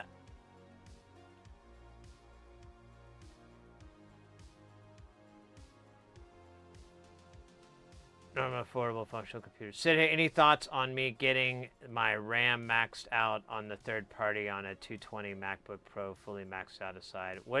I went with 16. Couldn't just. Yeah, I feel like 16's an okay spot. 32, you have to have something specific. You have to have like a certain environment. Because that was the reason I didn't want to get the 16, and as I was like, man, I'm just going to use like, I'm never going to go to the end of it. Because I have several other machines that have way more RAM, but I never use it. I pull up the RAM statistics, and I can like, really try to do some stuff, and it still isn't, utilizing the RAM completely. So that was the thing. And the $200 to get another 8 gigs was like, I was like, no, man, this is supposed to be a really inexpensive upgrade, and I've managed to bump it up a little bit more than what it was before. And dude, if you keep coming out of that, I keep losing this stupid ground solder.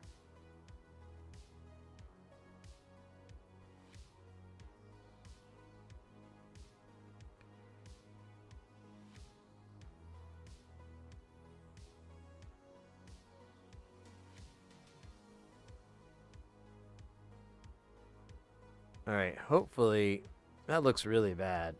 Man, that does look, I gotta take this out. This is terrible. Where's the other pliers? Maybe I can mash it into a feasible form.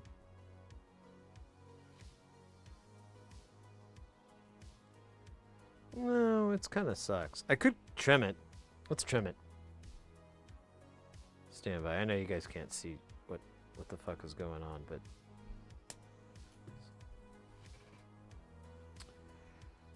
it's not really that great.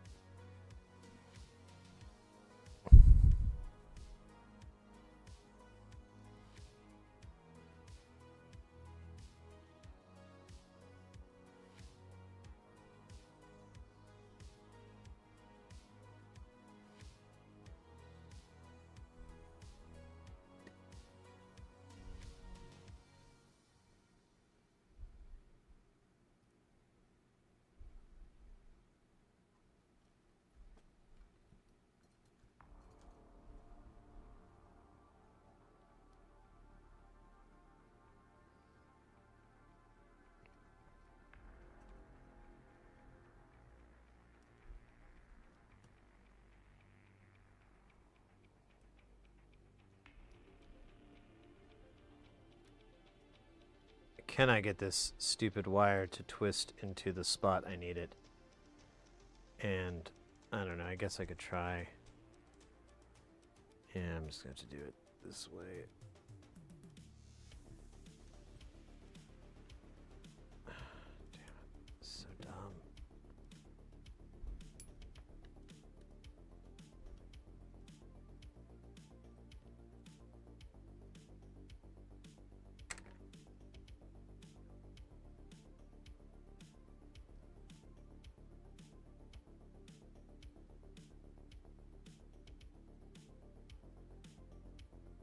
You know what? I used to have these hemostats. They would be really great right now. In fact, where are my hemostats? I usually use them for holding solder or desolder braid. Oh, there they are. Hello, hello.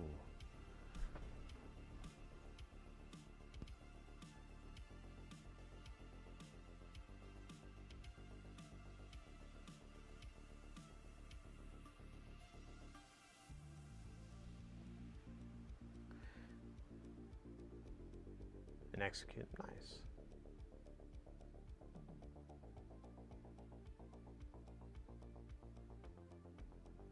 I find the same thing too. M processors are, I'm sorry, I'm reading this so far behind. I think I screwed up, thought I'd already read it.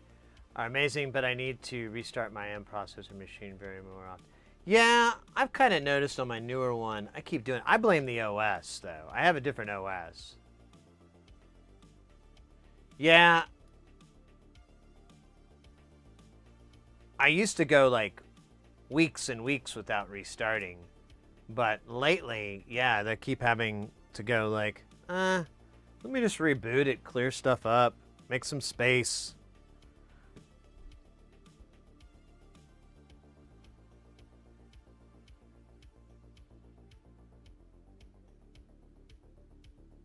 Yeah, the arms are really cool.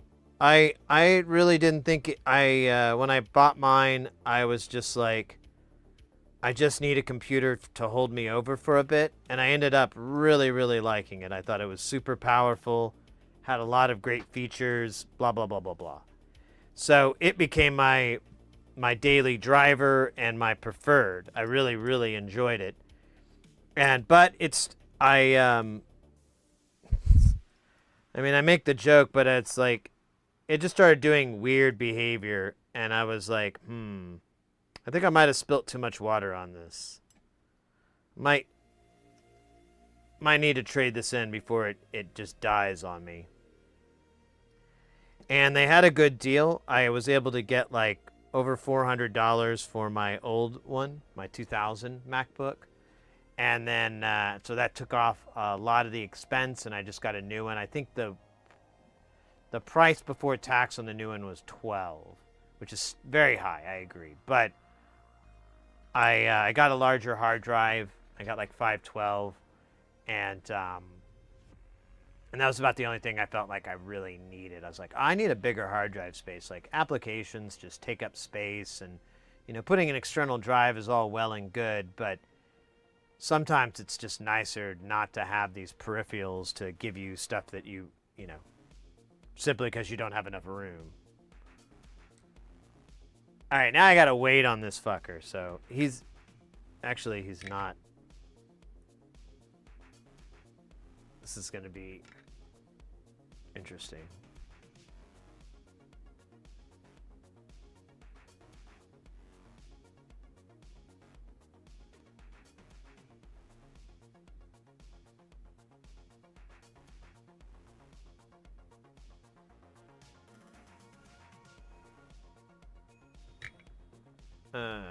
Burp.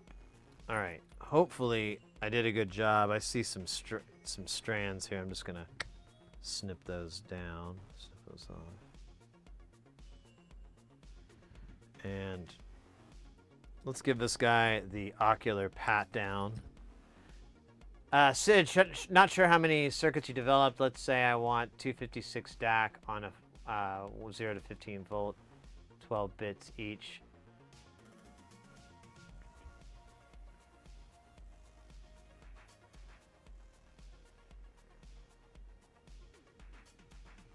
That's a lot of questions. I actually doubt I know any of the answers to that.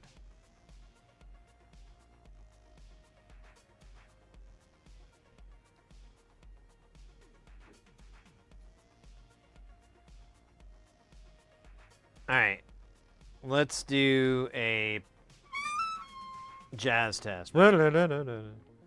Let's just check these. These are the other side. We're going to do a beep test. Make sure it beeps.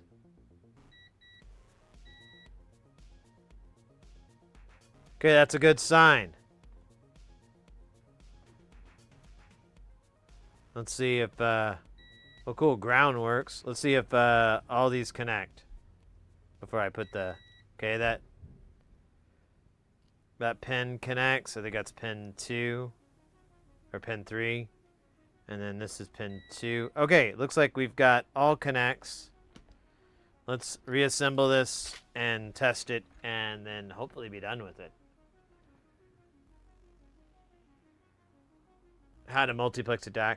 Right, and honestly, I haven't really delved into any of that much at all. Now, it is in the future.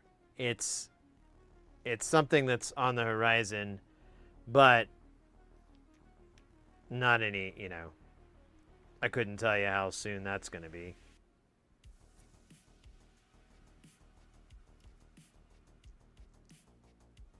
God damn, dog.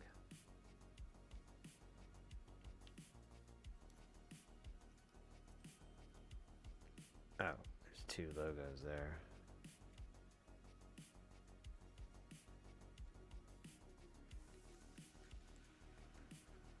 Wait a minute. Hold up. So I ordered some stuff, and then I got a notification it was delivered, and then I just got another notification. I heard a vehicle. Did they do it twice?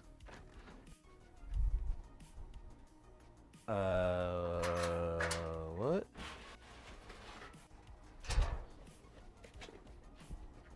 Okay.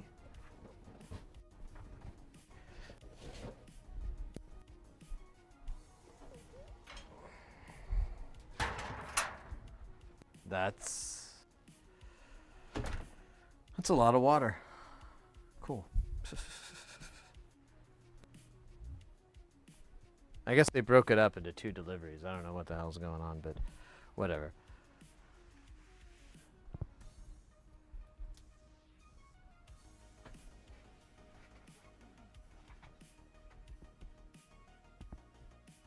$256 channels? Oh yeah, that would be crazy. There's not much hardware out there currently that's set up for that.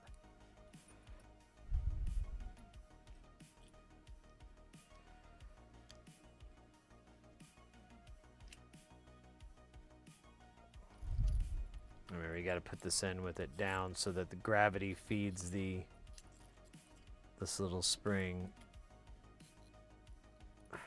Maybe. There we go. Keep going, keep going. Come on, you bastard. Don't.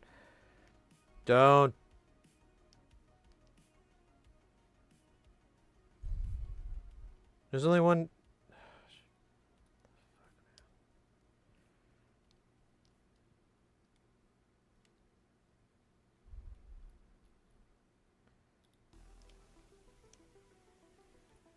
I might have messed something up on this. Like the collar does not want to go in. Oh. Yeah, I see what I did. I melted the plastic a little bit on the side here, and now it is preventing it from sliding down the shaft. Let's see if a little snipping will fix it.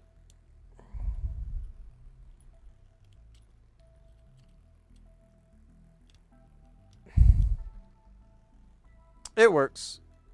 Everything works. Okay. Let's put this collar on. I'm gonna get rid of some of this trash in front of me. Jesus Christ.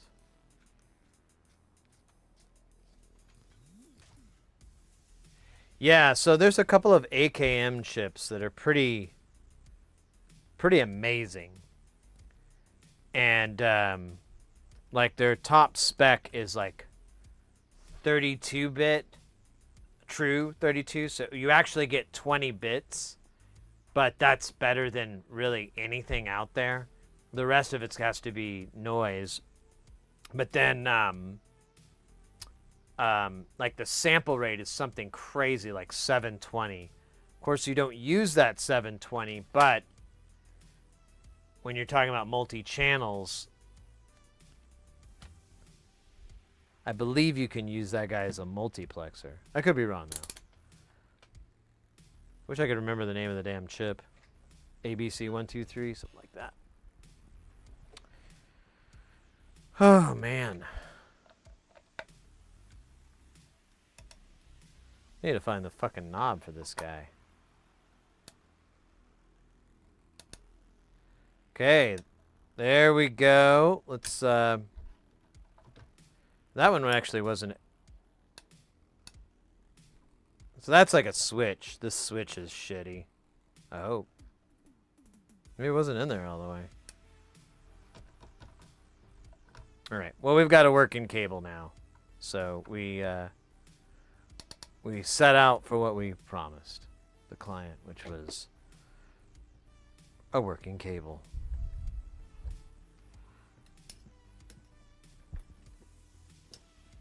And I don't know, I guess I better rewrap this.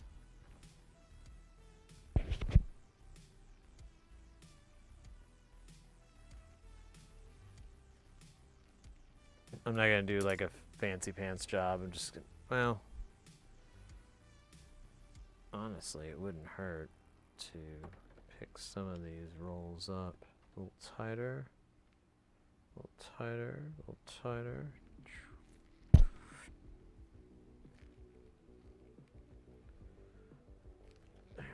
show you guys. So this is, well, I already did it, but here's cable wrapping. It's really, I don't think there's a really easy way to learn it. You could show it 100 times. It's really something you just kind of figure out. But you have your cable, and you'll go like you normally would. Just take your deal and burp. But then your second loop, you'll go down and you'll take the cable, and instead of having it go around, you have it go inside. So it still makes the loop, but it's like kind of like a smarty knot type thing. And then you do regular and that, and you just repeat that back and forth. And it basically folds the cable in a manner so that when it comes out, you can throw it. It won't tangle itself or anything. Now, they do still get tangled because they're cables. They can't change what they are any more than a tiger can change its spots. But,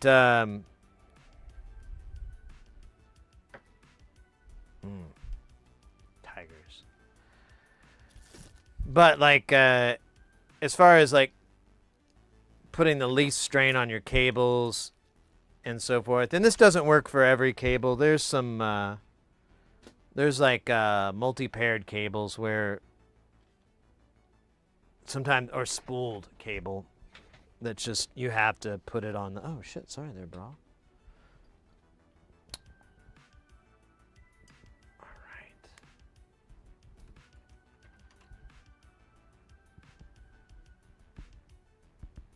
You look like my teacher. He did 1000% the same moves.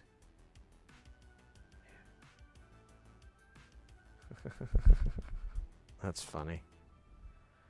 Well, I'm about the farthest thing from a teacher.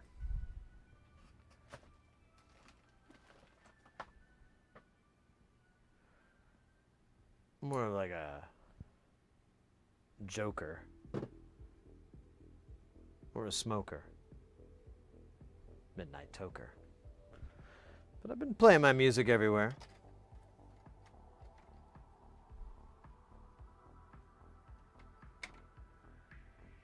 Wow. Wow, wow, wow, wow, wow, wow, wow, wow, wow, wow. You know, those, yeah, I quoted that, and to swoon Mrs. Heresy, I said, baby, I really like your peaches. I want to shake your tree.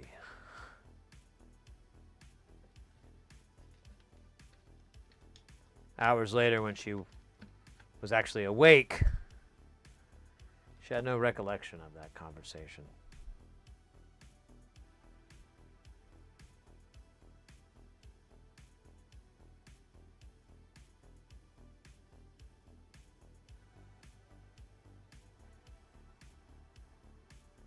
Think of the cat's tail, though. Oh yeah, I have an audio snake, an insert snake I built like a long time ago. Super proud of it. Still a little bit proud of it. Tiny bit proud. Oh man. Is the internet still poopy? No, it's good.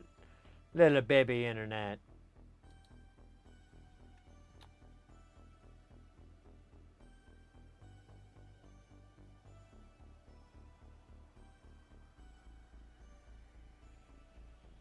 Let's see.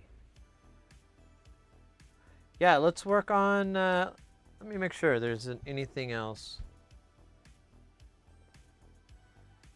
I guess we have a couple of things we could do. We had to get that cable done. I mean, we could have postponed it, but I'd like to get it out of here. And I did.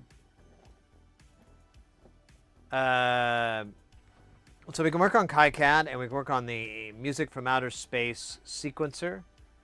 We have to build the power system for it, which isn't a big deal. It's just 12 volts. 12. I don't think we have to even tinker with a 5 rail at all. I don't think there is anything like that. But we need to build the power supply for it. It's spread out across several boards, so we're just going to consolidate it into one spot. And then, so I thought about connecting the points, but they kind of already just do it for you, I believe. So we're probably going to go through and start footprinting all the components, which isn't the most exciting. I'll see if I could do some of that when I'm on the road, but we do need to footprint everything, and so we can pull it over to the PCB. My goal is 805.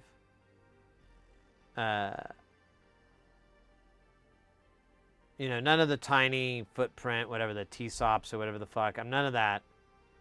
All nice comfy sizes. And then trying to get it all on one board. But we still have a lot of UI issues. We have a lot of things we're going to have to tinker with on this build before we start working on the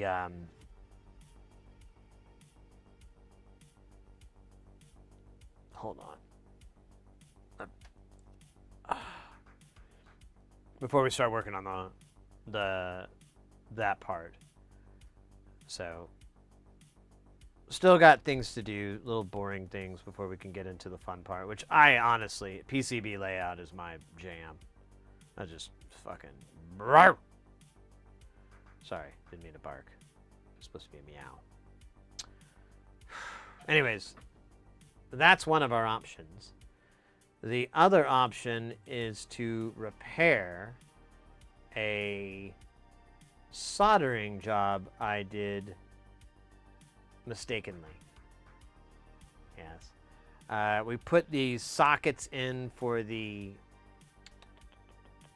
color force. I don't remember what those things are called. The color somethings. And I put it in backwards. I mean, physically it'll work, but it's supposed to be recessed underneath. I don't know how I missed that, but I did. That whole project is basically going to be an exercise in desoldering, because we'll need to use, do we?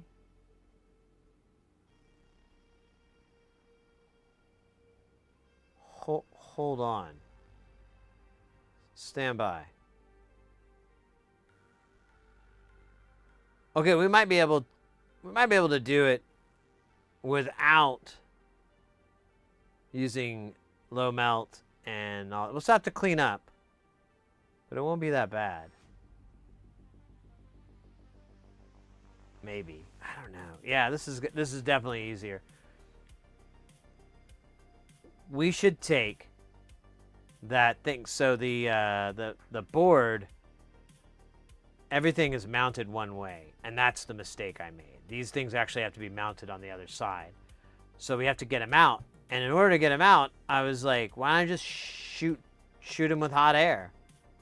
The board will heat up to temp. They'll plop out like bad teeth, and we'll be ready to rock and roll again. So that was what I was thinking.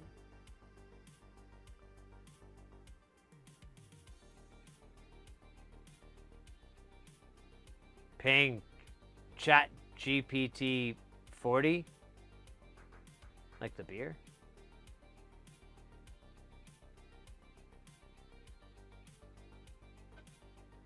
Oh, in your quest for the,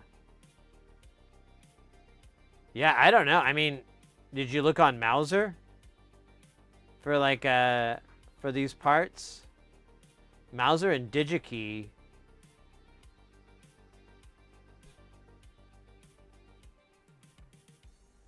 You're probably going to have to use like a multiplexer and then have it spider out.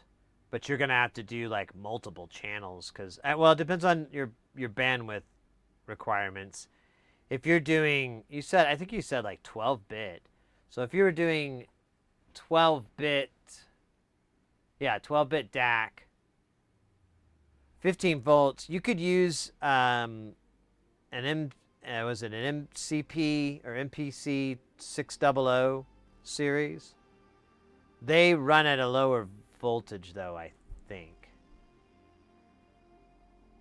Oh yeah, maybe those won't work. I don't know. I have to look those up. All these things are lookups.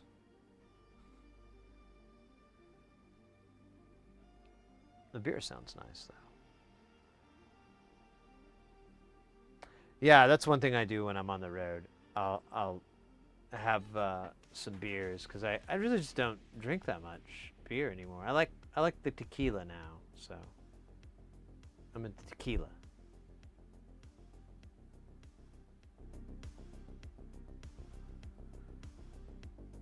I think it makes me look sexy,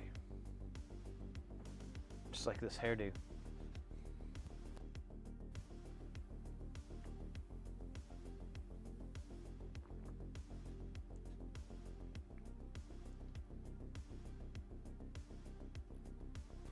Now you might be wanting to look. And anyways, I got to transition to the laptop anyway, so if we're going to do any Chat GPT, well, not Chat GPT, if we're going to do any KiCAD stuff. Let's see. Mauser! Let's go to the Mauser! Ah, damn it. I got to unplug this and plug it back in like a chode.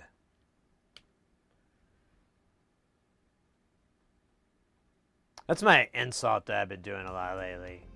Just chode. Oh, what a chode. You know, I'm just always on that chode insult. I feel like it's pretty ambiguous on what it means, so, you know,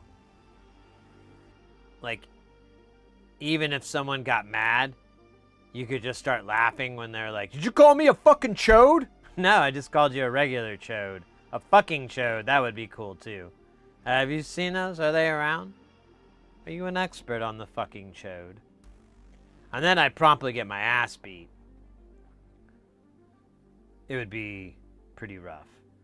What are we looking for? I forgot what we're doing here. Oh yeah, we're looking for DACs. Shit, actually I don't even know where that is on here.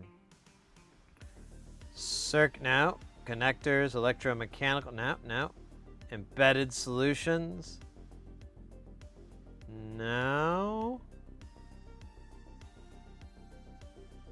Memory data storage? No. Optoelectrical? No. Passive components? No.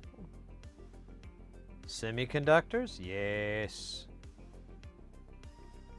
Let's find the word digital on this page. There it is. Digital signal processing.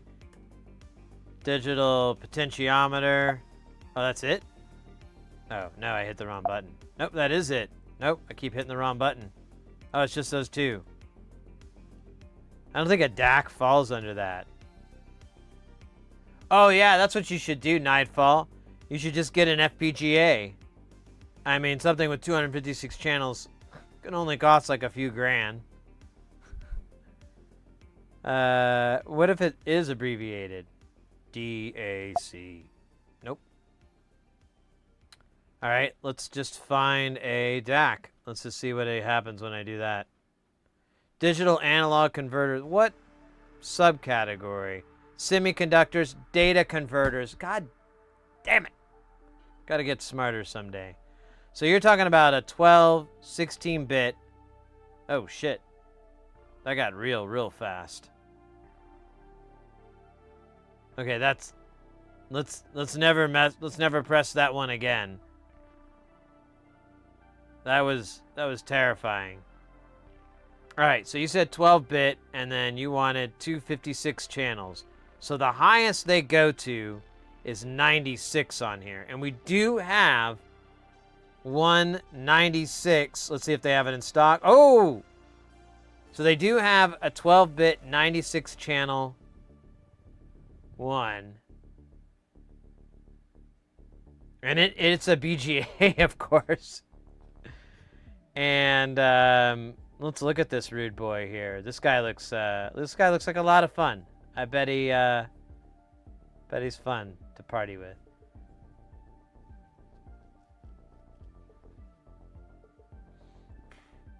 I kind of want to see. Yeah, that's what I thought.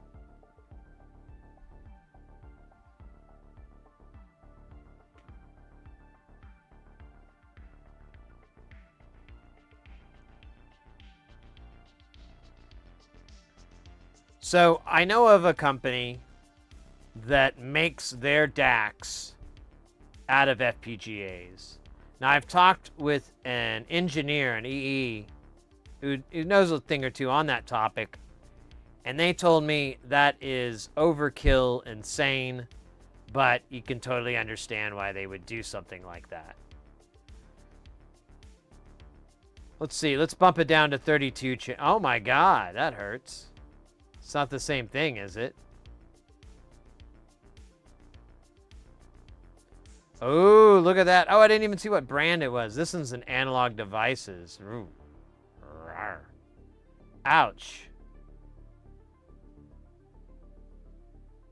Ouch.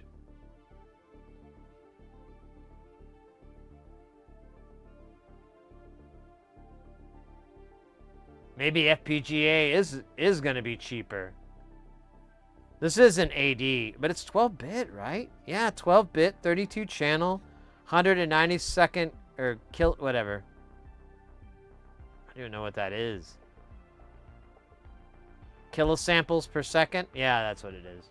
Oh, wow, so it has a really high sample rate. Wait, no, that's not the sample rate. It is the sample rate. What the fuck is that? Dude. Okay. That's kind of cool.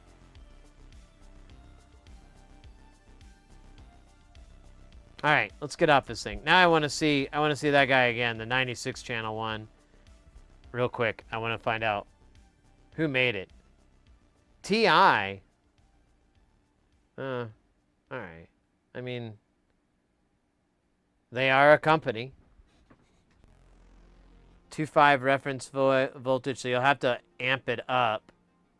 But 2.5 is that, because yeah, I don't think you're going to find anything that's going to output 15 volts. You're going to always have to reamp it afterwards.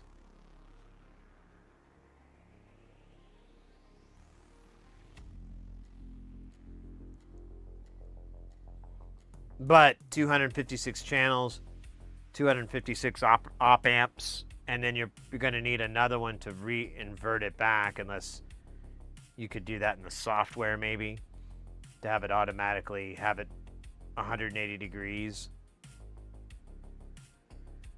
Because otherwise, yeah, you do two. You'd have one be a buffer and one be an inverter. It can run 12 volts, though. That's kind of slick.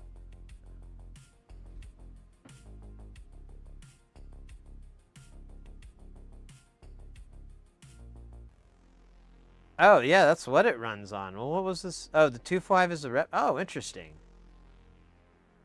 Oh, the digital supply. Okay, I don't understand. I gotta look at this guy again. You're telling me there's DAC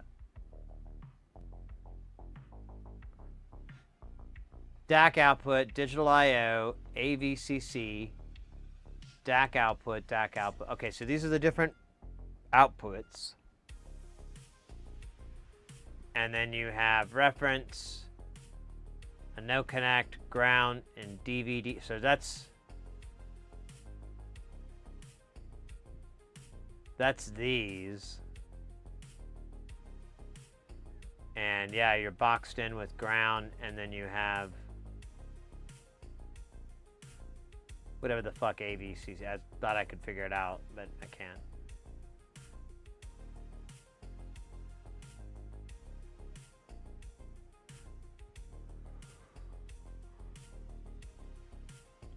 Yeah, so you have analog ground, digital ground. So maybe, oh, I'm bad. This is analog voltage. This is analog power. This is digital power. My bad. Although I thought you'd have a positive and a negative.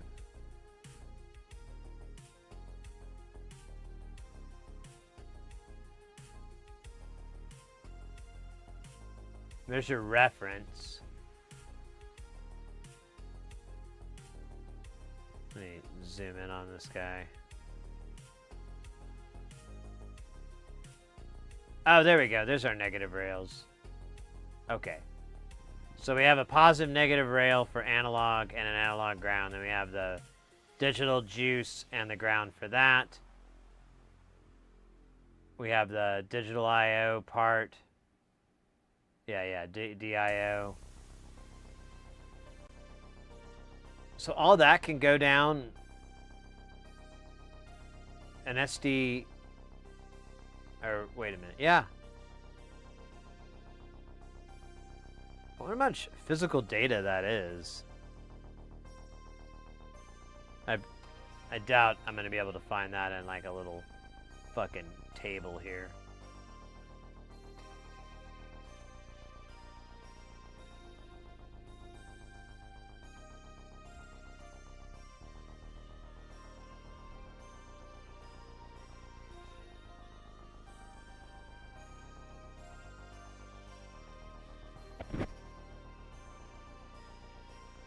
Yeah, I mean, a lot of the times in Nightfall, you'll take a DAC with a high sample rate, and you'll run it at half or even a quarter of that, and you can basically use the rest of it for oversampling, and so you still have that resolution even though you're not, your data isn't at 190, 92 or whatever the fuck. I'm hopping off to eat and meditate. Keep crushing it. Hey, mate. So grateful Kyle directed. Hey, mate. Thanks so much for hanging out. Really appreciate it. Thanks for the follow as well. Take care. Hope to see you on the flip side.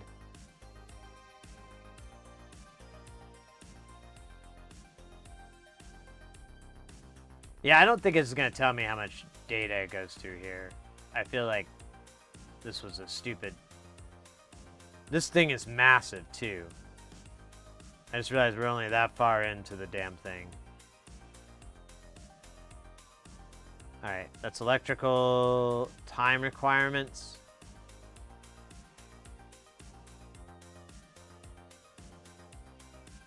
So you can have a 32 megahertz clock.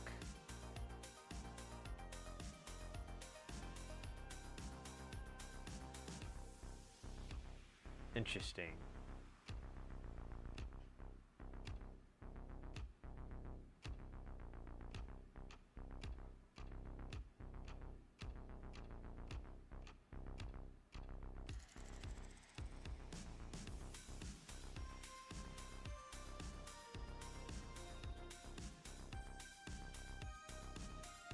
Yeah.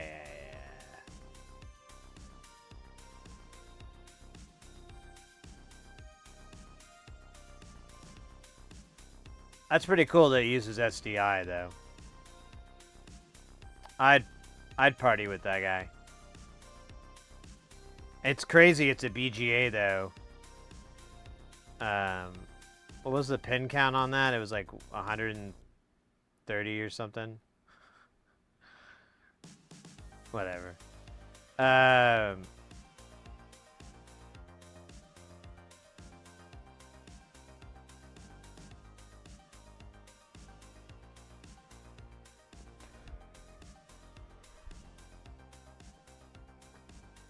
Wow, that's the only 96 channel. Taking the bit rate away.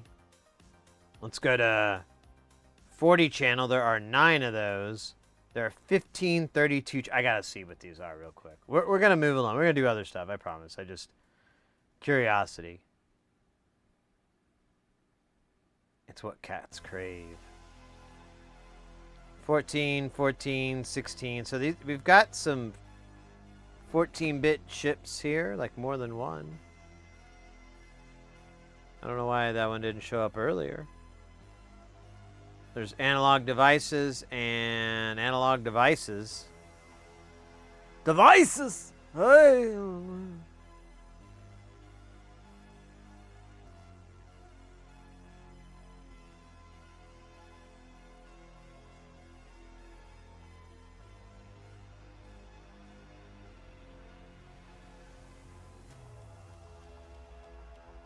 QFN though. Ugh.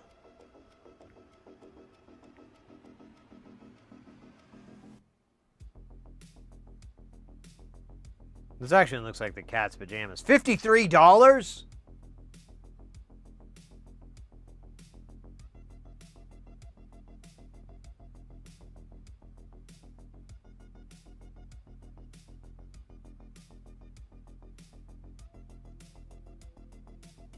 Sydney loves an ice from Toronto. Oh, let's go. Let's go. I love Toronto. Mrs. Hearsey and I went and visited there for a vacation one time. We really didn't know what to expect, and I don't know, I had a wonderful time. I think she did too. We went to Montreal as well, and I had a good time there. Yeah, there's only these 2 chips, really. There's this $53 one that's, and then there's another one here for... Oh, wait, I think my glasses tricked me. I thought it said 52, but it's 82. So we've got 84. Here, let's just... Nope.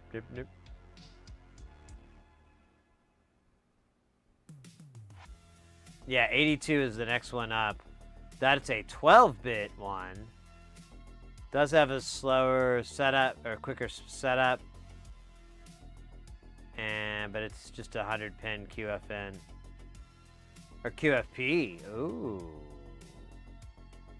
No idea what the fucking difference that is. Actually, I think those ones have the little nubs that stick out. They're kind of hot.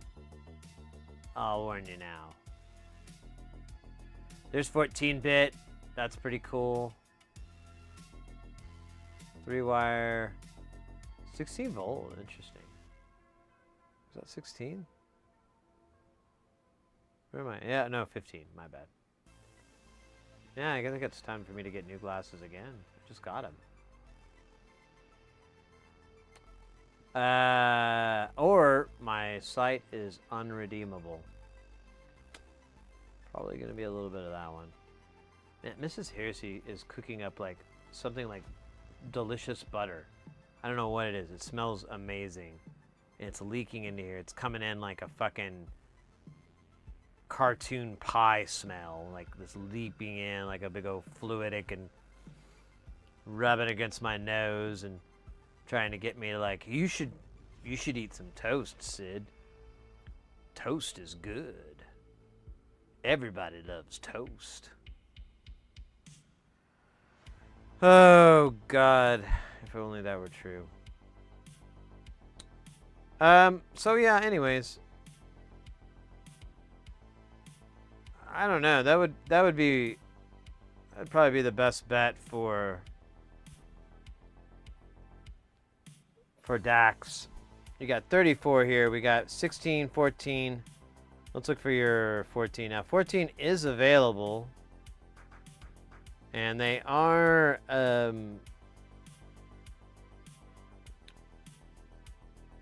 Jesus, man. $43. Ugh. How much was an FPGA?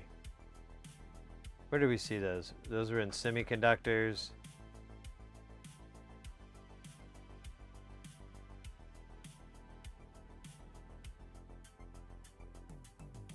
FPGA. Yeah. Oh, you know what? I have no idea what to look for. Actually, on an FPGA.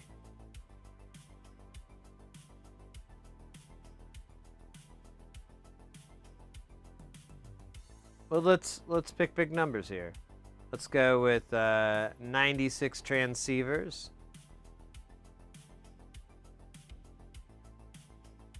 Oh, they don't have any of those in stock. Okay, good to know. Good to know.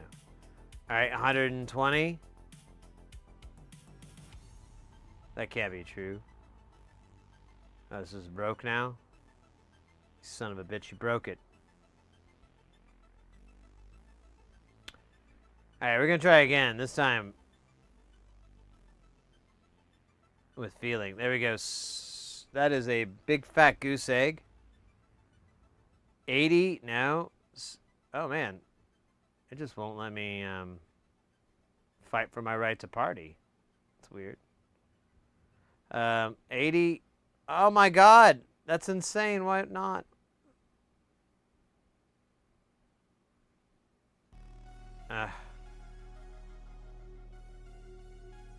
So, because there's some weird-ass glitch, I still want to know if there's an 80. There is not! And then if I try to... what a stupid bug. Alright, let's do 32 then. There are 4 32-channel FPGAs, and they cost $4,300.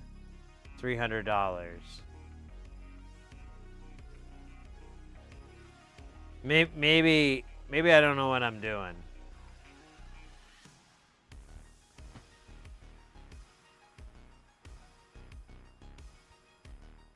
Glitch in the Matrix. Oh man.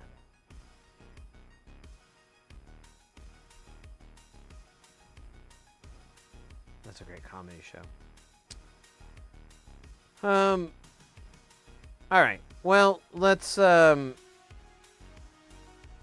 on. Let's head over to KiCAD, ZCAD,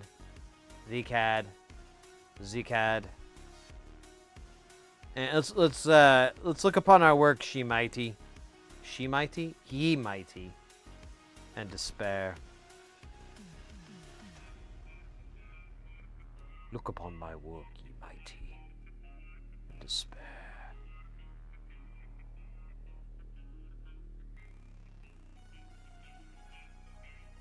Yeah, I should just do that for content. Just smoke a bunch of jazz cigarettes and then read like Shelley's Ozymandias and like some Milton,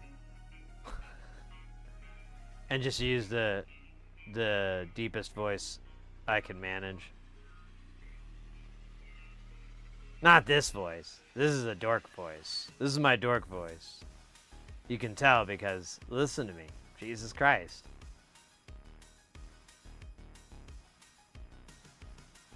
Other times, I'll use my more stern, thoughtful voice. Although, when I use it on camera and on stream, I feel like I'm being disingenuine with you. Almost a fraud.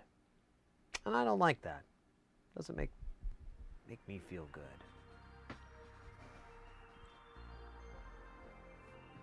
And then there's like impressions. Oh, SynthCAD. Welcome in, mate. I think I missed what you're referencing.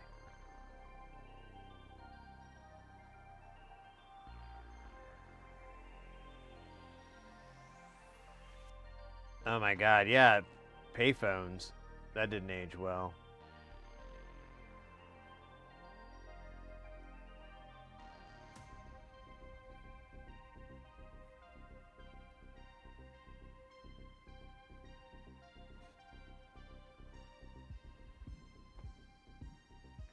I don't got no cartoon pie, so I made a peanut butter. Oh, that's not too bad. I'm not sure what I'm eating tonight. Probably takeout. Well, making your own peanut butter, it's a lot of work. It's pretty good, but the store-bought stuff lasts longer.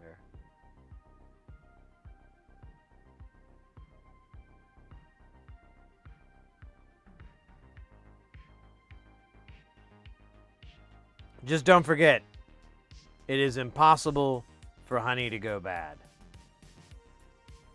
It doesn't spoil.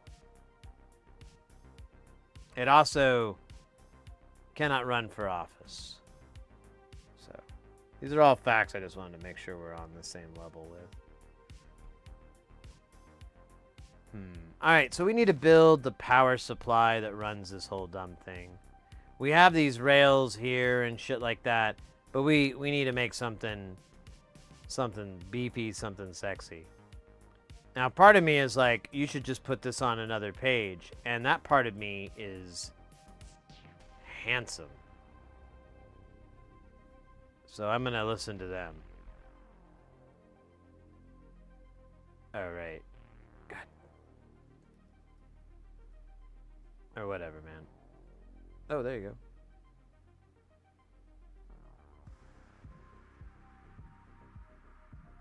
We are going to call this power. And we're going to call this the same thing. Oh, you know, we should actually put the name 16ST 16 VC. There you go, for Vericlock. Of course, that looks like voltage control, but who the hell's counting? 16 VC power. Boom. We're gonna move this guy. Oh my god, it didn't work.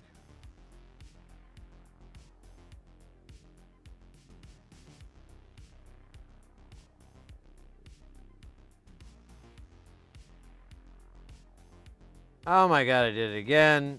It's kind of embarrassing at this point. It's no longer funny.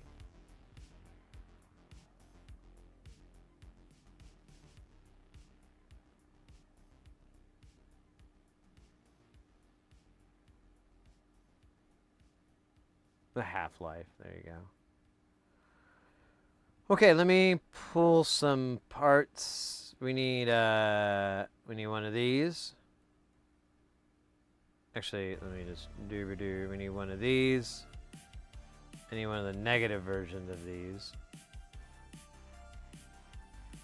Oh, wait. Let's just go grab all this shit. This. Just one of them. That. And, a diode.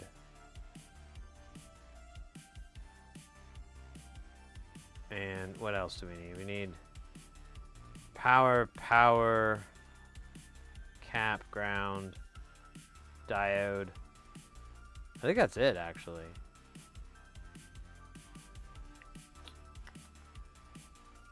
Yeah, let's roll with it, baby.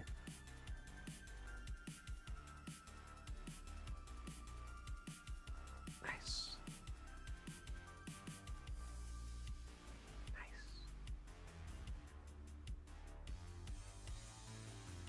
And actually, I'm gonna go to the restroom really quick, guys. I just got a call from nature. And when nature calls, you gotta answer. Otherwise, they're like real big dicks about it when you see them next. And you're like, why didn't you call me? Why don't you answer? And I'm like, I did. I mean, immediately. Alright. BRB.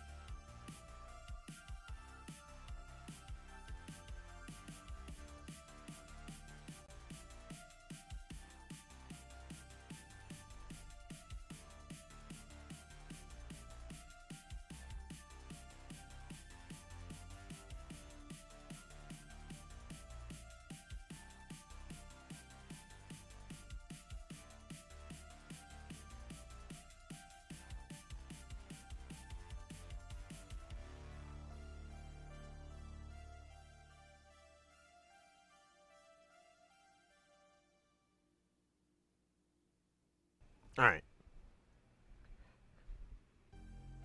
Back.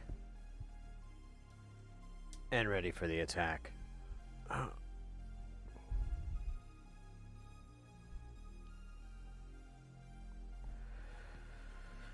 Whew.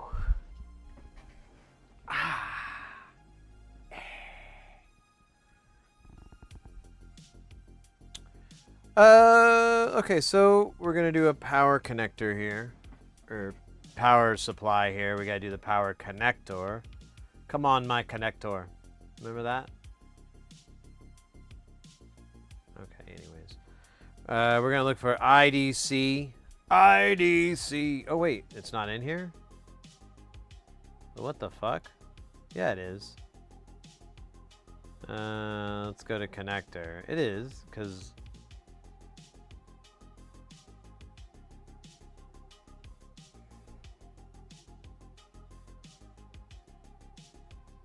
I need...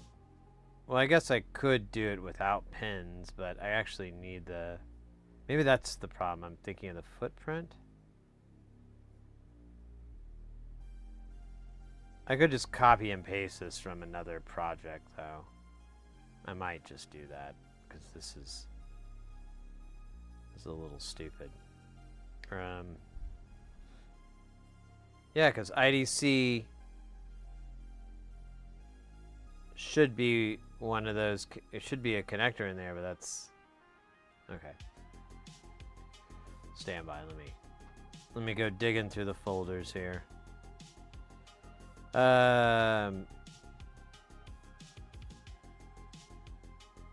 Documents.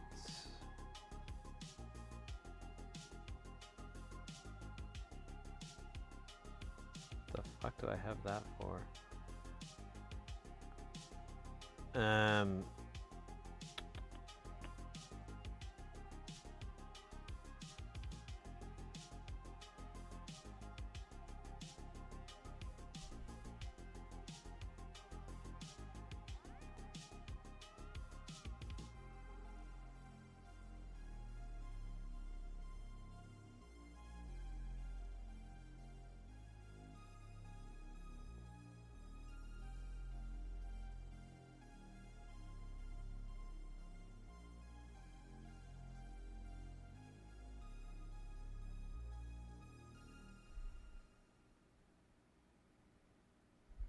Okay, so I do have a footprint here.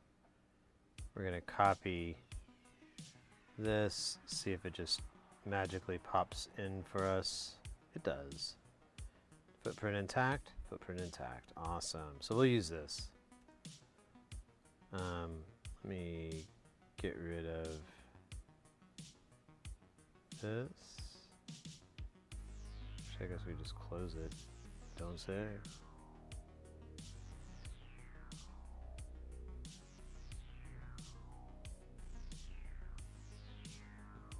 Ah, you bastard.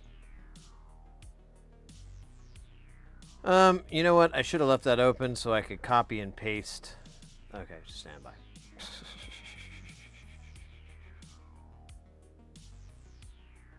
Where's the one that does say power? It doesn't.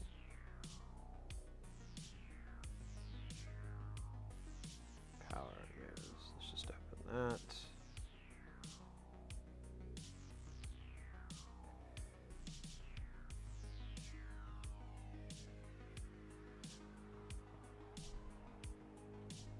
Oh, that's right. I put one of these on here.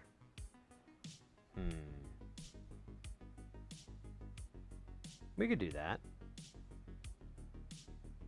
I kind of like these things.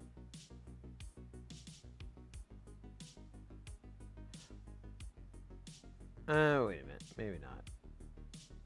Alright, I changed my mind. Let me get rid of this and go for something more useful.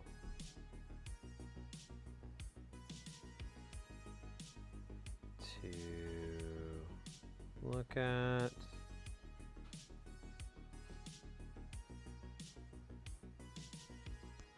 Alright, this will work.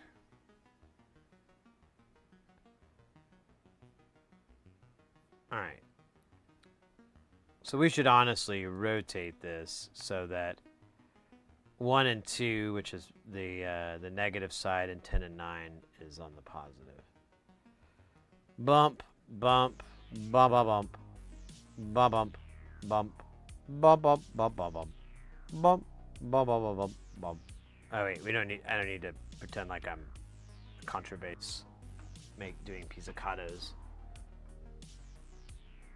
Modular experience, welcome in, mate. How are you doing? Are you staying guile?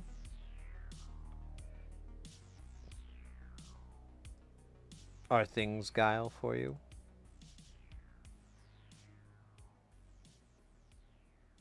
So we're actually gonna make these oh shit. We'll call them just tchotchkes for now. That is not how you spell it. I don't think that's how you spell it either, but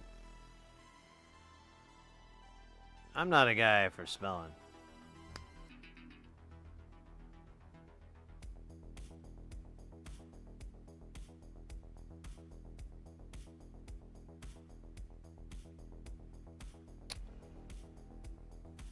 That is good news, mate. That is good news. Well, we're chilling here. Today's stream is kind of just picking around and cleaning up little things and so forth. We've got a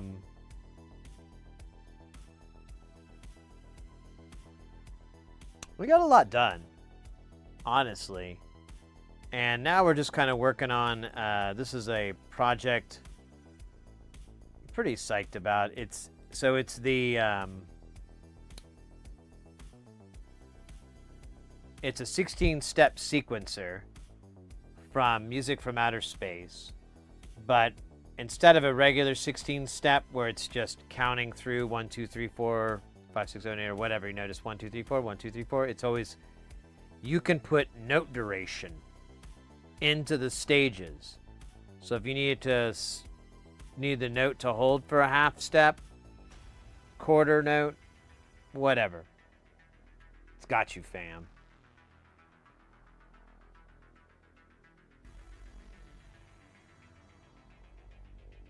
That's a good coincidence. Therapist name Jachki.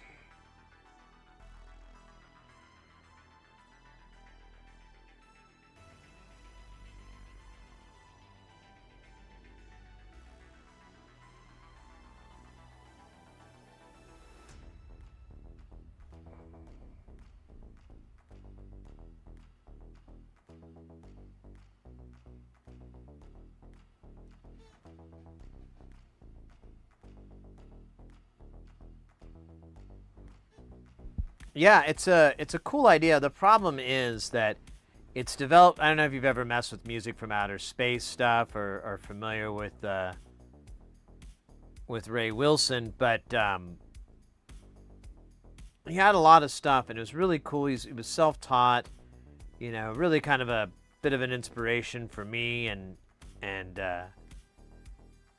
he developed a lot of stuff, but he had his shortcomings, and one was that his schematics were just, I don't know, maybe it's the software. It's just his designs are very hard to read and understand and all that, and yeah, it got rough. So what we're doing here is translating 6 pages of schematics into this one deal, and then the idea is just to get it in that format, and then we're going to start going through and start working on trying to set it up so that we can put it in like a Eurorack module or something like that. Because the original one was massive, just really big. I can't even think of anything to compare it to. It's like it was the size of like a bar top arcade. Like that fucking big. Just huge as hell. So, not a recommendation. But we're hoping we can shrink it down. We found a lot of kind of weird parts. Like there's a big rotary switch. And we were able to find that. So we have the big giant rotary switch. And then there's been a couple other things. We're trying to figure out what we want to do about stage activation. You know, if you want to use a switch. Because the problem is 16 stage anything is like expensive. You know, there's 32 pots in the original design. No, wait. I'm sorry. 48. There's 48 pots in the original design, and that's just for the sequencer. I don't know. There's probably there's a not a portamento, but a slew control. So there's probably over 50 pots. That's a lot of cheddar. And then the switches, blah, blah, blah, blah, blah. So I kind of feel like maybe I should make an 8-stage version of this first. But once I put all these schematics in, there's really... I mean, you could do that, but you're only going to use like half of all these fucking chips because they're all 16-stage chips. There might be 8-stage that I don't know about, but I kind of think that the way this thing functions, you kind of have to stick with the OG hardware. Yeah, it'll be very large, and that's the other problem, is it's like, yay! Another expensive endeavor. Haha! I just hate money, don't I? I just never want to have it. I just want it to always be spent on another project.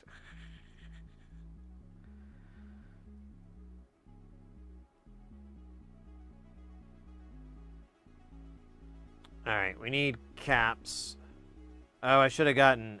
Oh, we'll get the other caps here. Let's put... Honestly...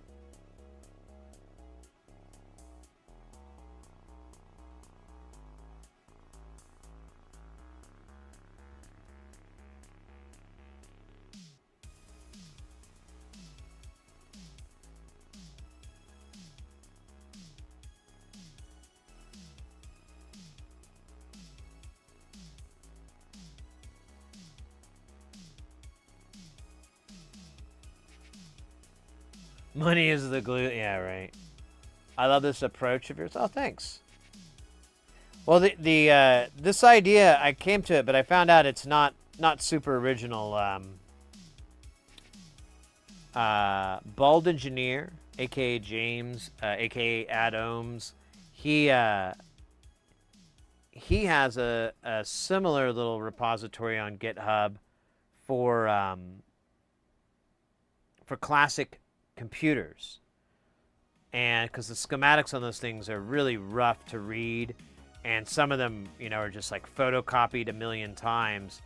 So take the time to put them in a software like this. This software is free, by the way. You don't have to pay anything. It's fully functional and everything like that. So you know, there's no barrier for someone to get into this and make whatever changes they needed to. Cap, we need polarized. I want. Oh, it's not gonna give me American polarized, is it?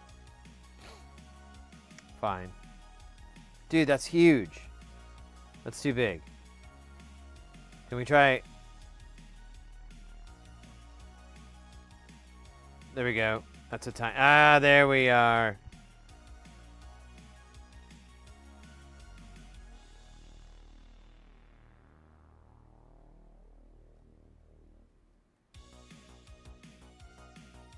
Oh.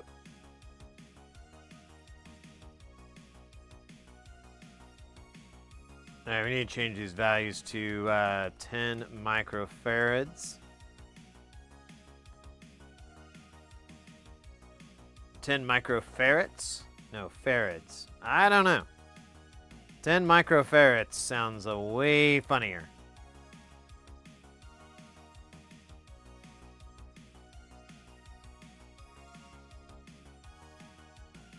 Tiny little ferrets. Saving people.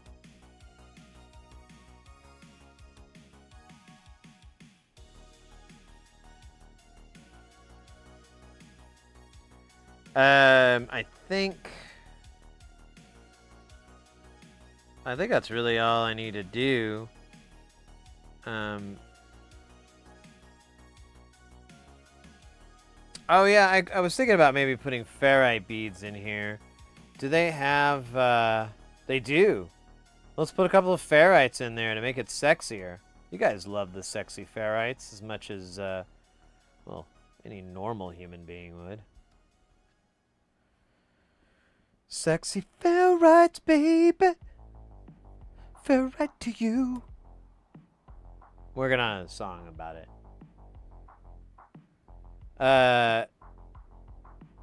This doesn't need a name, dude. We're just gonna call that FB1. Oh shit.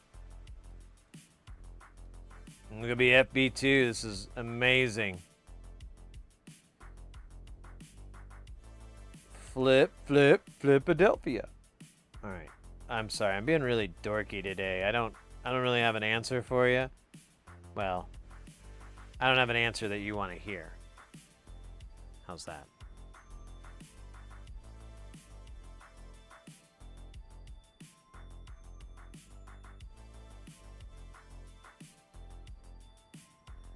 All right, let's put some nipples on this goat and take it to the fair.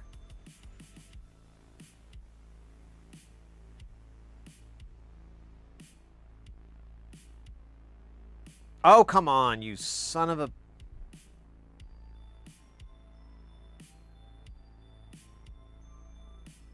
Feels good. Feels good. And... let's do that. That looks cool. Oh, yeah. Oh, yeah.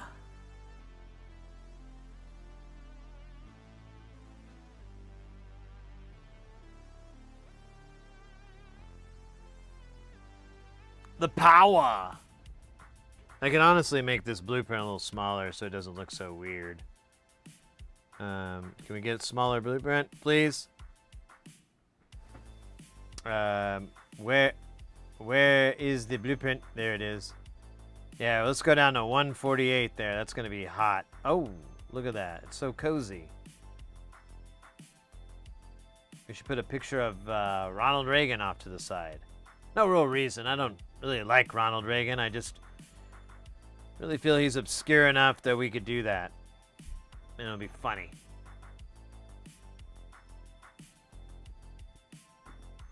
So, what we got going on here is we've got our ferrite beads. So it's going to pass through there. The magic of ferrite will cleanse it of the evil. Then we got these tchotchkes here for reverse power protection.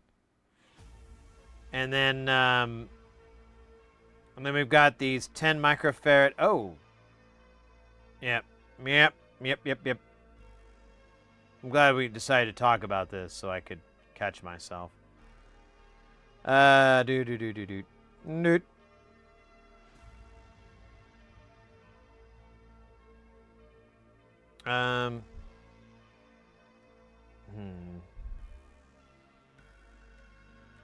There we go. I just put him right here. Okay.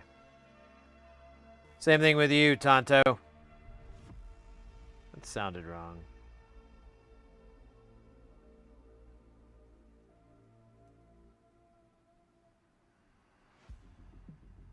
All right, there, Captain Squeezy. Okay, now they have the bypass caps. Thank you. Thank you for pointing out my failures. I'm kidding. Sort of. No. I was bound to catch it someday. So yeah. Then we have our electrolytic. But oh, wait a minute. Am I putting those in the right way? I think I might have them.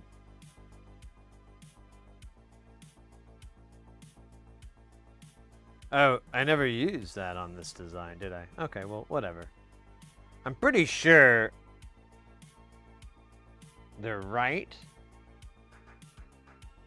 but I'm not positive. So let's double bubble check. What is a schematic I can steal from that would use electrolytic caps? The multiband. Lulu Dallas multiband distortion. Where are you? I'm just gonna F. Hey, right over here now, multiband. That's interesting.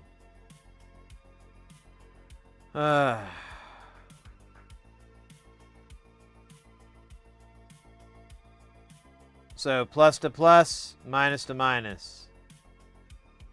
I was correct. Pretty rare, really. Oh, wait a minute. These are backwards. Ah, bloody hell. Do a little somersault there. Thank you. Then we're just going to scoot you down. Look at that. Honestly, I don't like these in here. I'm just going to put them down here with the rest of the kids. And then obviously we got to move these back. All right. Now we're good.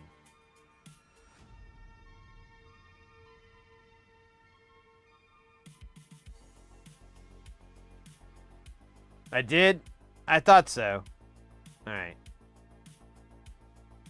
He uses these all the time. And I need the model number, so we'll just two birds with one rolling stone.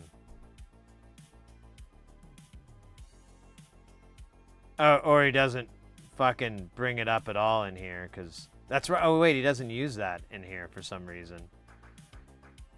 Let's go with the... I think the Fig has one. This is a little bit older.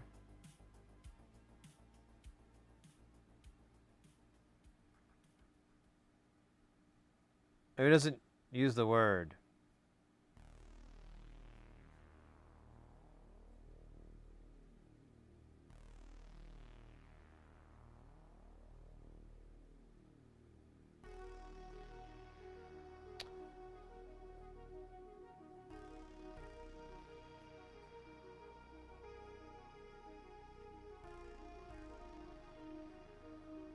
Maybe this one had one? I'm going through a lot of trouble, but I kind of wanted to get the model of what it is. Yeah, I was way off, wasn't I? Kind of. I don't know. I was like 20% there, maybe. 20% isn't the worst. Or we'll just capitalize it too, you know, to show respect for the family.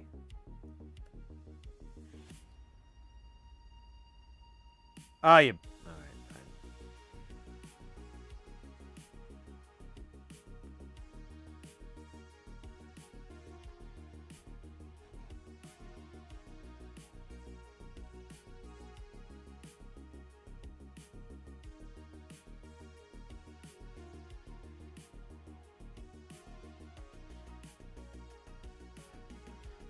All right, so we'll check this one more time. We've got these two pins and these two pins. This is going to be our positive. This is going to be our negative rail.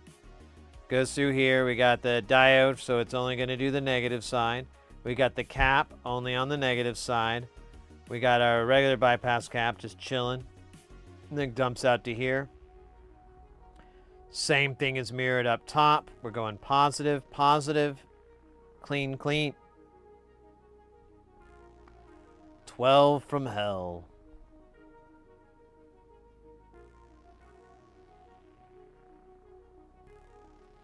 That's a Command S if I ever saw one.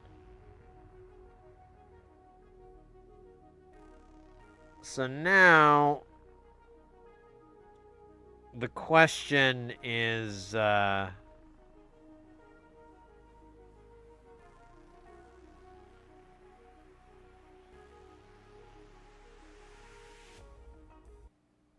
oh shit, it's gonna go out here in a second. I guess the question is, do we start looking for footprints and labels? I guess we could do an ERC. Let's do that. Let's run an ERC. See if, oh man, only 14 errors. I think we had 14 errors before too. Some of them are just weird. I don't know what the hell they're talking about.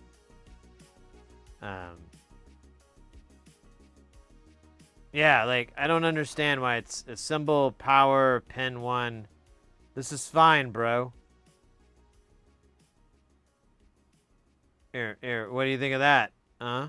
Oh, you son of a bitch. Yeah, same with these. I don't understand this error at all. Input power pin not driven by any output power pin. What are you talking about, dog?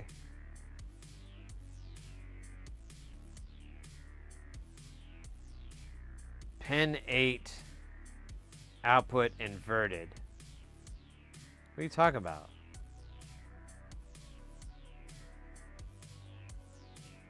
Yeah, I don't know. Yeah, it's gonna say the other one about this guy too. Oh, it keeps doing a wide shot. That's label random. No, that's fine. These are fine.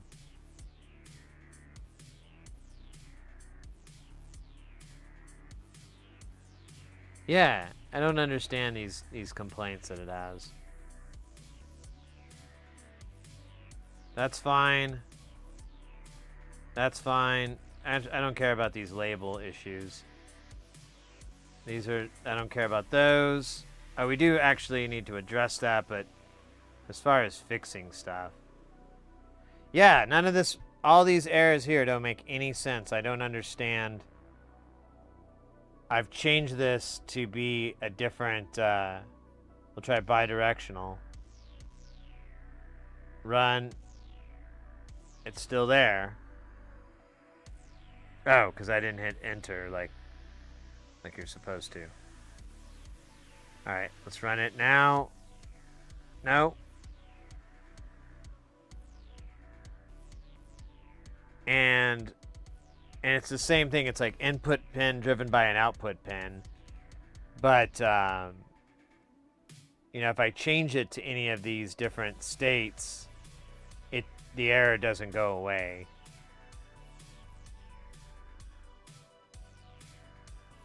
And technically, it doesn't, I don't know if it really matters if it's an input or an output.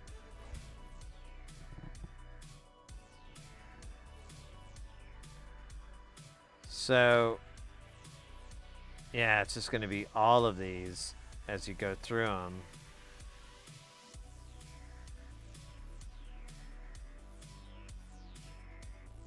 Oh, yeah, no spice test. So, believe it or not, this thing should work.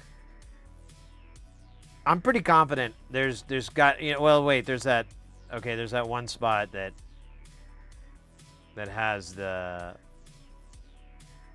where is it? Was it, where's the one with the weird labels? Oh, there it is. So we do have to make connections here, so we might as well address this and we can delete these and have like 2 less false positive errors.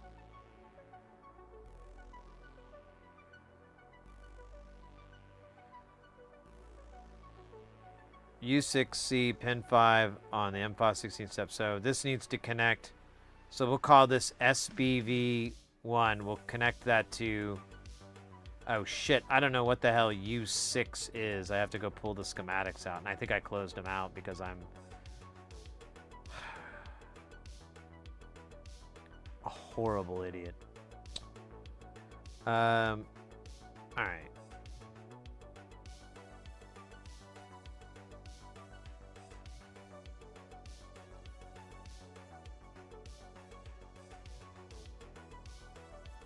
What?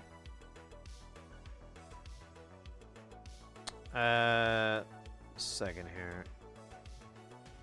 Should I have something in the mail today? For us? Oh, wait, no, I don't think so, actually.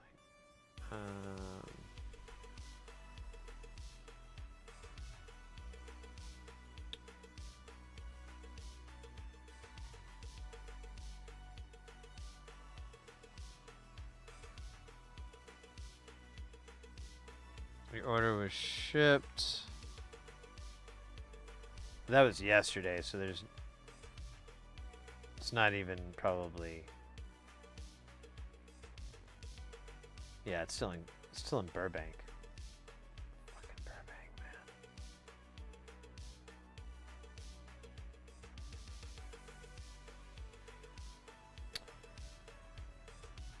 Okay. I just wanted to say that, honestly. I don't have anything useful after that. I'm trying to pull up these blasted yep. I don't know what I'm trying to whine about. I'm trying to find these schematics here. I really should just put them all in a folder like an adult would. But that would reduce all the fun.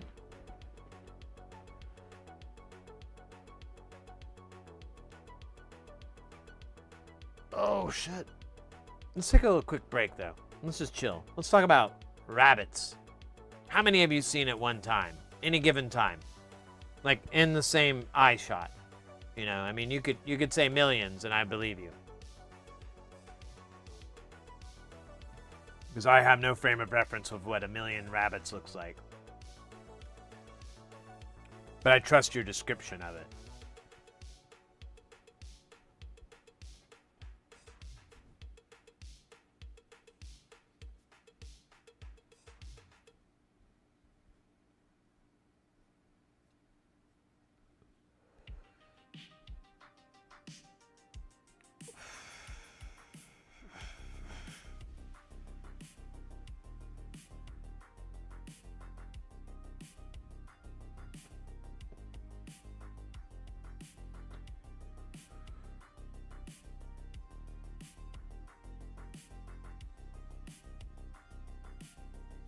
What was it again? It was U6.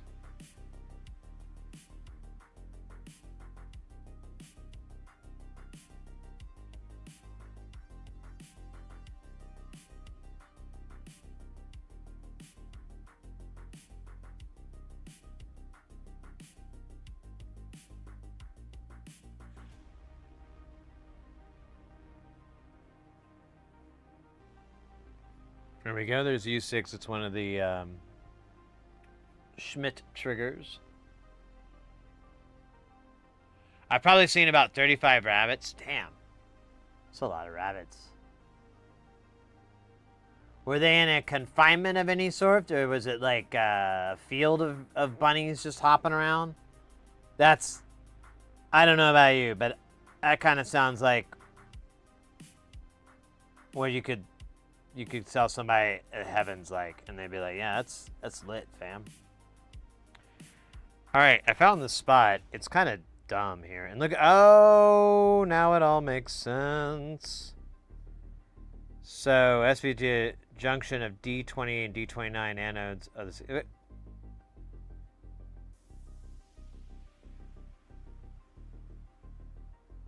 This is the same spot. These are all in the same spot.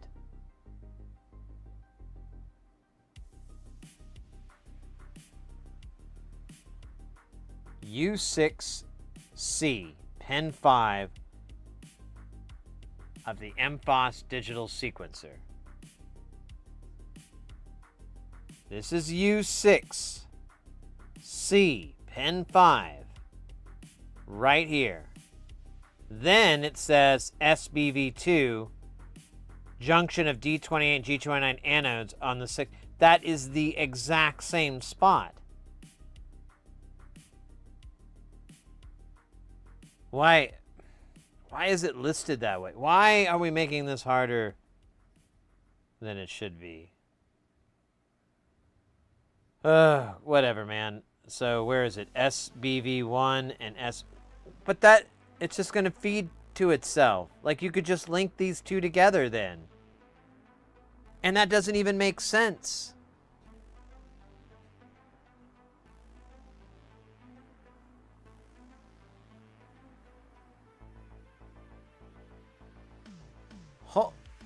Okay, I gotta look at... Maybe I wrote something down wrong. That was on page 2, right? Yeah.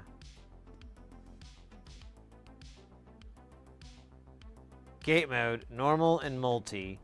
Normal. You just need one connection. You don't need two. You could link these together. One is going to feed this into it, I guess. I don't quite get that.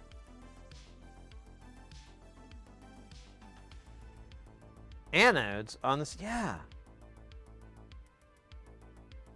The point of SBV1, oh here.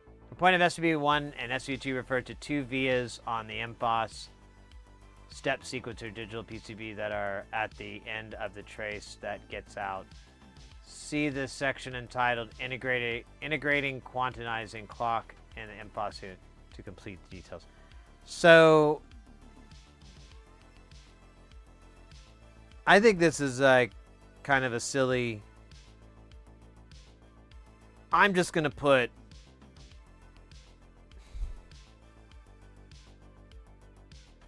I'm just going to create an SBV.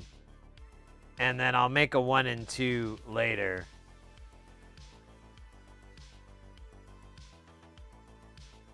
And then I'll make the junction wherever the hell it's supposed to be. No. It was... No?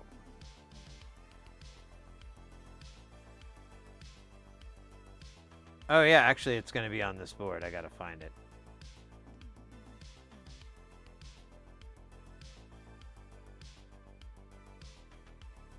How did I...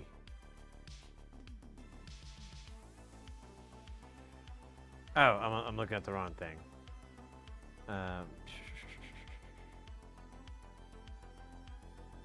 Okay, it's these guys. So these guys are up here at the top. Kind of had to do this. Things got crowded. Yeah, this is the spot. All right, man. SBV. Whatever the hell that is.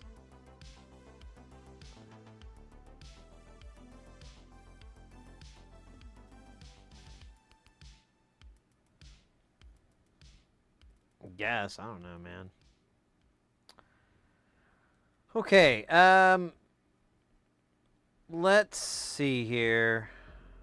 I would probably, I don't know. I don't have a really easy way to check my work other than just going through things one at a time.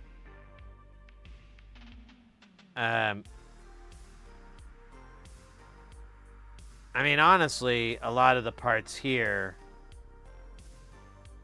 they only have, you know, it's LEDs. They just have one setting.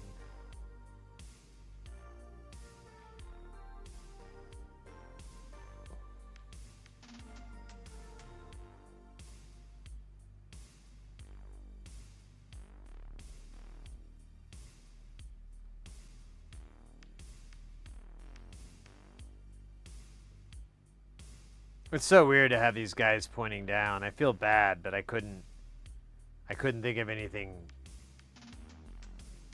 not dumb. Oh shit, undo that.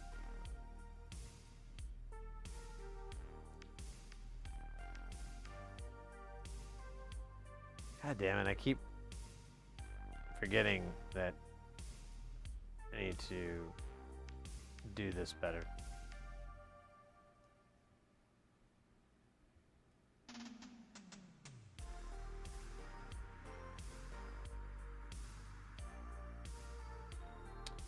Alright, and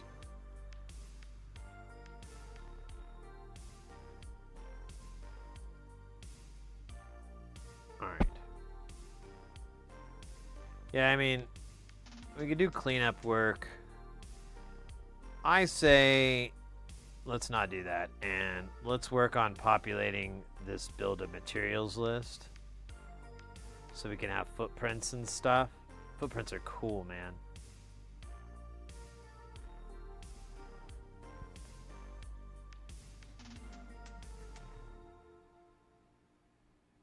A petting zoo.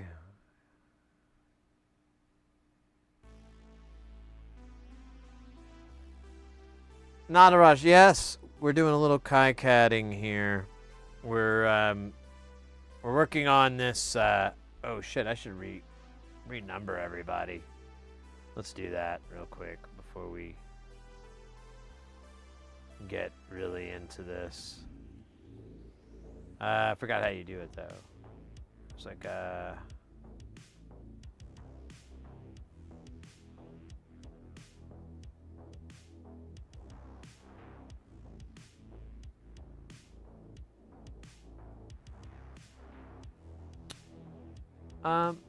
well, shit. I may not remember how to do it.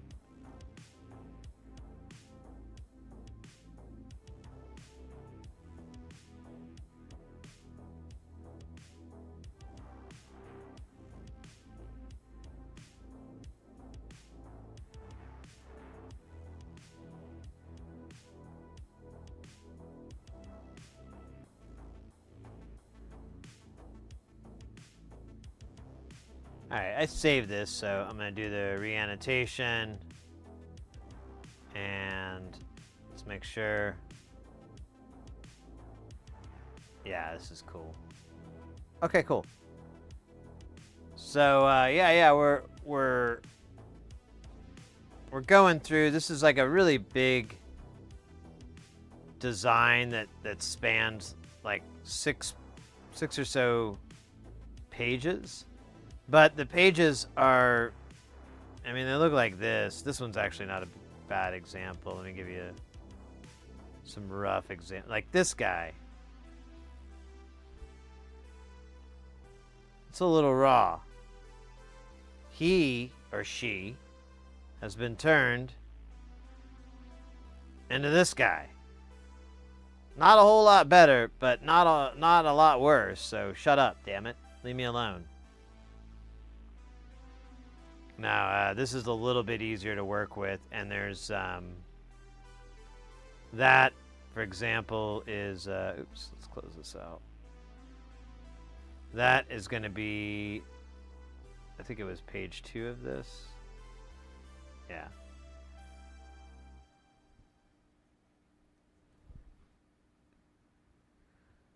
So anyways, yeah, we're just kind of going through that, cleaning this up. We just did the power, so now I'm thinking about going through and doing footprints so that we can, you know,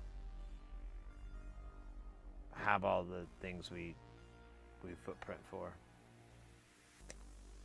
Are these, okay, so these are polarized caps. We'll need to find a thing for that. But, it's not too bad, honestly. We kind of started well because I remembered to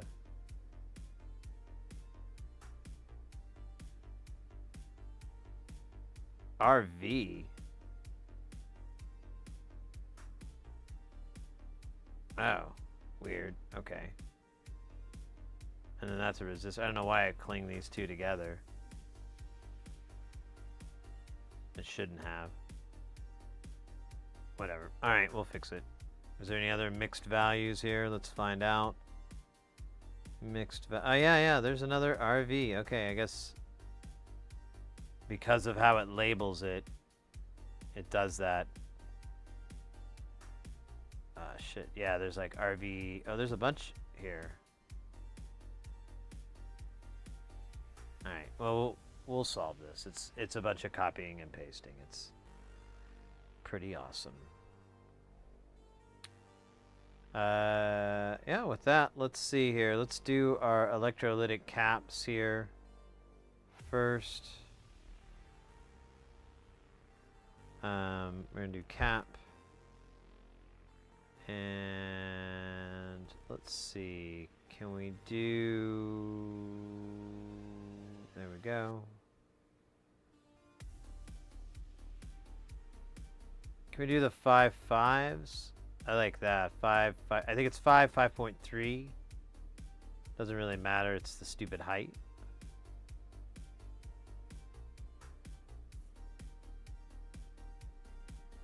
Let's do 5 point. I don't even know. I've measured these like a dozen times, but I don't know what the value is. Let's do that. And that's the only electrolytic caps on there. So it's not a big deal. Now we've got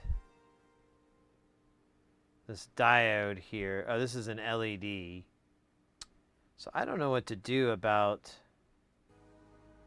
Honestly, though, if we just did a regular...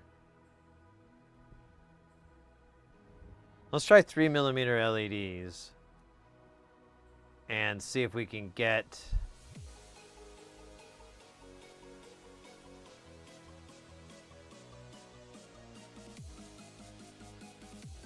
Oh, shit. Can we get... Not... Can I do the round?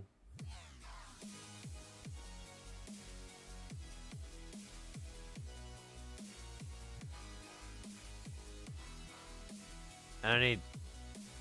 There we go. There we go. 3mm. Voila. So we need this for all the LEDs.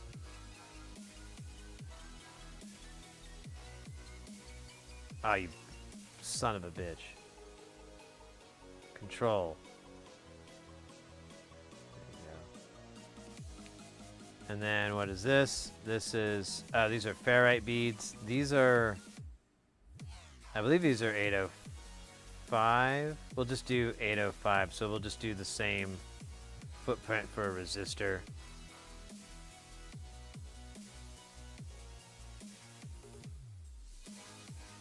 Uh, 805, hand snottered. Alright. Moving right along here. We got a mixed values on these now. Oh yeah, that's because we've got some pots in here.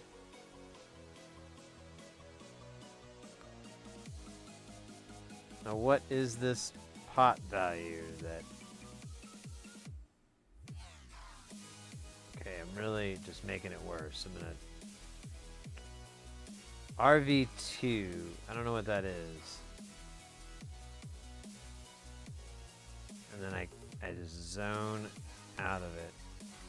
There's RV3. I might have to... There we go. Let's do it this way.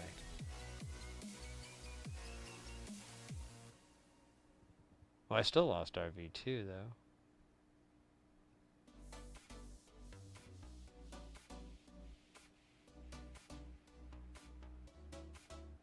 Okay, there it is. So I think these are trimmers. So this is the Vericlock, the first page. Let's look at that real quick.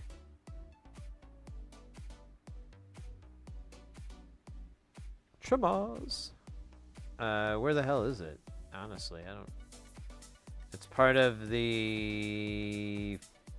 Oh well, I don't know, man. It's part of the resistance. It's here to find John Crichton. Wait, I think I'm getting my sci-fi mixed up here. I am not seeing any X's here for this.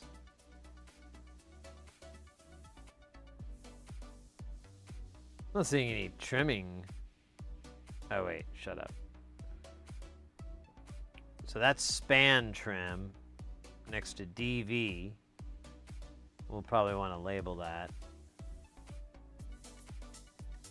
It's a 20K. Let's try to find it.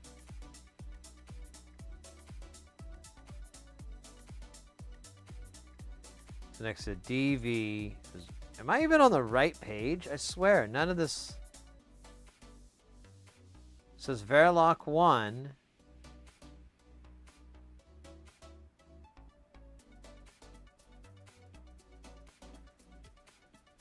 And this is page 1, but I am really not. Uh-oh. Guys, get ready because things are about to get heavy. Jump up because we're about to bump up and get down because there ain't no clown in this here town. We got another DJ Doey coming in with that piping hot.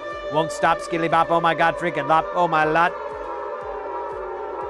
Ray!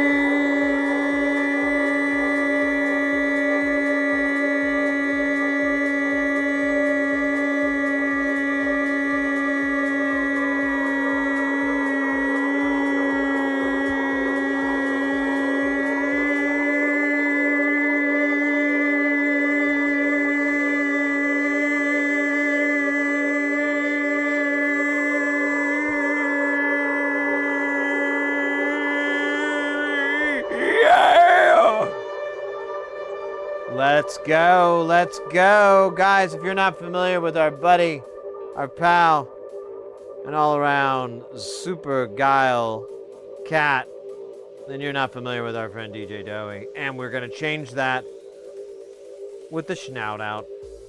Oh, shit. No, I was trying to...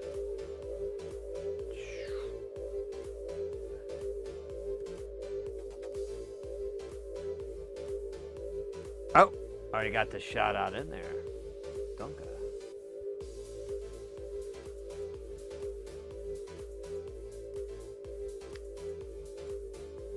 Wait, where is it though? Oh, there it is. My bad. Welcome in, Doey. How was the stream? What were you all up to?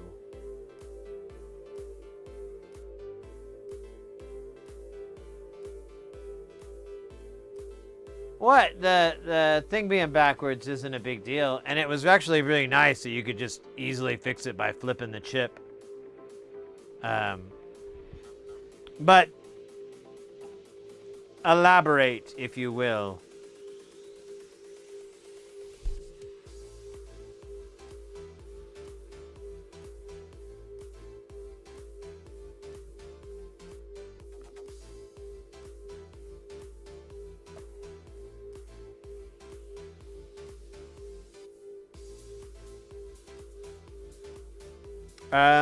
I could pull it up. Give me just a second here.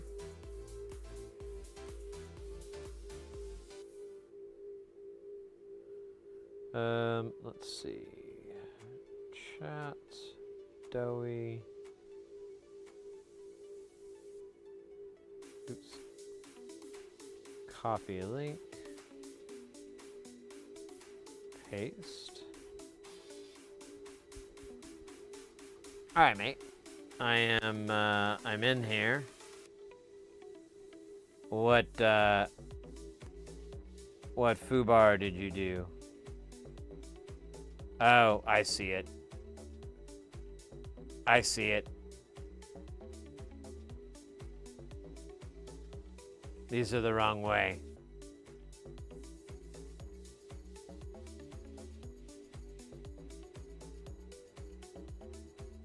Why are they that way? Why is positive grounded then? Why would you do that?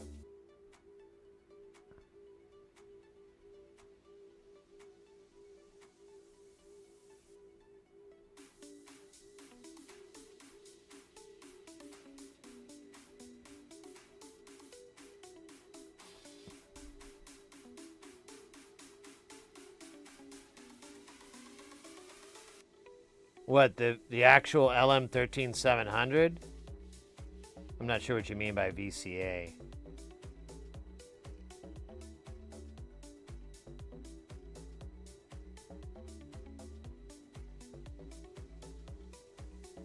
I mean, these are backwards.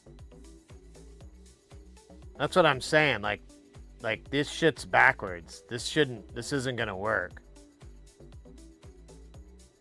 This and this one. You need, if you're gonna do, yeah, if you're gonna do an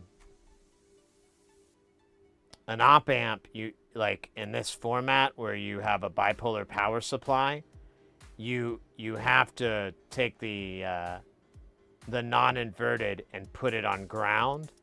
Now you can put a component in between that'll change like I think the levels or whatever, but when you do it like this, you're basically turning it all the way down because it's grounding it out, and then you have an inverted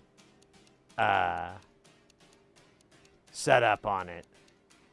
Or is it the other way around? I always get flipped around on it. I have to always look it up, but actually I guess I could just look it up on KiCAD here. Although we don't have a lot of op amps partying here. Yeah, and they're in a weird configuration. Okay, so the positive's grounded, inverting is the input. So yeah, I'm just backwards in my nonsense, but yeah, these are wrong. They need to have them flipped. That's not an easy fix on a prototype board, especially when you have two of them.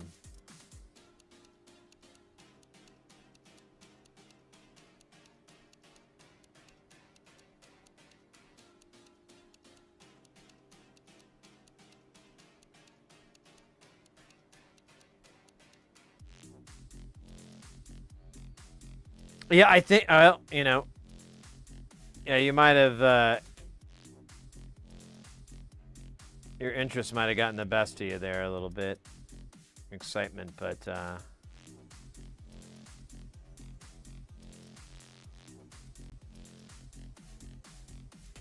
this is all SMD, right?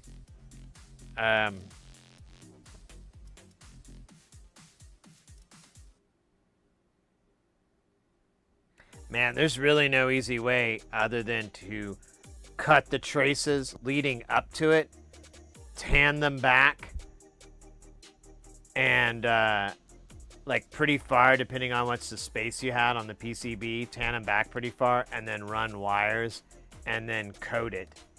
You don't have any UV solder masks, do you?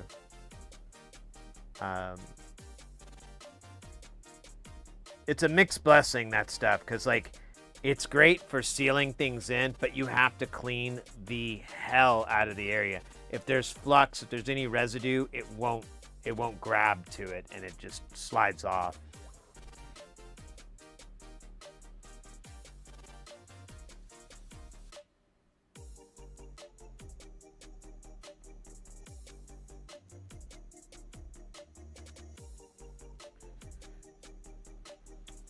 Okay, so you did get a functional one on over here. So, okay, so the first one works. The second one is... Well, at least you have a proof of concept. And you can rig this to work. Oh, you know what? I just realized something, Doey.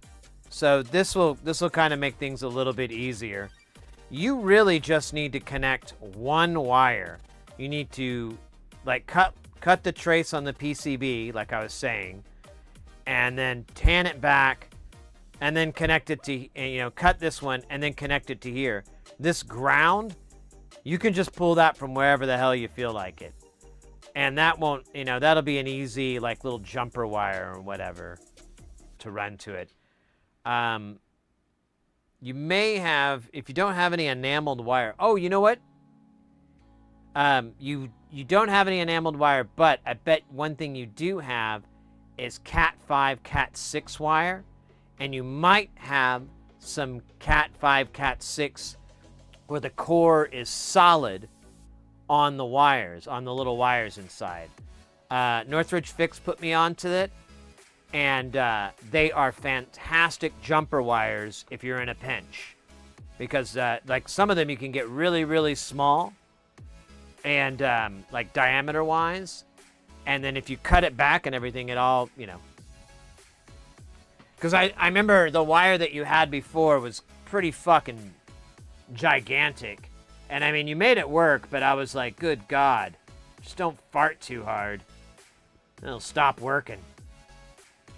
And I was thinking about it, but I hadn't thought about it until now that like, oh, you could just take a category 6 wire, like the inside guts, and just use those for little jumps. And since, like I said, you probably have plenty of it laying around, you could just take an old rat tail that you don't want and just cut the wires out of it and make little jumps with it. I don't think you'll be able to pull the whole thing out because it's braided inside, but you can cut it back and just pull things.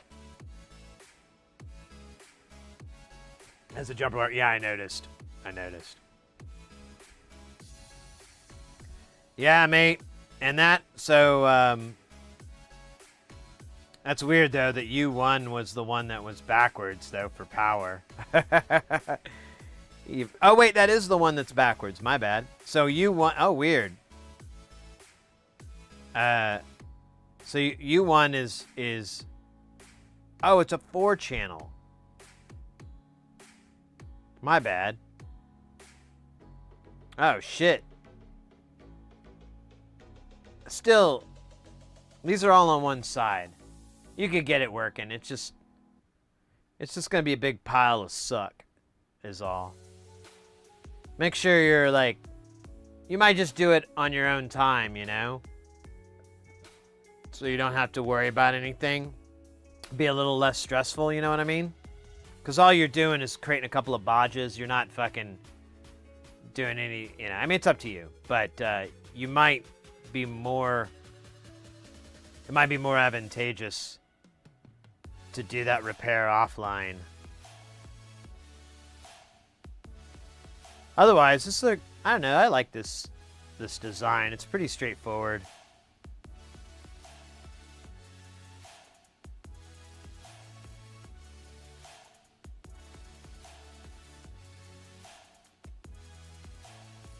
Hey, you know what, mate? I just realized something. Why didn't you you should, if you're gonna normal this input, you should go ahead and normal your signal input. Just for the fuck of it. And your gain CV. I would recommend normaling all the inputs from channel 1 to channel 2 on your next prototype. I know you were a little bit concerned that it might backfire. Oh, wait, am I reading this wrong? Wait, where is the switch? Oh, there's the switch. Oh, this is switching to ground. I thought you...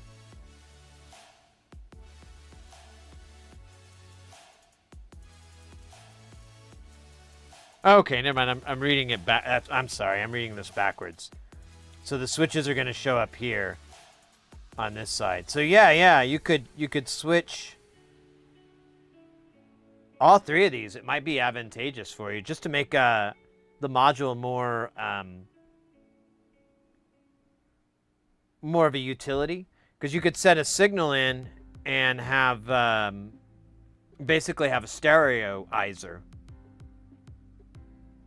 You could run each envelope independently or together, but either way, you're turning one into deuce. That's not a bad thing in some people's world. It's not a bad thing. Well, I just like whenever you have a module like this and you've got like multi-channels, I always try to think of ways that might be useful to patch that isn't going to like change the whole way the thing works. Like it's easily fixable. You can easily ignore it. You don't want anything out of channel 2. Just, I gotta restart this. Just don't plug anything into the output. You know, it's that simple. But, yeah, looking at this design, I'm thinking that might be a cool thing to do, or something to consider at least. Because I think it would make it more enjoyable. But I'm a big nerd when it comes to normal jacks. I have a, like with the frac rack stuff, a lot of it's normal. I bought like so many of these really dumb normal jacks that I regret. We've got envelope 1, 2, so you can just fucks with the envelope, but yeah, it has to have it across the board. That would be fun. I think it would make it a little more useful, a little more utility.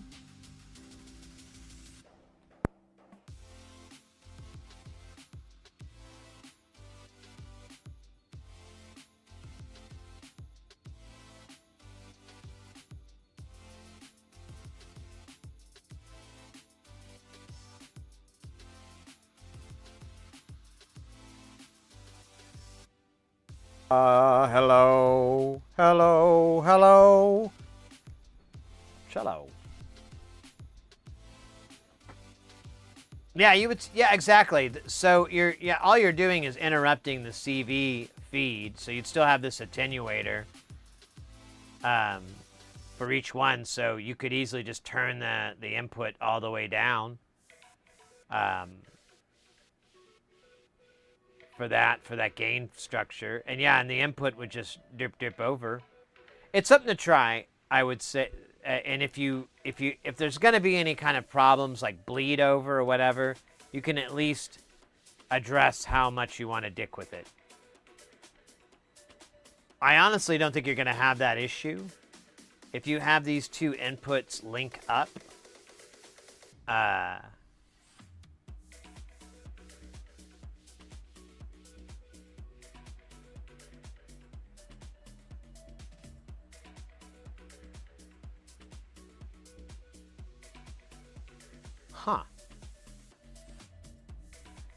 Okay, I think this might have been why I got a little confused. I've never seen anybody really hang it like that. Now, I have seen this, and I've seen floating. Oh, wait, this isn't floating. This is, well, you know, doesn't hurt anything. I can't see anything wrong with it. I just don't do that. I don't know why.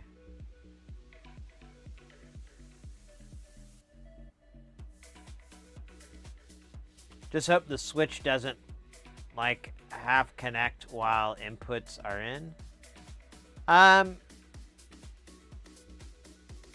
No, it should be fine. So whenever you use the normal switch, once you engage it, it's almost instantaneous. Because once the head of the jack comes in, it actually pushes this part away from the switch, so you don't make contact with the switch part. Now, that wouldn't really matter here, but the way they're designed, they touch this interrupt. So maybe there is a brief moment where they're all connected, but you know, you're gonna have to make that happen.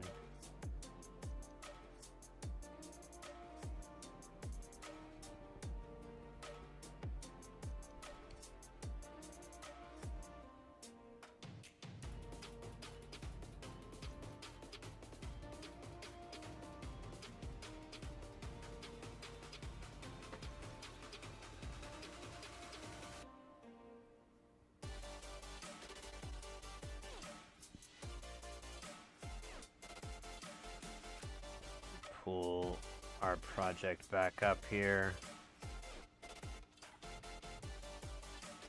All right. We're back to this party.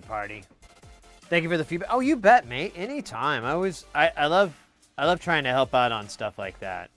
It's fun. It's a lot of fun for me.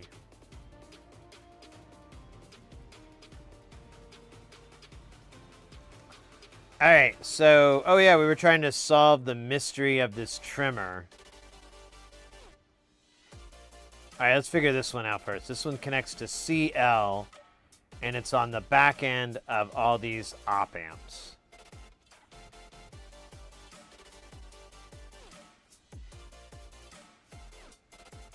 Which doesn't, oh wait.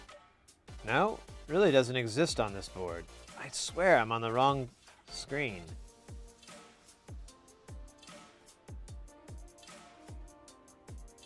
But I'm not.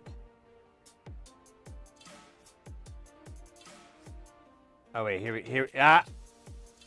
Oh, I think I might have hit the wrong letters here. Yeah, I did. Okay, well, that's embarrassing. So it's DV, not CL.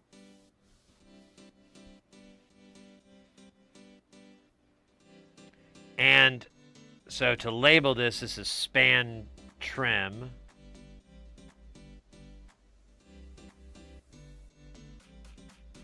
I'm just going to call it that in the title here.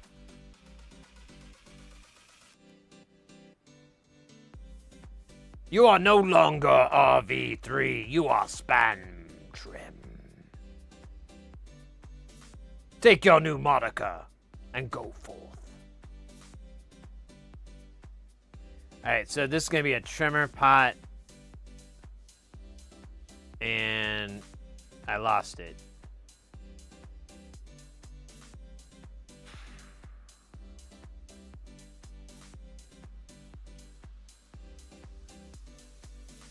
Did it? I think it closed up on me, actually. No, those are all 1 megs. What was ours? Ours was like a 20K. Yeah, here it is.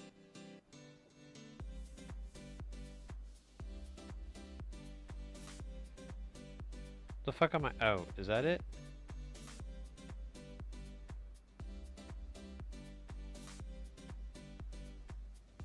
Clock adjust. Okay, but then this one is span trim. Is it going to be the same thing? Oh, that is not. Oh, no. Wait. What is that?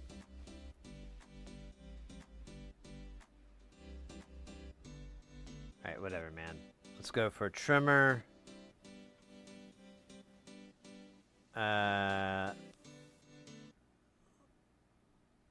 Oh, really? That's all you got for me, man? It's a little messed up.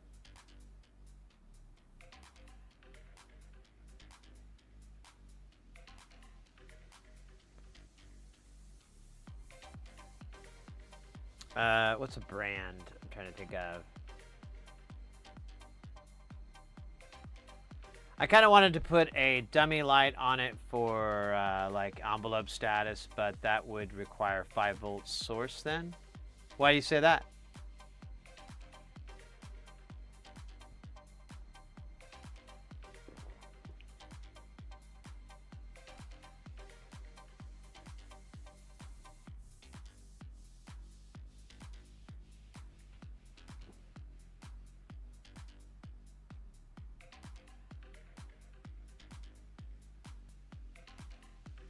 Let's use these dumb trimmers for now.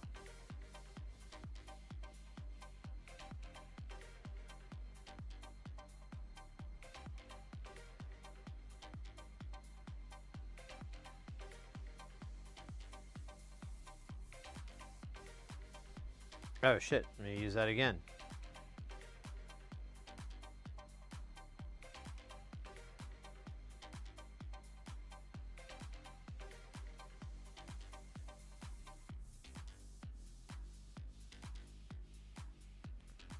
What? What is this one called? This one's called back. I don't see it. Oh, this? Oh, it's the push buttons. Oh, shit. I don't know what to do about the push buttons. Do they have, so they have, oh, hey, there you go. I don't want, oh, yeah. Let's see here. We got the little nubby switches. I kind of want to go with that. I think 6mm is the small one. I don't know these. Oh, the height. Oh, shit. How does that matter? I'm going to try these out for our push button. And we'll see how that goes.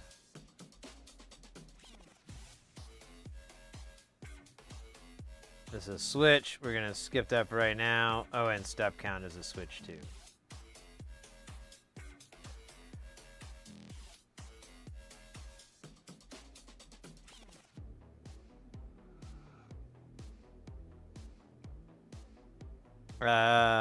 Oh yeah, and switches are terrible to find in here.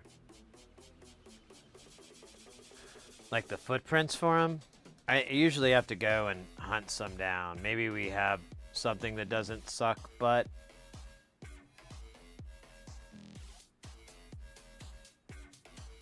those. Yeah, these are terrible. We don't need dual toggle. Wait a minute. I need single toggle, but it doesn't even matter because oh shit. That's not what I wanted, bro. Dual pole, single toggle.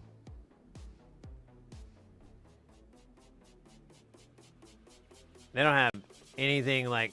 That's not even like a... I guess it... Let me try toggle. Oh! Alright. These I've used before and this sucks. But as a placeholder for now... Man, I could have sworn I had... let me try one other one. Tie. Yeah, tie tech. No. Alright, we'll just use this one for now and I'll find something better. So step count, this is... That's going to be a challenge. Alright, these switches are going to be single toggle, single pole. I don't think I have any of that.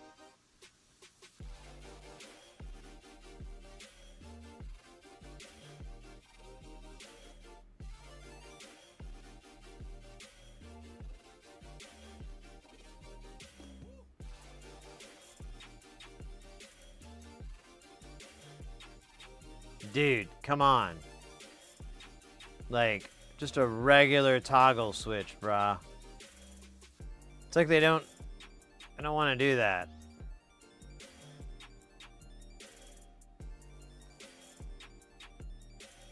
But dip switches, fuck yeah.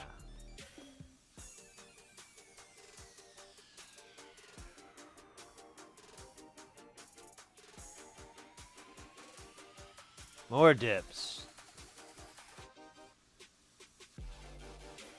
Ah, dude, that's the frickin' end. Well, I'm gonna come back to that one. I'm just gonna fucking deal with it. There's a ton of them, so that's fun.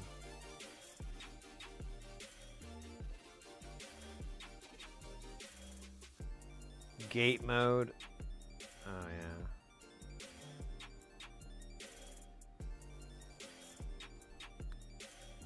So this chip is a 4013, and we're not going to have anything. Oh, yeah, this is a... How many pin chip is this guy?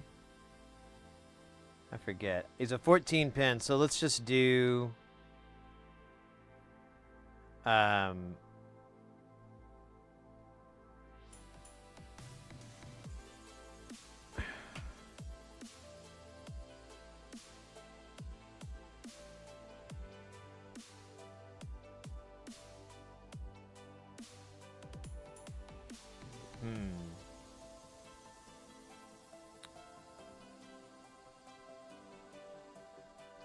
What if I were to just do a TLO 74 footprint?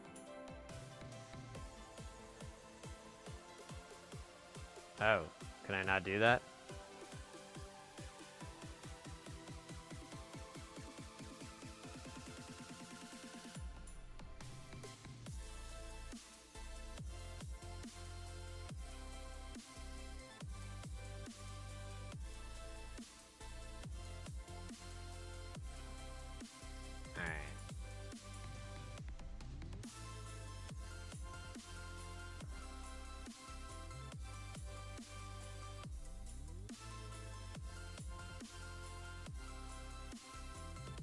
SMD dip seems like a weird...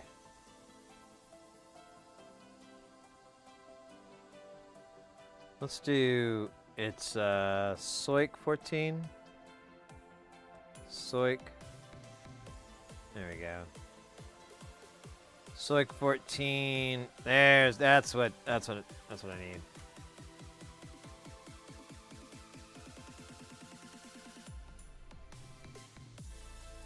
Same thing, that's a 14 pin. Now that is a 16 pin. So we'll do the same thing. We'll do SOIC. And we'll go to regular 16, not 16 wide. And then this is a... I think that's a 24 pin chip.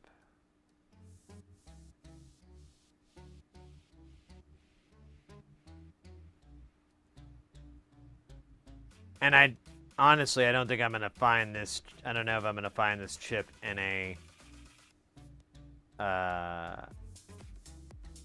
SMD package. We should find out. Mauser! That's not how you spell Mauser.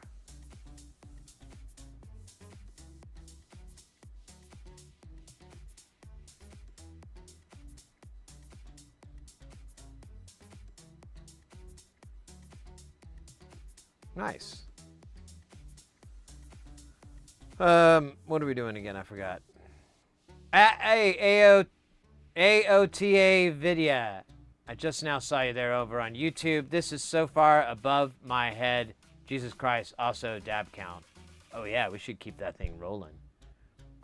Well, hey mate, I don't know, it looks like you might already left, but it goes without saying, if you're curious, you have questions, that'll give me something to talk about rather than how many pickles I could eat before developing some sort of pickle-related disease.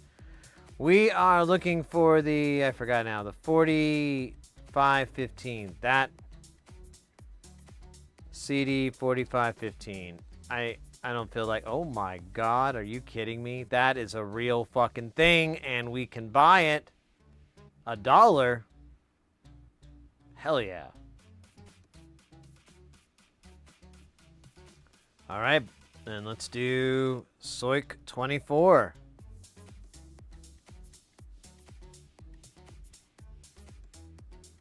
They only have 24 wide? Well,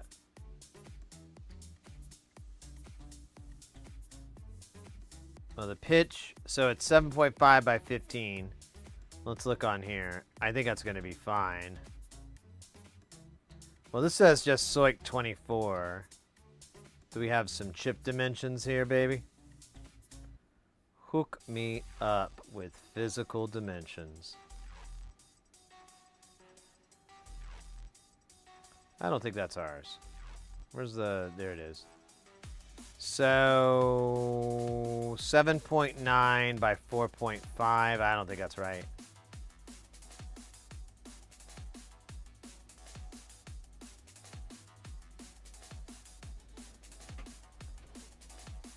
By 15. What the fuck does... No. Yeah.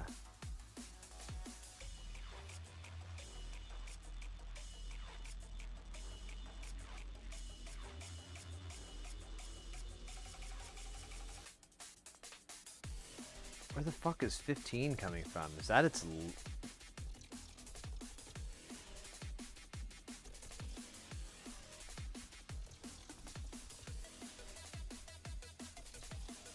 The pitch is 1.27. What is it here? Yeah, it's... No, this is too big.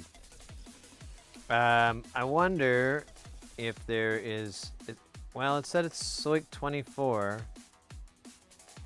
So... I have to put that in here, I guess, because they don't have it. Which is really weird, man. Yeah, that's a wide one.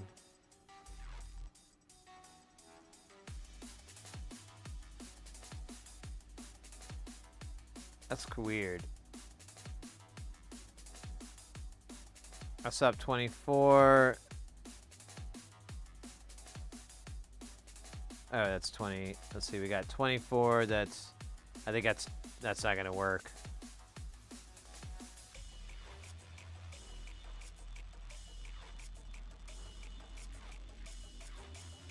They just keep asking...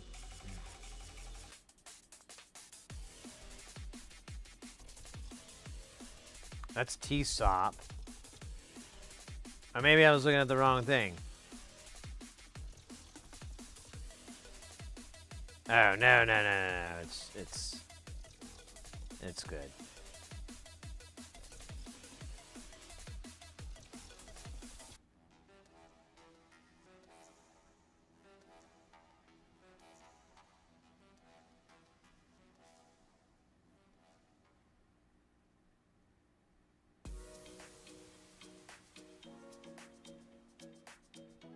Here's a giant version. I don't even know anymore. All right, I'm just going to put that on. We'll have to...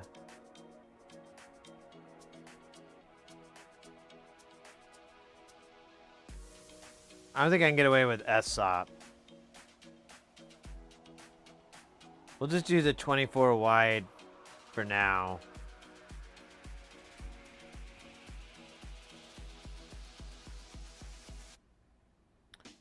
And then we need recent.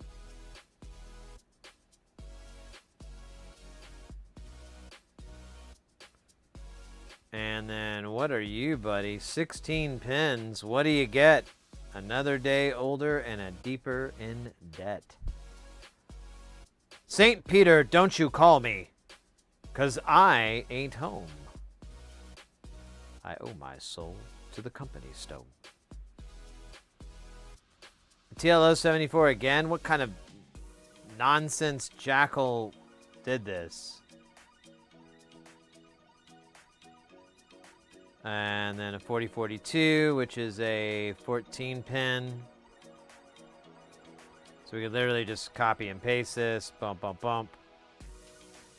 And, oh shit, that's it. Just the switch. No.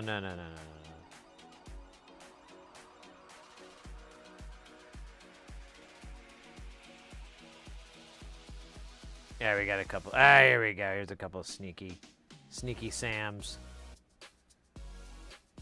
Now these are the pots, aren't they? These are pots or these are shit, man.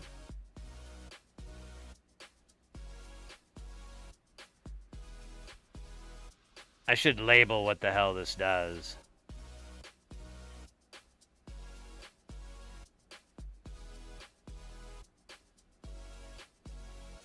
I want to say it was... It's this guy, clock rate. But But I think I already labeled that. Let's see. Is it next to X? It is clock rate. We're just going to call this CLKRT. And it's going to be a trimmer. Oh, wait. Is this a pot? I think it's a pot. Did we do our pots? I think we did.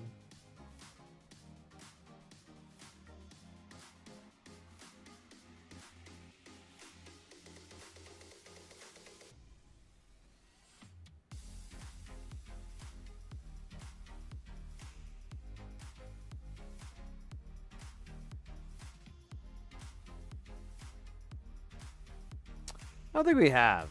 So let's put in these great pots. Let's see. Alpha. Is it in that? There it is. Let's go with the one with the big gaping holes. Those are the best.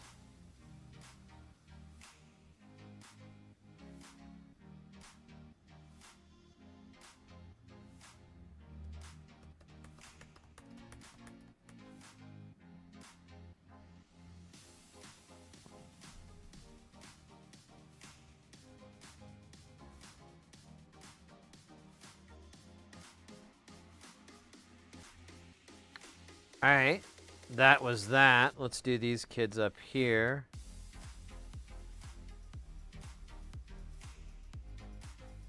And this is that guy. I'm pretty sure he's a panel mount.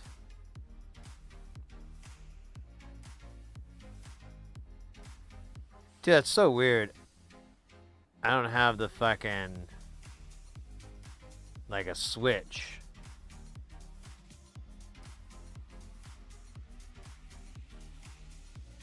Like, that's just...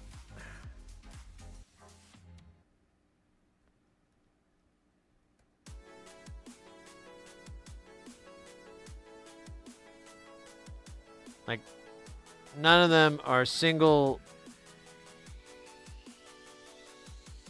It kind of is, but it's got so much shit on it. We should find which switches we're gonna use. Maybe.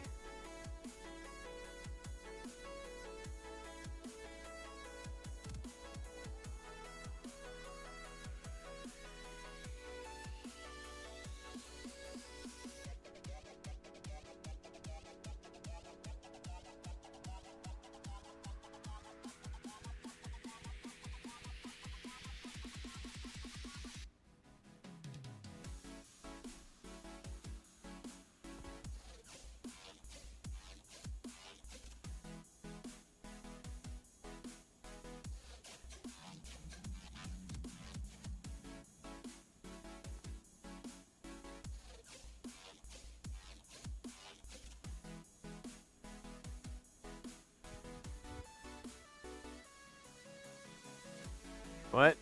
No, I was looking for switches. Connector cards? Oh. That's it? You bastard.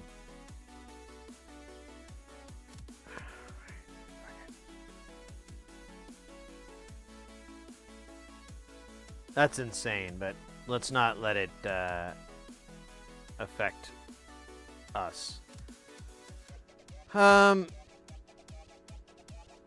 right. I don't know. We could try throwing this into the PCB maker part and see what poops out. I have a feeling I'm like jumping the gun, but it's kind of fun. Anyone here using THC through-hole? Yeah, there's some people. Dowie works on, I don't know if they're still here. I think they might have gone to eat their dinner, but Dowie does some through-hole projects. We do through-hole projects here from time to time, but I like SMD a lot.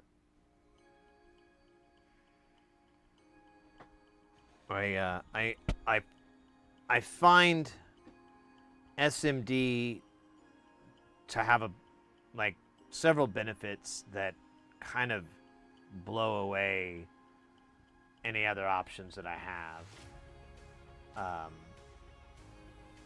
One is this pure speed. I can put together an SMD project in way less time. The other is like mess and bits. I hate trimming leads. I hate it. I hate all the mess that it makes. I hate all the little guys fly around. I'm always worried one winds up in a sweater in my hair someday. So I don't miss any of that. And the size is really nice. So if you're doing designs or working on builds, you can really get some pretty advanced stuff because they're able to get everything into a small area. Mr. X, Prost, stay guile, my friend. Hope to catch your jams soon. If you guys aren't familiar with with our buddy Mr. X, definitely. I think I have the old one. Let's do that. Let's do the old one. Yes! Behold. But go check out Mr. X's music if you're not familiar with him. It's super duper badass. And very consistent, so it's you get a lot of jams in there.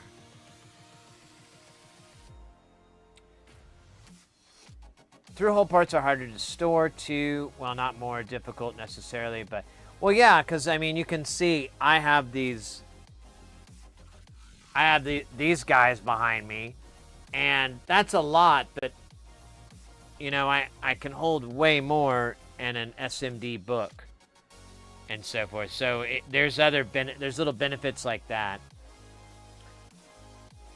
and it's getting trickier to find through-hole stuff. Like it's kind of fading away more and more.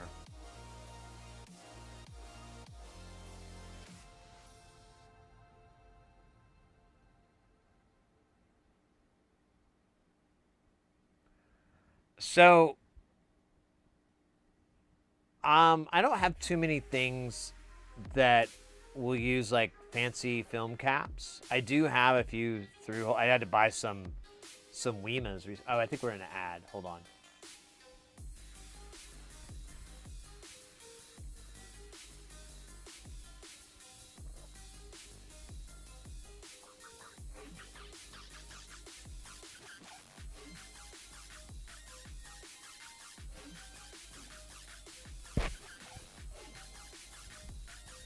Ads are over.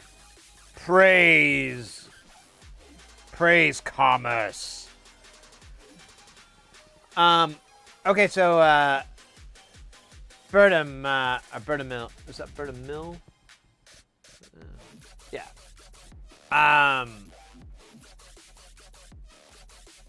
So when it comes to caps, I try to buy caps with a high coefficient when I need it.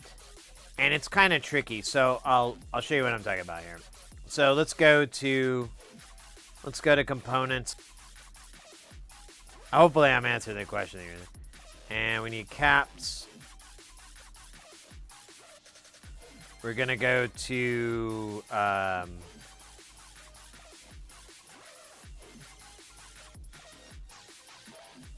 so honestly, I get these a lot. MLCCs. They're going to be chip caps, but they do make MLCCs otherwise. The coefficients on here, where are they? Are they not going to have them? It's like the only thing I fucking care about. We might have to narrow it down to a few things. Let's do 805. Or 808, I mean. Oh, that's the metric? That's interesting. I was not aware. There's 804. Oh, there's only two. That's not right.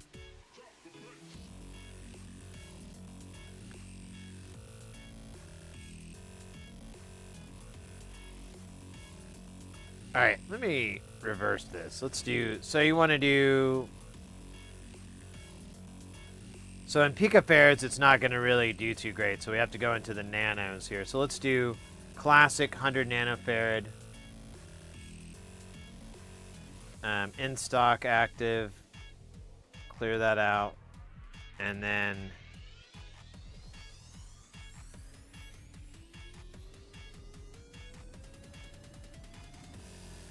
it's 805,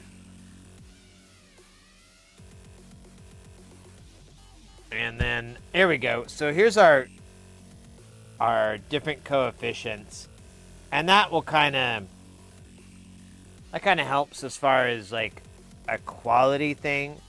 X5, 7, those are all right. But if I'm not mistaken, I believe Y and even Z are going to have a better temperature coefficient. Or no, you know what? I'm thinking of cog. And there's not a single cog in here. I don't know. You ask a good question. You ask a mighty question. Let's go to film caps.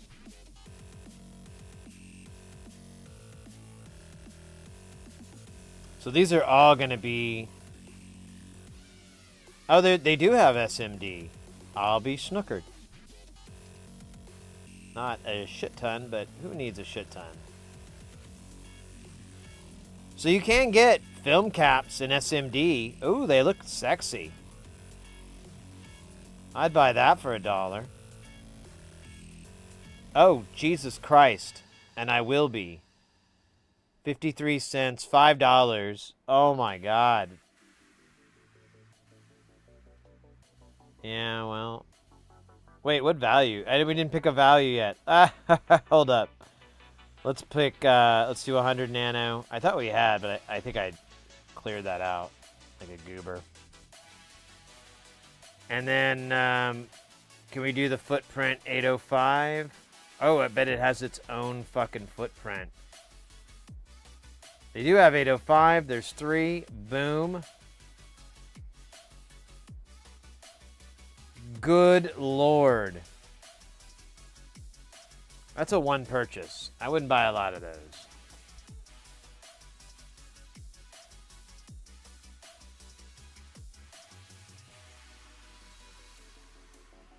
$10X cogs are probably bigger for one. Yeah, I think you're right. I always get it confused. My buddy is like, I just defer to him all the time on this. But a lot of the projects I build, it doesn't really get too deep into that. But obviously, if you were going to do some audiophile stuff, you probably would go for a couple of through-hole footprints here and there because it's just going to be easier to source those caps or whatnot.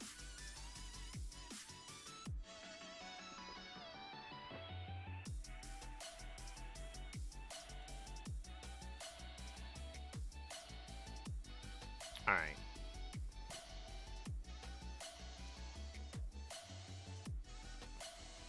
Let me clean up. I have like a bunch of tabs open here. And now I have 2 less.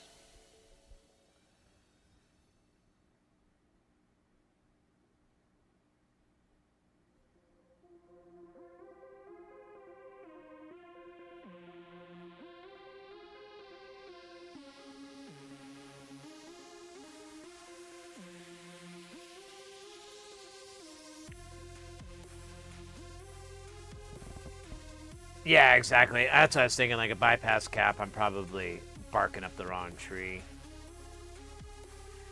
It's ideal for when you're going to run audio through it. If you're going to run like audio signals through it, ideally you want something in that range. However, these effects are pretty minor. So depending on your, where you want to go, like if you just want it to work, you usually get by with a lot of different variances in the caps. But if you want something, you know, 1-to-1 or to match high specs, then you know, go with the good stuff.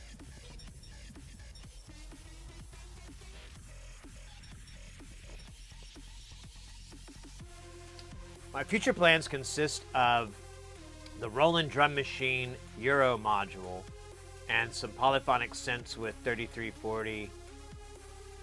Also mini diode ladder. Oh yeah. If you're going the Euro rack route, here, let's go look at it honestly, because I haven't synthesis technology. Let's go to their website. So Syntech is back in business. He retired for like almost an entire year, and now he's back. So he has these ladder VCFs. I haven't heard them. The only thing I know is that this man makes some incredible stuff. He's one of the top engineers. I know that guy. He's one of the top engineers, and in the Euro rack and the audio field, period. He's extremely underrated, and the fact he's coming out with stuff again is really exciting. God, a lot of them are just insane. Like, I mean. Like, I was looking at this, and it's just, I was hoping it would have like a HP width. Yeah, 54 HP. I mean, it looks great, and I would love to have one, but I don't even want to know how much one of these costs. What is this? So this is the E370. Let's just see. I don't think he has any for his shop, yeah. The 490 is the filter. I don't think they have any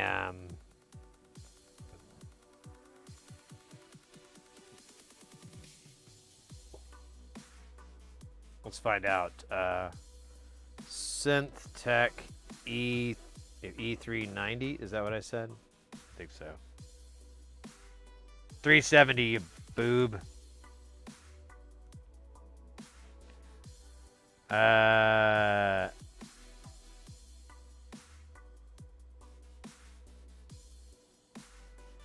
Oh man. Okay, there's multiple options. None of them are available. Magic. I know this thing's got to be more than $12.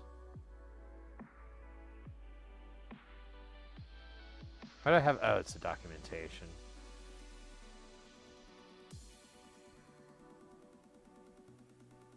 But I also wanted to build some digital effects like reverb, etc. So these would be better with SMT. Oh wow, yeah, it's about $1,000 or so. Jesus. Ah, the black panel. Yeah, I don't have that kind of peanut money. Well, you might check into that. As far as reverb modules, I don't know. So I use digital reverb, and right now both my reverbs that I use in Jamtown are commercial modules. They're not DIY. I have a couple of projects, like I have a spring reverb, but like it's a Spafaco, but it's not totally working. And then I was trying to fix it, and I broke it like way more. Like I put the part back that I took out, and it still doesn't work. So I kind of got frustrated and walked away from it. Low-key thinking about just going with non-linear circuits version of it, because I feel like I'm just gonna. It'd be just nice to start fresh.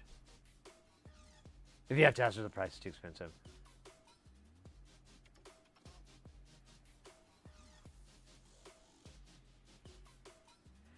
Yeah, the through hole, honestly, through hole and SMD, the boards themselves aren't going to take up a bunch of weight. What really adds weight that I've noticed anyway, in my experience, and when you're building, and it's kind of my favorite part, is when you start putting the jacks and the pots on and you pick it up and all of a sudden it has 40 more grams of weight or whatever, and you're like, oh, you can physically feel it getting done. And that's how I mark it and think about it.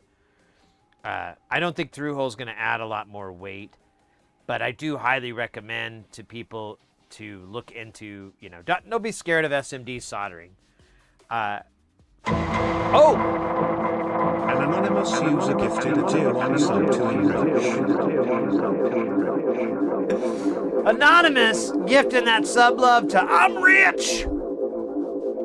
Which I don't know if they're bragging about their financial status or just getting really mad that they keep calling them Dick. Because Dick is short for rich. And that's the most incredible coincidence in the world.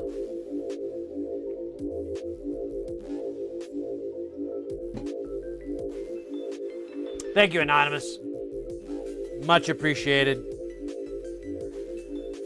Much appreciated.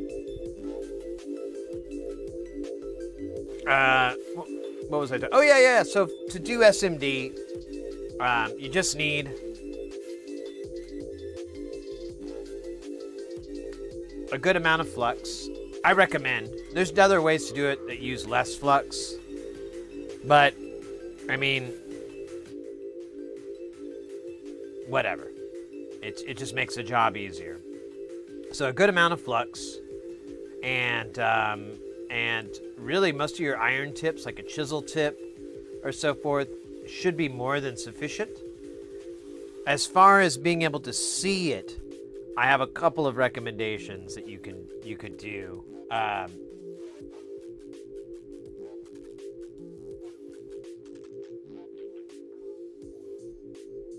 Yeah, for live, I don't know if Spring Verb would be the way to go. There is a module from Nonlinear Circuits that uses a 2399 chip. Those are kind of cool. He has a couple. Yeah, hey, that's actually a good.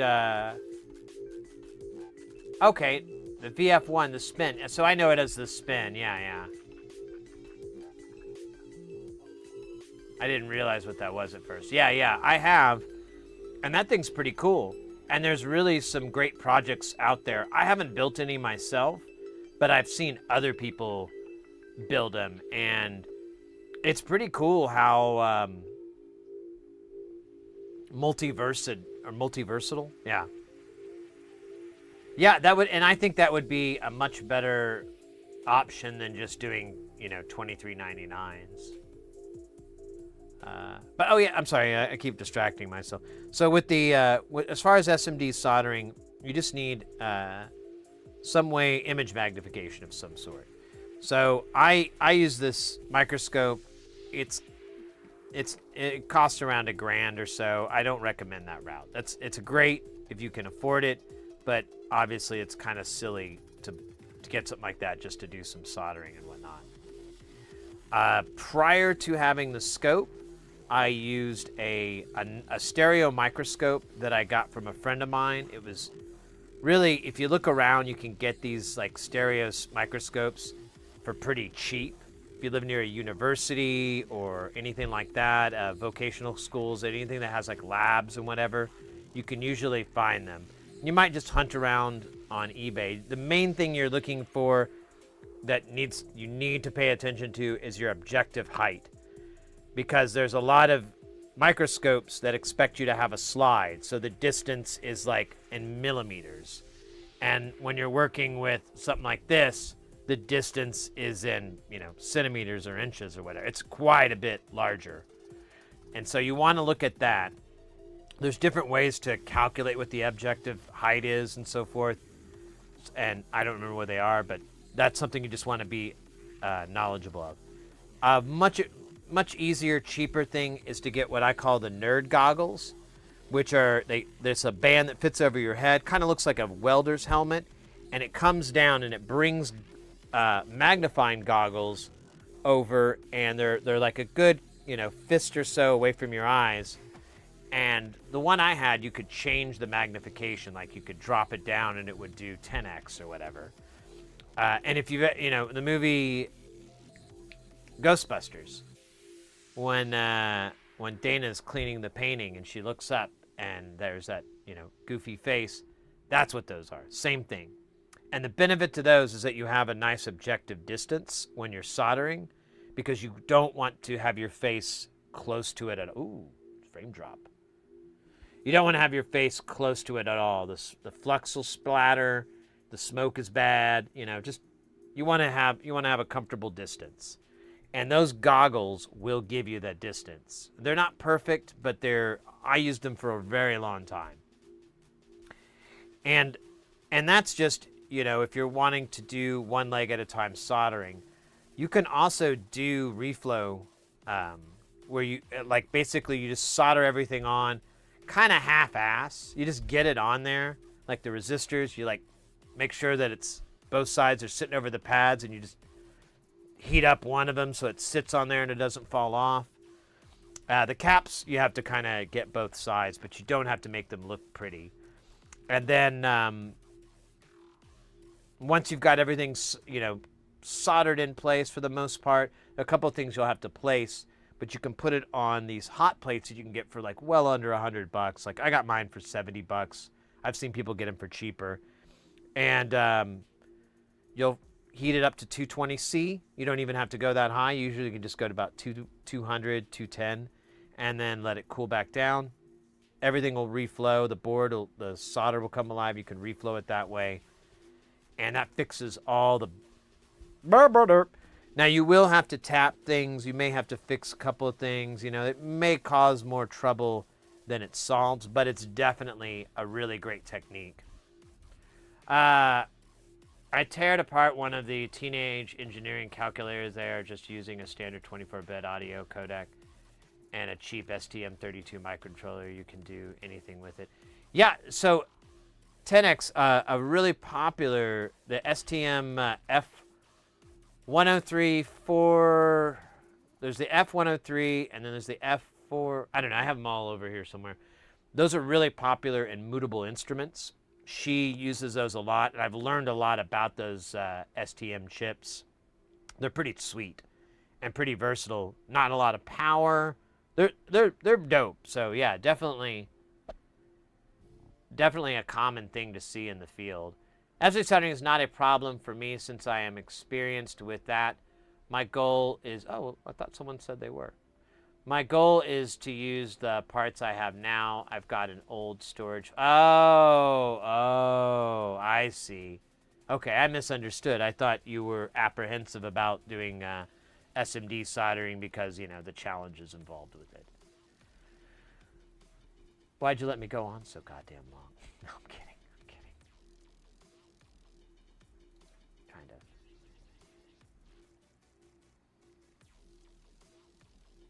Yeah, so that 10X, that is the better way to, or the best way to do it. So what you'll do is you'll go to an empty pad. You'll put solder on there. You can rub it around. It's only going to take so much solder. You can't over solder the pad. Then you'll take your component and you'll heat up the pad. You'll liquefy the solder and you'll push the component in with your tweezers. You'll take the iron away. You'll wait for the solder to solidify, and then you go on the other side and just grab some solder and the iron, and I do that very, very rarely though. In fact, I never do that. So the method that I've been doing is like goofy as fuck, but it works, and it's kind of fun.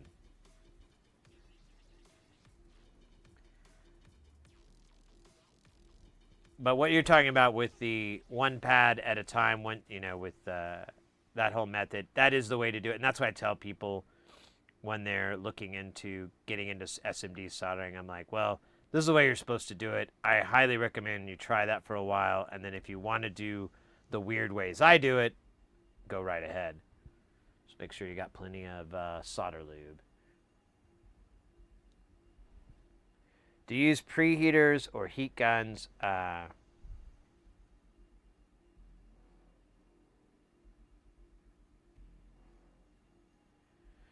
No, not really. I wouldn't mind getting a preheater, but I haven't been able to find anything that's not for like an iPhone or tablet board or whatever. And I need it to fit like pretty tightly because I need to rest my hands, and I don't want to rest it on something that's at 100C or whatever. So I never really mess with anything that's SMD where I need a preheater. I have that hot plate, like I said. Here, I'll show it real quick. This is what I was talking about earlier. You can get these hot plates for pretty cheap, and they'll go. This one claims it goes up to 400C, and what I do is, if I want to clean up my solder, make everything nice and pretty, I'll put it on the hot plate, throw some flux on there, heat it up. Only thing to be mindful of when you start doing reflows or you start using hot air, like a hot air station, like like one of these guys, the thing you have to be mindful of is the amount of smoke that it produces from the flux. Because you're heating up a whole bunch of flux, and it's just gonna turn to, it's gonna burn and turn to smoke. And so you need either a window open with a fan to blow it out, or you can get a fume extractor. Fume extractors, you can pick them up for under $200. I've got an under $200 one. I love it. It's great. You'll need something, because there was a time when I didn't have the fume extractor and I was reflowing a board, and I had my hot air station. This is before I had the hot plate, and I was heating up the underside of the board, running it along and waiting for everything to flow into place, and I'm just seeing all this smoke coming off. But I've got my little fan, and that's what I normally say. If you're doing just little soldering, just have a fan to dissipate the smoke so it doesn't go up your nostril. So I was like, oh, this fan will work. And then I just looked into the room, and I have, because we're video and everything, there's a lot of lights in here. And I could just see spires of being, the God rays. And I'm like, yeah, I'm breathing that in, aren't I? There's no way I'm not breathing some of this in. And even though I'm like, whatever, I'm tough, I immediately start thinking about my pets, whose lungs are, 1/50th the size of mine, and a small dose like that could have a much greater impact. So I kind of it's like, all right, I'm never doing this again until I get a fume extractor. And then I found one for under $200. Works like a champ. Honestly, I was thinking I was going to wait until we come back. I need to replace the filters on it. It's about time for the filter swap. I swap them out about literally like two, maybe 3 times a year at most. There's like layers. So there's the charcoal filter, and I only do that once a year. And then the other 2 HEPA filters, I'll usually swap them out a little sooner. In fact, I think they're over here, but I don't see them, so might have to work on them. Oh, I know. I put them in a tote. I put them away. Take me away. Somehow, if you don't use a fan, the smoke always magically moves into your nose. Yeah, I think someone told me, I never watched the video, but there's like an explanation for that. Because I guess you're creating like a negative airspace or whatever when you breathe because of the temperature. Blah, blah, blah, I don't know. But yeah, I recommend, to anybody, this just goes for anybody. If you're soldering and you're worried about the smoke, just get like one of those cheap little fans or some sort of fan to blow across your work surface. And that'll take care of it. As long as the smoke isn't coming up your nose, you really shouldn't have anything to worry about. But if you look into your room and you just see spires of light and it looks like it's the final countdown, that reference doesn't make any sense. Well, like you got a fog machine going. There you go. That's awful. But you get the idea. If you do not have a fume extractor, then you are the fume extractor. Maybe. I don't know. Here, let me try some fumes.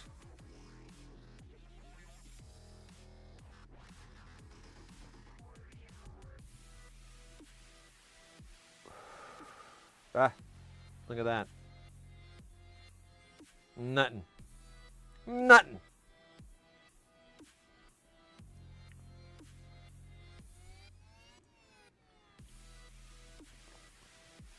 All right. So, what time are we at here?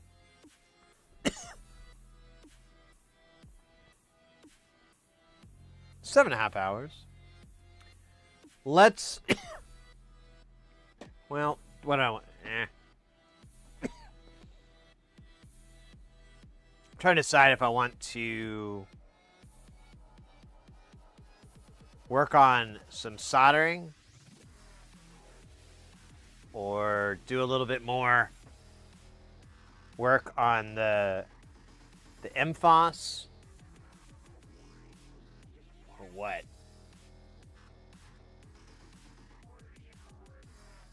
Big questions, you know.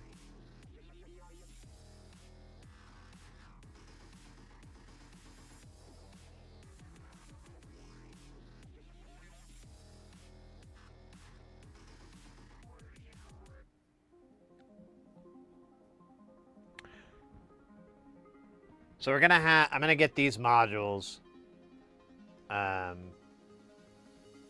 Probably order them here in the next couple of days. We've got the Moog, which is a 3-input VCA with a beef function. I believe that's like a distortion. And then we've got the Divine CMOS, which basically is like a clock divider, but it has slew. I don't know, man.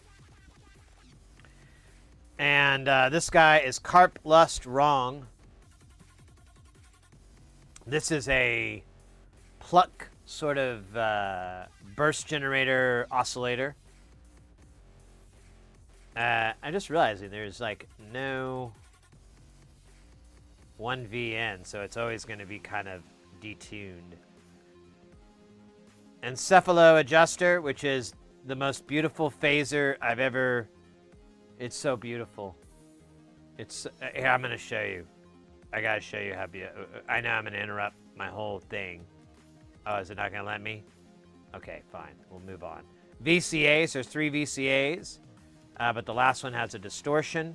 Triad is 3 attack release envelope generators.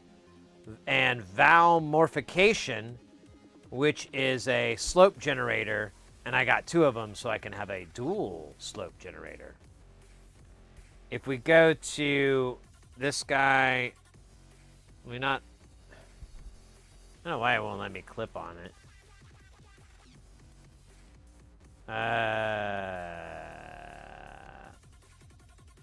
Fine and stuff. There it is. All right. If you got any like young kids or anything, they could probably stand to leave the room because it's gonna get pretty sexy up in here. Ready for my freak off. So yeah, the schematic itself is beautiful. Look at this. Look at that. That is quite a few op amps. Quite a few op amps. Each one human centipeding into the other. Sort of. And then you have these these LDRs all over them. And then you got these LEDs driven here. So, all right. Now it's going to get wild.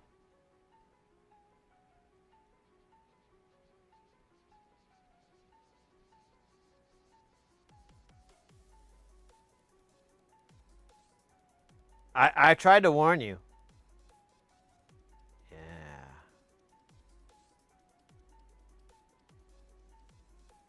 Oh, yeah.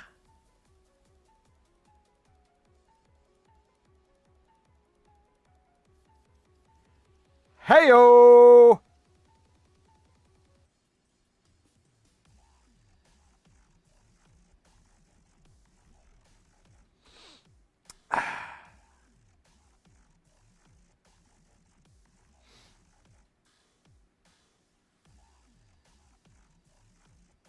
So this is how it basically does the light tightening through here. I guess I have to buy some long ones of these. I don't have anything like that.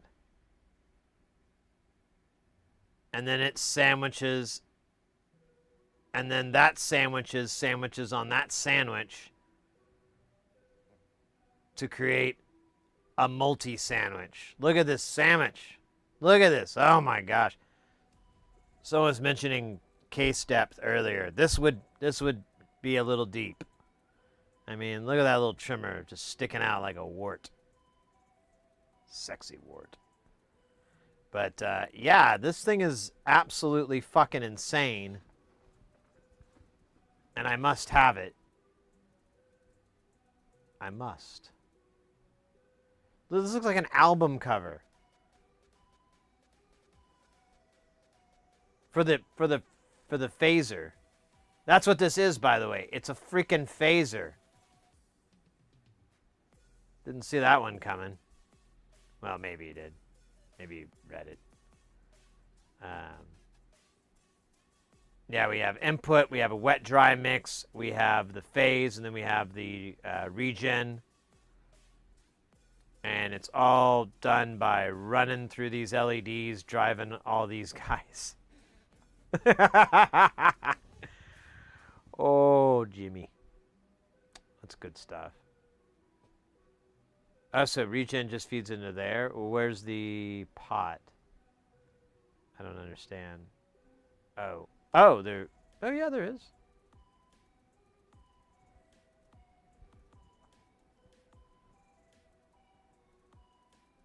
Good old LM13700 in the house.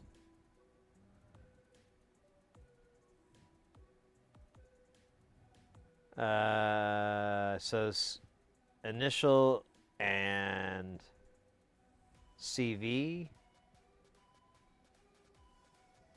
I guess this is just direct to the jack. He doesn't really bother.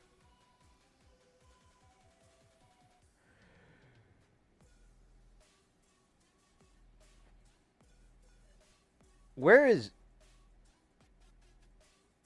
A, B, and C?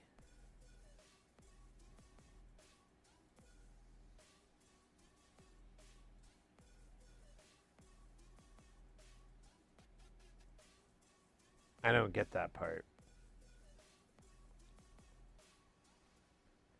I guess it's the other outputs, maybe? Yeah, output 6, 12, 18. What the fuck? Region in 6? Oh. What? Maybe I should read this. Making sure you guys can read too. Oh wait, you know what? I got an idea. Oh wait. Let me do this.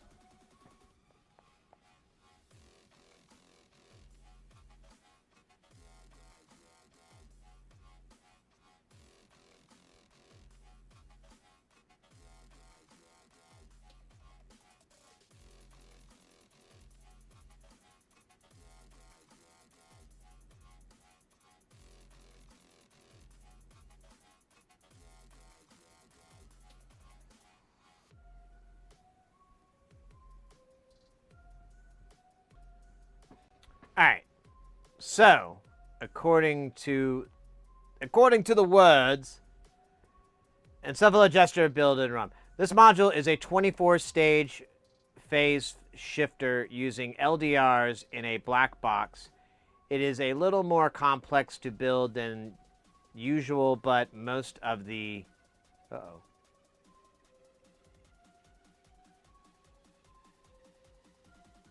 Uh-oh.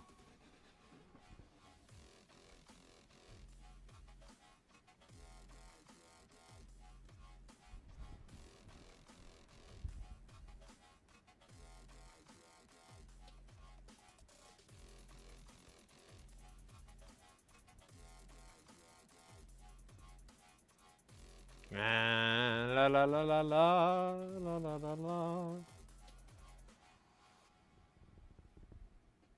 Alright, looks like it's normal values again. Yeah, that was weird. I just watched everything like take a massive dip, like someone unplugged the internets on my heart. On my heart internet.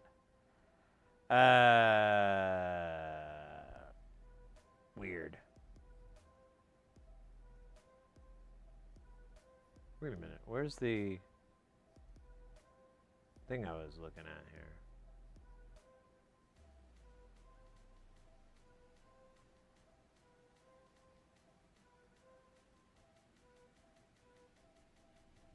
Oh, weird. What the fuck?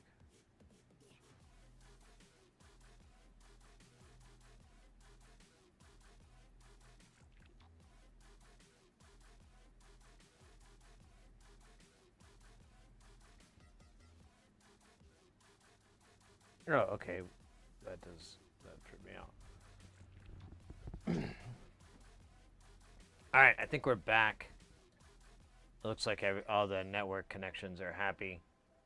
No frowny faces. That's good. Hey, Enigma! Hello! It only cut out for a moment? Okay, good, good. Yeah, it was drastic.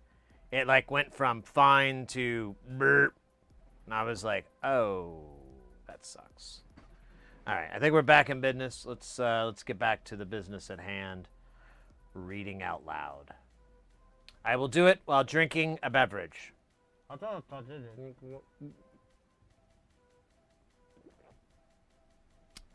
that's how we got gravity. All right. It is a little more complex to build than usual, but most of the build is repetitious and not so difficult. I've added plenty of pics in this guide to help with the build. Probably the unusual feature is the positive and negative feedback path. Feedback is 0 when the regen pot is in the middle. Oh, that is new. From the middle, turn it to the left, and for negative feedback, turn it to the right for positive, or use the CV to do the job for you. It will self-oscillate at the extremes. It is probably obvious at this point that I have a thing for phasers. 24 stages are somewhat ridiculous, but I wanted to try it, and the result is a very nice, smooth phaser with some angry bits when you push it. The name comes from a mind control device that appears in a few Van Vogt novels. I have been itching to use it for years. Oh, neat. The trim pot on the top PCB sets the operating range for the phase pot. Set it to remove any dead zones in the extremes. Nice. All right. Anyways, I really like this part.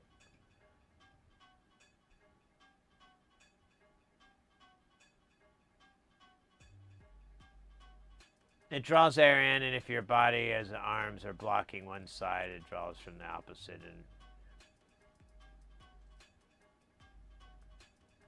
this one YouTuber I watch a lot, who I've gotten a lot of really great advice from,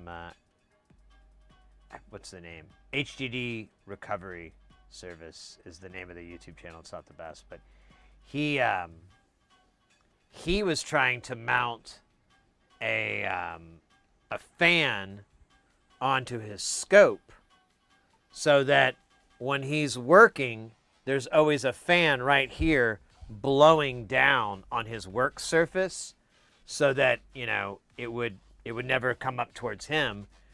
And he rigged it up, and it wasn't too bad, as I recall, but I think the issue was, like, the fan's distance after, at the voltage or whatever it was spec'd for, kind of petered out really quick. So, like, if it was, you know, 3 inches away or whatever, it would be perfect. But since it's, like, 8 or 10 inches away, it just never really, it helps. And he said, yeah, well, I mean, it does its job. It doesn't flow here, but it's not really, I was hoping that it would create a down pressure. And he has like a fume extractor on the other side. So he was hoping to create this like pressure movement to kind of corral the smoke into that area, but it didn't work. Damn it! Sorry. I just really thought he could get it to work, and he didn't. Now I don't even know if God is real anymore, or the planet, or me. I mean, I'm questioning everything right now. The air, the sky.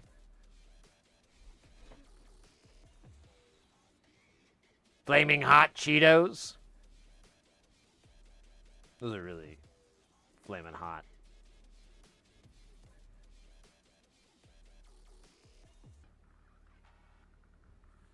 Yeah, I think honestly, I've been inadvertently running across a bunch of people modding different types of cases. Oh, I keep hiccuping. What? No, I haven't. Why would you say that, Chompers? Are you serious? Why would I eat bugs? That's your job, Mr. Handsome. You're the bug eater. Oh, Mr. Bug Eater. Oh, look who's happy now. Who's not mad, huh? Oh, look at his big burly chest. Oh, yo. I can't do the yell. He's going to freak out. Guys, get ready because things are about to get heavy. Jump up because we're about to bump up and get down because there ain't no clown in this here town. We got none other than Het Tannis coming in with that piping hot. Won't stop. Skiddy bop. Oh, my God. Freaking up. Right.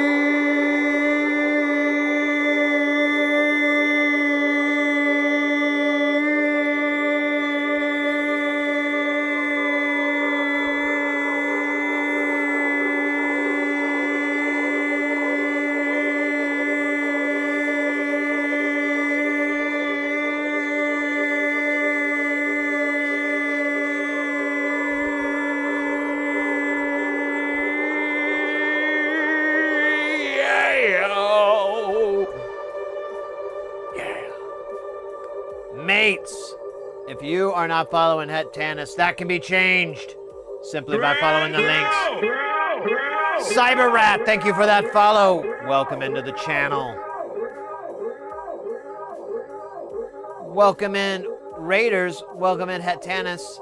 I hope you guys aren't blasted with ads. Ad blaster. It's terrible. It's a thing. They're trying to make it more of a thing. And Balder, hello. Boom. How was the stream? What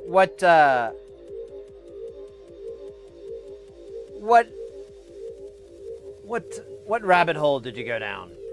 What party did you bop? Well, yeah, I know in Linux and building out some training. I don't. For a cluster, I'm deploying. Okay. Oh, cool. Cool.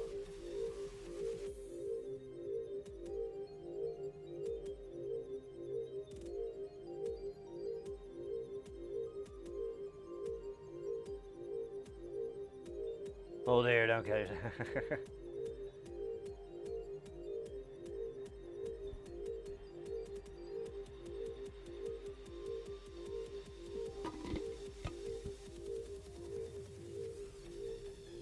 Well, welcome in. If you guys have never, if you've never been to the channel before, well, howdy. We're an electronics channel, and we are focused on DIY projects, soldering, getting people into soldering, getting people into making and building and so forth. That's the baseline. Is like you should try soldering. You know, we're doing soldering and stuff. Actually, we haven't done. Or did we do? We did some today. Yeah. We had to fix that cable. Dude, I can't. That was like felt like it was years ago. Jesus Christ.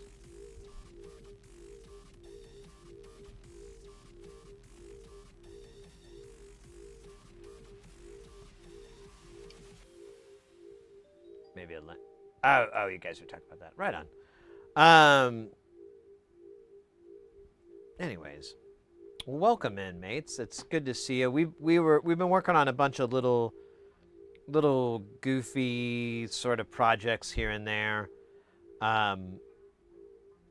We repaired some XLR cable. That was kind of neat because the way I found to fix these cables, because you can't see where the problem is, you have to like find it, and it's inside the wire, and so the cables would short out, and so we'd attach a voltmeter to one end and measure the resistance, and it would say like 2 or 4 ohms of resistance, and you basically just go down the cable and keep wiggling it until that number just like changes drastically, and then you know you found the spot. We actually had like 2 or 3 spots in this one cable, and but yeah, we were able to chop it up, fix it. I don't know how many feet that cable is now, but whatever. It's probably like oh, you know what we figured out? I think it's probably a 35-foot cable, which is weird, but whatever. And what else did we work on today? We worked on other stuff. Can't remember. We demoed the this module that one of our viewers, they got one of these as well, and they were having not necessarily some issues, but they were kind of curious on it, wanted to confirm that it was functioning correctly. So we did a little demo of this Euro rack module. This is one of the things we built on the channel. This is all 805 and SOIC style. It's not the super tiny stuff. This particular module is pretty cool. It's a voltage controlled filter. So it's a low pass filter, which gets you know, all the cool acidy, techno-y sounds. But it's also, interesting enough, a quad oscillator. And it has 4 outputs. And you basically, you can use it as a filter, and the top row of outputs is 12 and 24 decibels of cutoff. And then the 2 bottom ones are 12 and 24, but they're inverted. The outputs are inverted. And then but you can get this thing to self-oscillate, and it will do a pretty good range. You even have a range switch built into it for more, this low and high. But once you get it to self-oscillate, it becomes, it's basically putting out sine waves. But now all 4 of these outs are producing a sine wave that is 90 degrees out of phase from the other one. So there's 0, 90, 180, 270 on each one of these outputs. And you can do a bunch of weird stuff combining those. Same with the filter. If you combine like some of these, like the inverted with the other, you can get like a band pass or high pass effect. Really, this is just a great module to experiment with and test out. And it has weird features. Like it has two cues. There's a non-linear cue and there's a regular cue. It's weird. At the radio station, I am doing lots of volunteering work. I came across an XLR cable made out of 2 regular 3-strand power cables. Oh my God.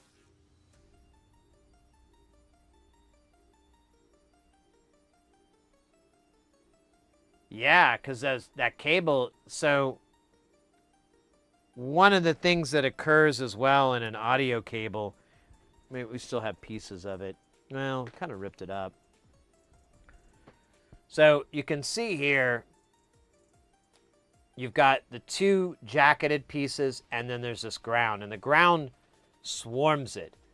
But the two jacketed pieces here, they actually twist.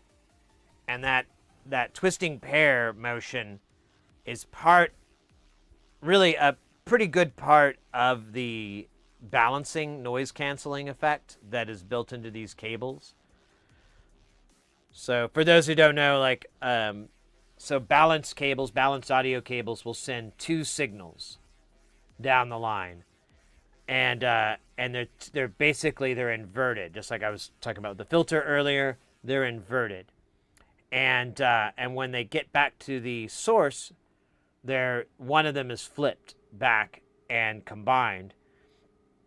The reason you do that is because, so when they're inverted, they're going down the line, and if you were to listen to both through an amplifier or anything that didn't account for this, and you mix them together, you wouldn't hear anything, because whenever you have two inverted waveforms that are the same, they cancel each other out. They null each other out. So it travels that way because once it's put back together, the exact same thing happens to any noise that was on it. So any noise that gets picked up by the wires will get canceled out because it's inverted back. And this technology is used on all kinds of stuff. It's very, very old, and really simple, but it does require two versions of the audio signal sent. And the twisting and everything, like we were talking about earlier, that plays into the magic. It's the same thing with twisted pair, like category 6 and category 5 wire, and so, like network cables. Same thing with that. There's twisted for a reason. And you can't just go willy-nilly with them. You have to go with their matched points, otherwise it don't work.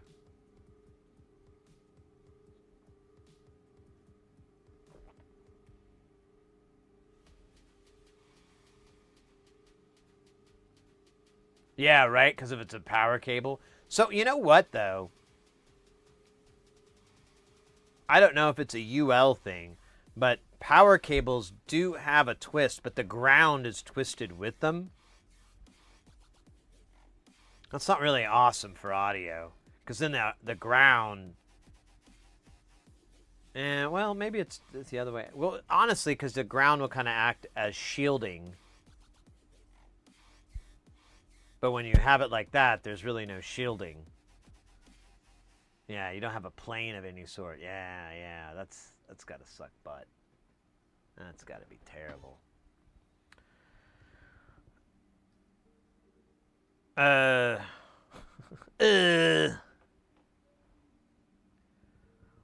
Well, the cable was picking up just some noises. Yeah, exactly. There's no real shielding in there. It's just wound up with the rest of the cable. So if it was that way, there is and that's like the big AC cable that you have, that's going to carry 15 amps of current or 20 amps of current. Like if you have the little wall AC things, those things are even more simplified, and I don't even know if they twist. I think a lot of them are paired because it doesn't, since they're carrying AC live mains, it doesn't really do anything.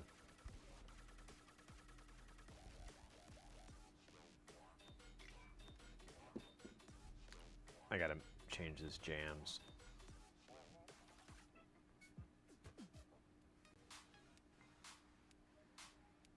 All right, this is okay-ish.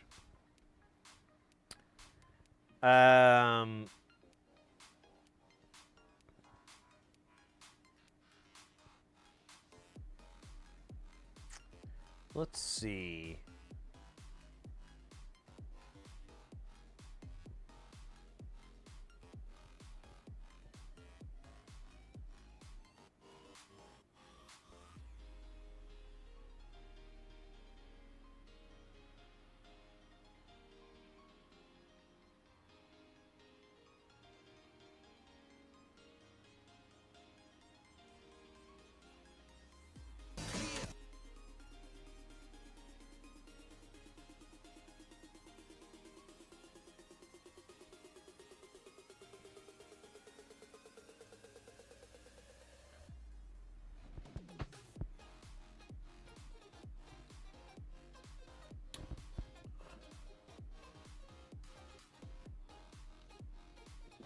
So, just to put, just to repeat here, just for everyone's benefit and whatnot, I leave tomorrow for a gig out of town, and so I won't be able to stream. I'm gonna try, but I think I've mentioned before, I've kind of gotten disheartened with IRL streaming because I don't know, man. It's like people just kind of ruined it for the rest of us, and great. But so I don't know, if I can, I'd love to try to do a stream from maybe some pinball places around there. Ooh, actually,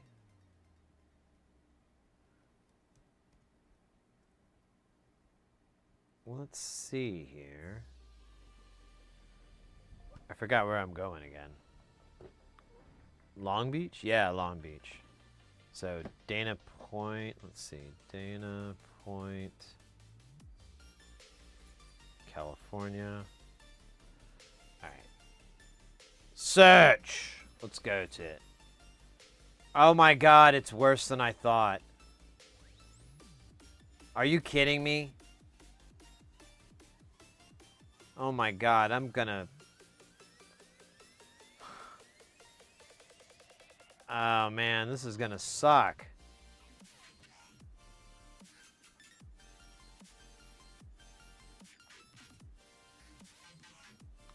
So this brew house place with 4, and it's gonna be Foo Fighters, Iron Maiden, Judge... Oh cool, Judge Dredd. I could live with that. But everything else is heartbreaking.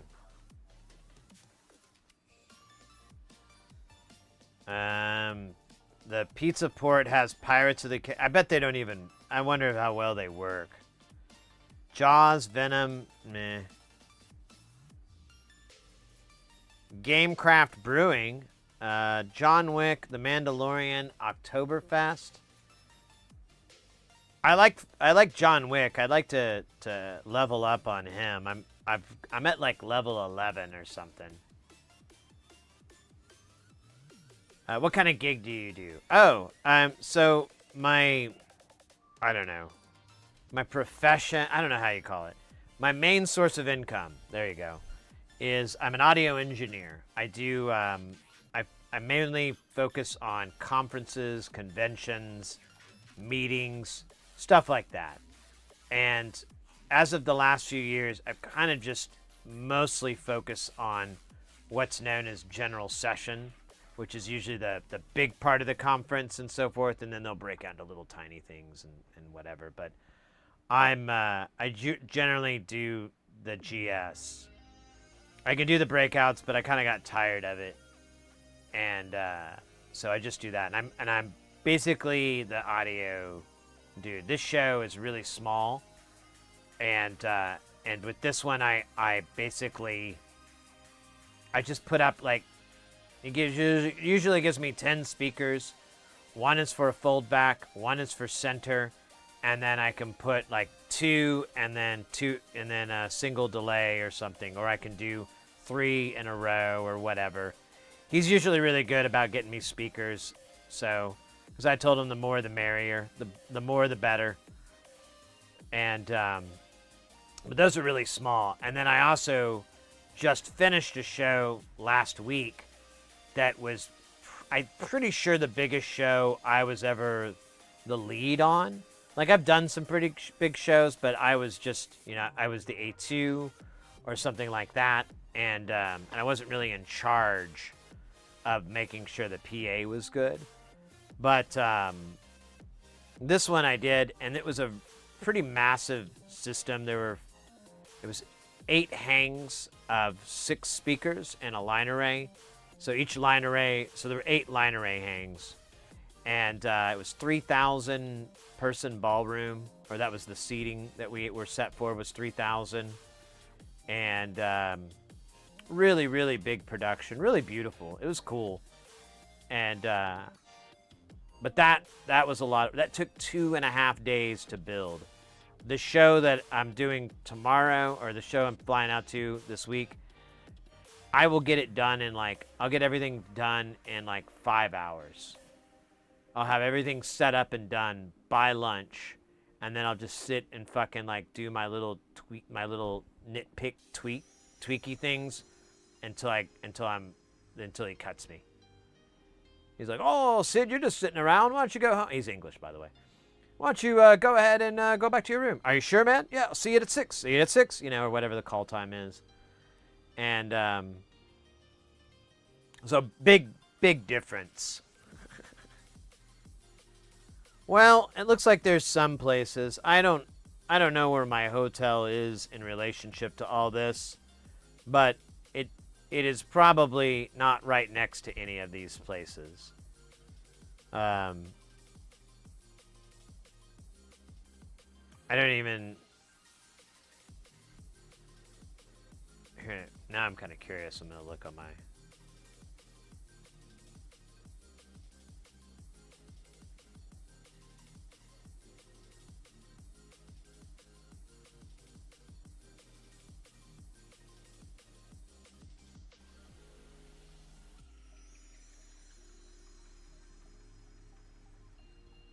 Just a second here.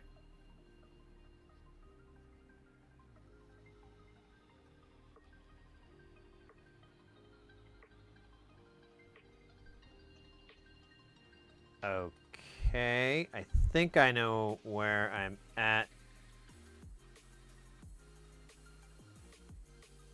Oh, man.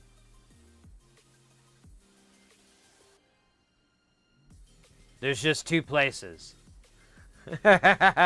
There's this place, Stuffed Pizza, and they have Monster. I love Monster Bash. It's an OG Monster Bash. And then the other one, Surf Champ. Oh, yo. This is a good one. Hopefully they both work. I don't know. Those are the 2 that are closest to where I'm gonna be.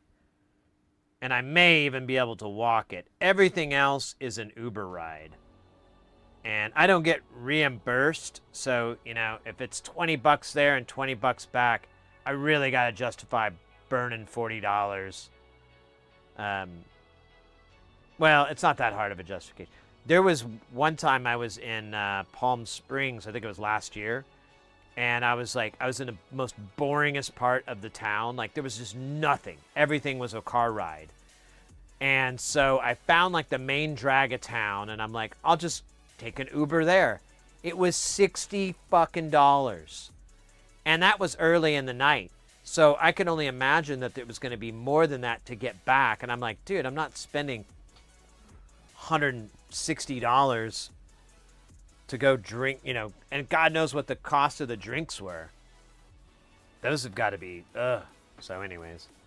Well, that's a little bit of a bummer, but I do like Monster Bash. And I don't think I've played Surf Champ in a long time. So I guess maybe that'll happen.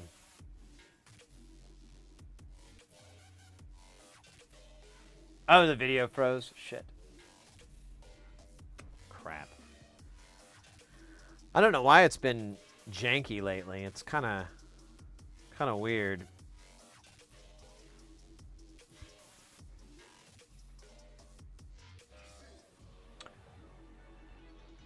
Well, like I was saying earlier, just want to remind you guys, I will be out for a week, but we'll be back Tuesday.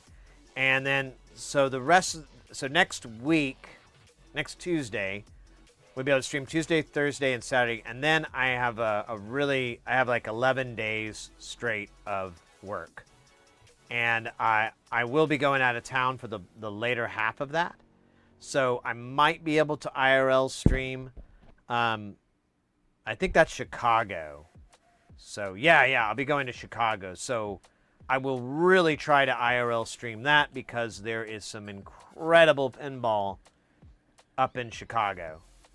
And there's a couple of places I didn't get to go to when I was there last to play pinball. So that trip is going to be way more fun. Hopefully I can find some time to do some IRL streaming so we can play some pinball together, check out those games. have some good times. If you're familiar, if you do the social media thing, here's our links. Oops, that's the wrong one. Those are the links and everything. Our Discord is really great, I have to say. I'm really proud. Everyone's really awesome in there and really cool. Lots of good vibes and fun times.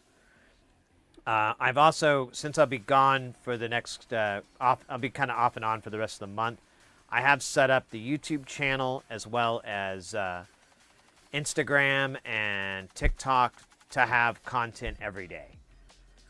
So there'll be some new video or some new clip, or mostly clips and so forth, that will be available. So, you know, keep things interesting, keep things fun. Just until the meantime. And then, as I was, the nice thing about this is the last part I have to do. I'm going to do this, and then I'm free for like 3 months.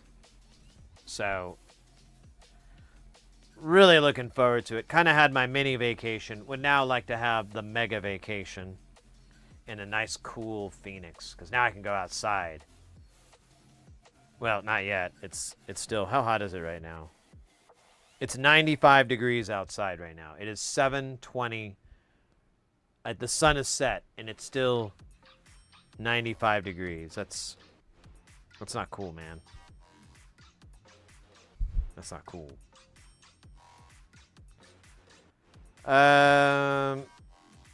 Let's see here.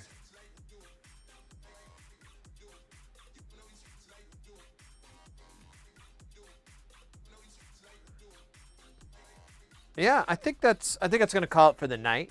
I'm gonna get something to eat and pack up my bags a little bit more for tomorrow, and all that good stuff. The link tree doesn't work.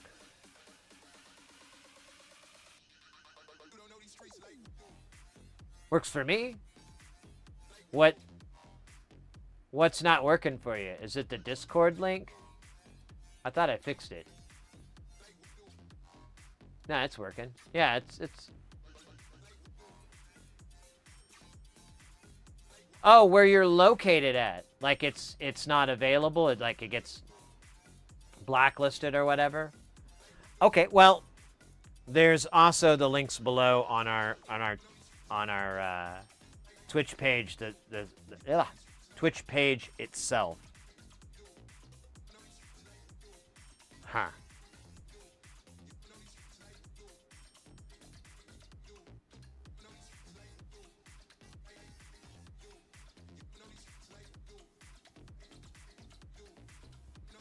I'm looking right at it, mate. I don't know.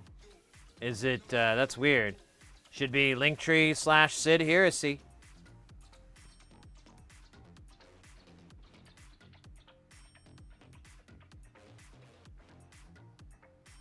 Ah, it got lost. It got lost in the translation. All right. Well, cool. Where was I? Oh, yeah. I just wanted to thank everybody tonight. Tonight was really fun. It was a good stream. I was really looking forward to it. Honestly, I wanted to have one more before going to stupid work and doing stupid work stuff. But like I said, we will be back on Tuesday, do some more streaming. And then 31st is when we'll really be back. November, I think, 2nd or 3rd is going to be a real definite back day, and then everything should be SOP. You should see we'll be streaming regularly. It'll be good. It'll be good. Let me make sure we got some good raid action there. Yeah, I'm feeling. Oh, he's playing one of my favorites too. I'm feeling a little bit of some fun here. So I think we're gonna raid over to our buddy Game Club Central. They are a pinball stream, but they do VPen a lot. So, oh, hey, thank you for that follow, mate. Thank you for that follow. Welcome into the channel. We're killing it on follows right now. We're at 4,916. I'd really like to see if we could crack 5K before the end of the year. I think it's very doable. So, we'll see. Just what? 84 more to go. What is that? That's an afternoon. That's an afternoon. Oh, all right. Like I was saying, we got Game Club Central. Let's go ahead and get the raid rolling on that. And there we go. Get over there and have a good time. There's some really great vibes. It's a great channel, especially if you're into the retro life. Game Club definitely offers that. Marty, I should say. But yeah, guys, thanks again. Great week, great night. Can't wait to see you guys next time. Stay guile, party till you die. Rock and roll can't get out of my soul. Or wait, no, rock and roll ain't got no part of my. No, that's not it. Rock and roll is the laser of the soul that comes to.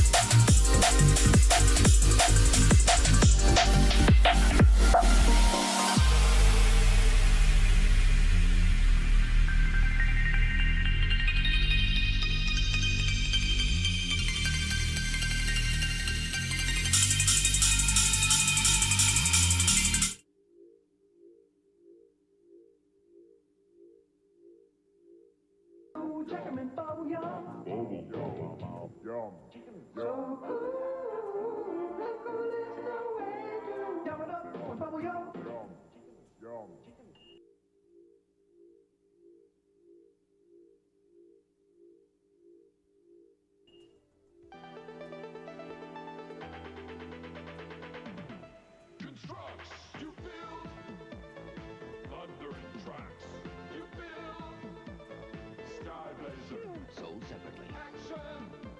Constructs. Rescue! Constructs.